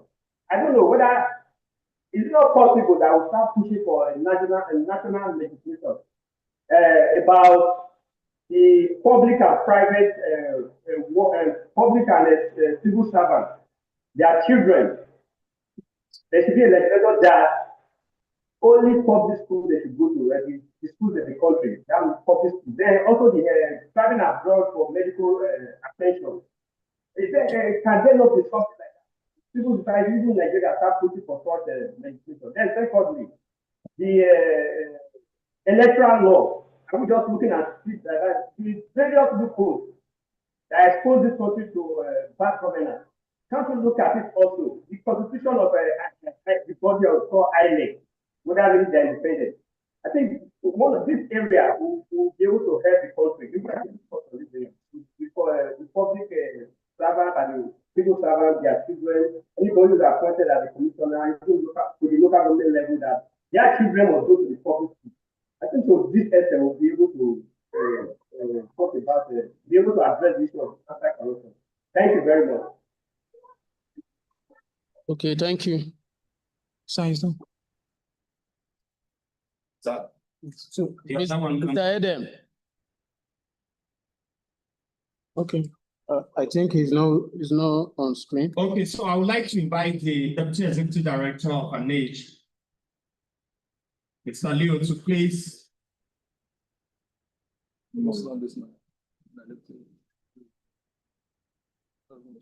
Thank you.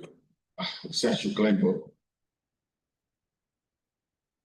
But maybe he said the young man will need some responses, right?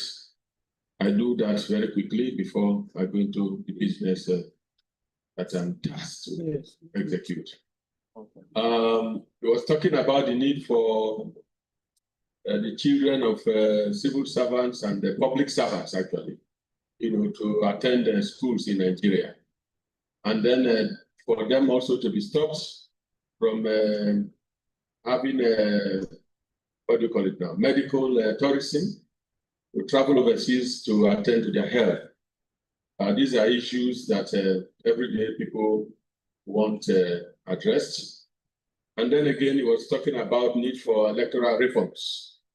At my last check, I think there is ongoing effort by the National Assembly to review the Electoral Act. And at the last check, it was still at the committee level. So we expect some changes in the Electoral Act to address some of the issues that Nigerians want to see happen.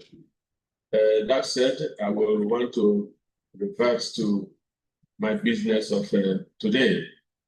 I noticed earlier that the room has been quite cold, even though it's, we are all uniting, young people, the youth against corruption. So by the time the microphone was handed over to the first speaker to ask questions, make comments, he tried, my friend with yes, he tried to answer my, but at some point he stopped. I said, the guy tried something better.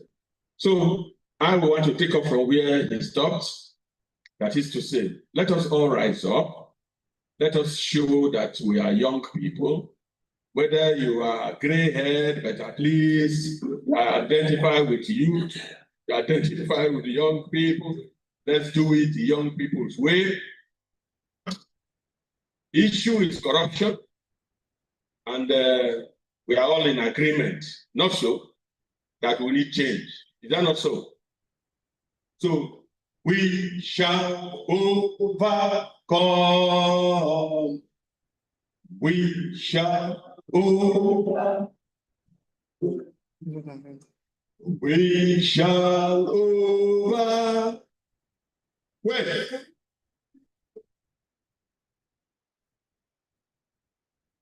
In our heart, we believe we shall overcome something. We shall overcome one more time. We shall overcome. We shall overcome. We shall overcome someday. Deep in our heart, we do believe we shall overcome someday. Give 3 votes to anti-corruption activists. Boza, Boza, Boza. And help me give 3A to election riggers.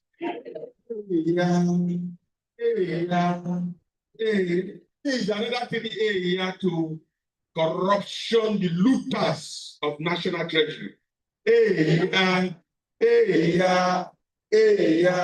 Please be seated. Thank you. A big hand for yourself as you take your seat. Thank you very much. So the issue we have been discussing today is corruption. And we're all in agreement that the issue is not just among us. The issue is multifaceted. It is interwovenly complex. It is like, the man who wants to view the elephant. Wherever your position, that is how you describe the elephant. Is that not so? Whether you're in the health sector, whether you're in the agricultural sector, the health sector, whatever, that is the way we see corruption. But again, we're all in agreement that we must do something. Is that not so? That's part of the agreement here today, that we must do something. Institutions are doing something. individuals are doing something. But whatever we are doing appears to be a drop in the ocean. It means more is needed to be done. So for us, we believe that after today, we should be able to say we are in this event today. The 2025 Anti-Corruption Day event organized by ANIJ. And we're there, we listen to the keynote speaker, we listen to the chairman Code of Conduct Bureau, we listen to the ICPC representative, we listen to the executive director of ANIJ, the man who convened this meeting. We listen to everyone, speakers, the panelists. Oh. So what is our takeaway? What do we want to do after today? So perhaps we may start with something. Here we have hashtag for this event. United Against Corruption is the very first one. And the second one is Stop Illicit Finance. And lastly, ILCD 2025, International Anti-Corruption Day 2025. So I want to harvest at least 10 persons, 10 participants on commitments. What will you want to do, even from today? We will be happy if you are able to write something, tweet something about the speech of ANIJ Executive Director, for instance. I'm sure everyone already have that. About the statements, the explanations from the ICCPC, from the keynote speaker. We all listen to them. So that we will be happy that you do some tweets, use your Twitter handle, your other social media handles, do the much you can. And I want to see at least 10 volunteers. The second microphone, please. Just help me pass it around. 10 volunteers. Civil society organizations that are here want to hear from you. If it is about you want to send something on the social media, just say it. I want to send a message, or I've already sent a message. Please, let's hear that commitment from you. Or in my organization, we want to write a petition. We listened to the ICPC man earlier. He said you can even write an anonymous petition, and it will be treated, even though you gave whatever labs that may be associated with that. If they want to get some more information from you, they may not be able to reach you. But at least it is something that I take away from this meeting, that you can do an anonymous petition, because that also helps the issue of whistleblowers that are not protected. Because the fear sometimes is that the whistleblower is not protected. There's a bill at the National Assembly. We have been pushing for it in ANIJ to have that bill passed. That bill has not been passed and signed into law. So we would like to see that happen. And when that happens, any whistleblower will be protected. But today, we want to see anyone who can commit to say, even the bill at the National Assembly, I want to get to the committee where it is, and then do one or two things. Ask the chairman, what is happening? I want this bill out. So is the microphone going around? Let me see show of hand. Anybody want to make any commitment? Yes, sir. I see one hand, number one. I want to number them. Number one, yes. Who is the next person? Any other? Is there only one person now? Number two, yes, sir. Any other? The ladies now. The youths now. Number three, yes.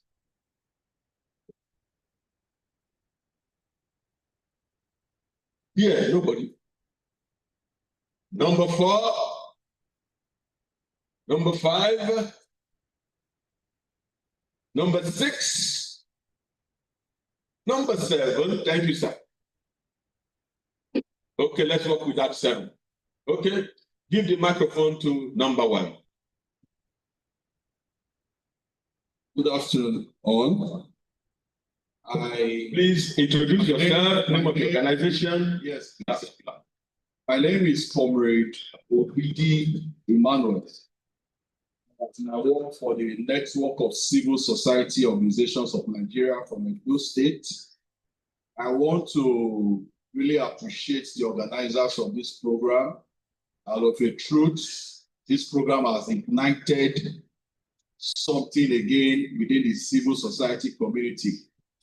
A statement was made earlier in this program that this program is not just a date, but a day for an action. So by virtue of my leadership and the fire we've caught from this conference, I am committed to the fact that we'll get back to Edo State where activism resonates.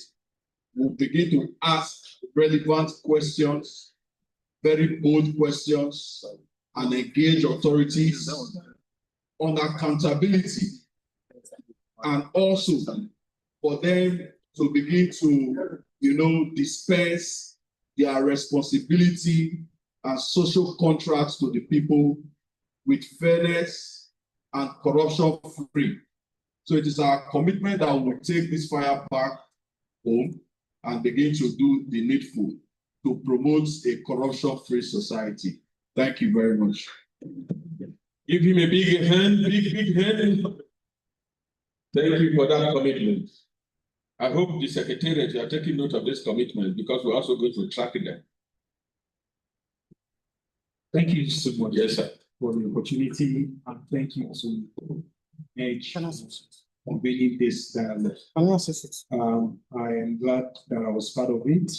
So on behalf of my institution, the African University of Science and Technology, we actually started an SDG group, SDG Vanguard, to advocate for young people to engage in driving the conversation around SDGs. And one of the commitments that we've made is towards SDG 16, which is peace, justice, and strong institutions. So living here, having heard all that has been said here today, and I hope I will also have the opportunity to interact and network with other participants that AUST, through the SDGs, will be open to collaborating with ANEDGE and other NGOs and CSOs within the space to continue to combat corruption in the country. Thank you. Thank you, sir. So we'll follow up with you and see how we work with the group. Number 3. Okay, look at number 3 this way.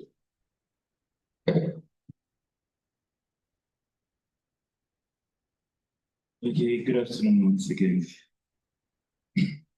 Firstly, I want to appreciate each and every body present here, the organizers, the panelists, the moderators, the keynote speakers for this, making this event an impactful one.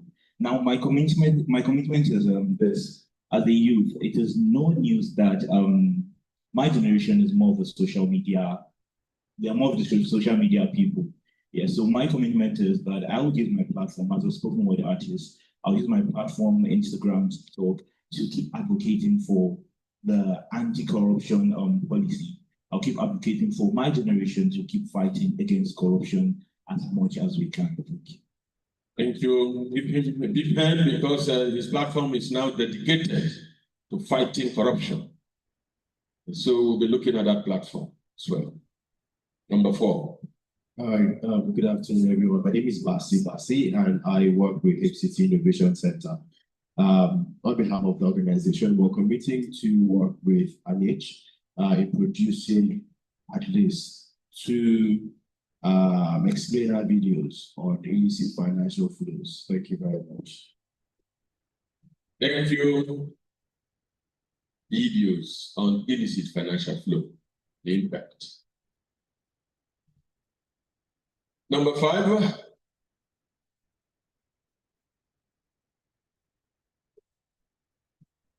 All right, once again, good afternoon, everybody. My name is Bong Nyete. I also want to say a big thank you to coordinators for bringing us to this very significant gathering. I'm coming.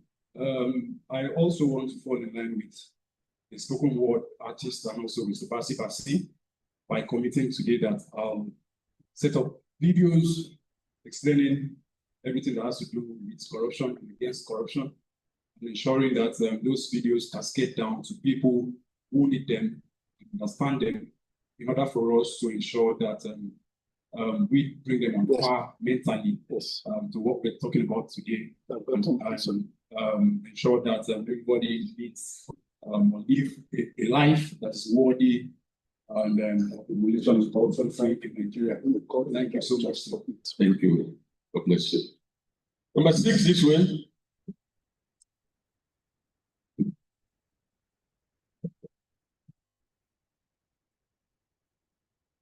Good afternoon. I'm by name Iremia Salumi, active chairman, National Youth Council, FCT chapter. I'm standing on behalf of the National Youth Council, FCT chapter, and to assure you that once we get back home, they're going to you will come and use and do it too. meet with our I can't various do this now. leaders of the system in order for us to give awareness and to educate our business. No, I can't say that. I said use and do it. Thank you.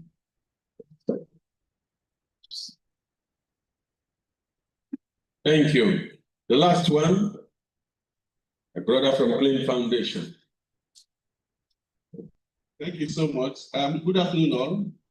On behalf of Clean, we're already doing things around anti-corruption. But I think this particular concept of uniting with the young people, we are committing to amplify that.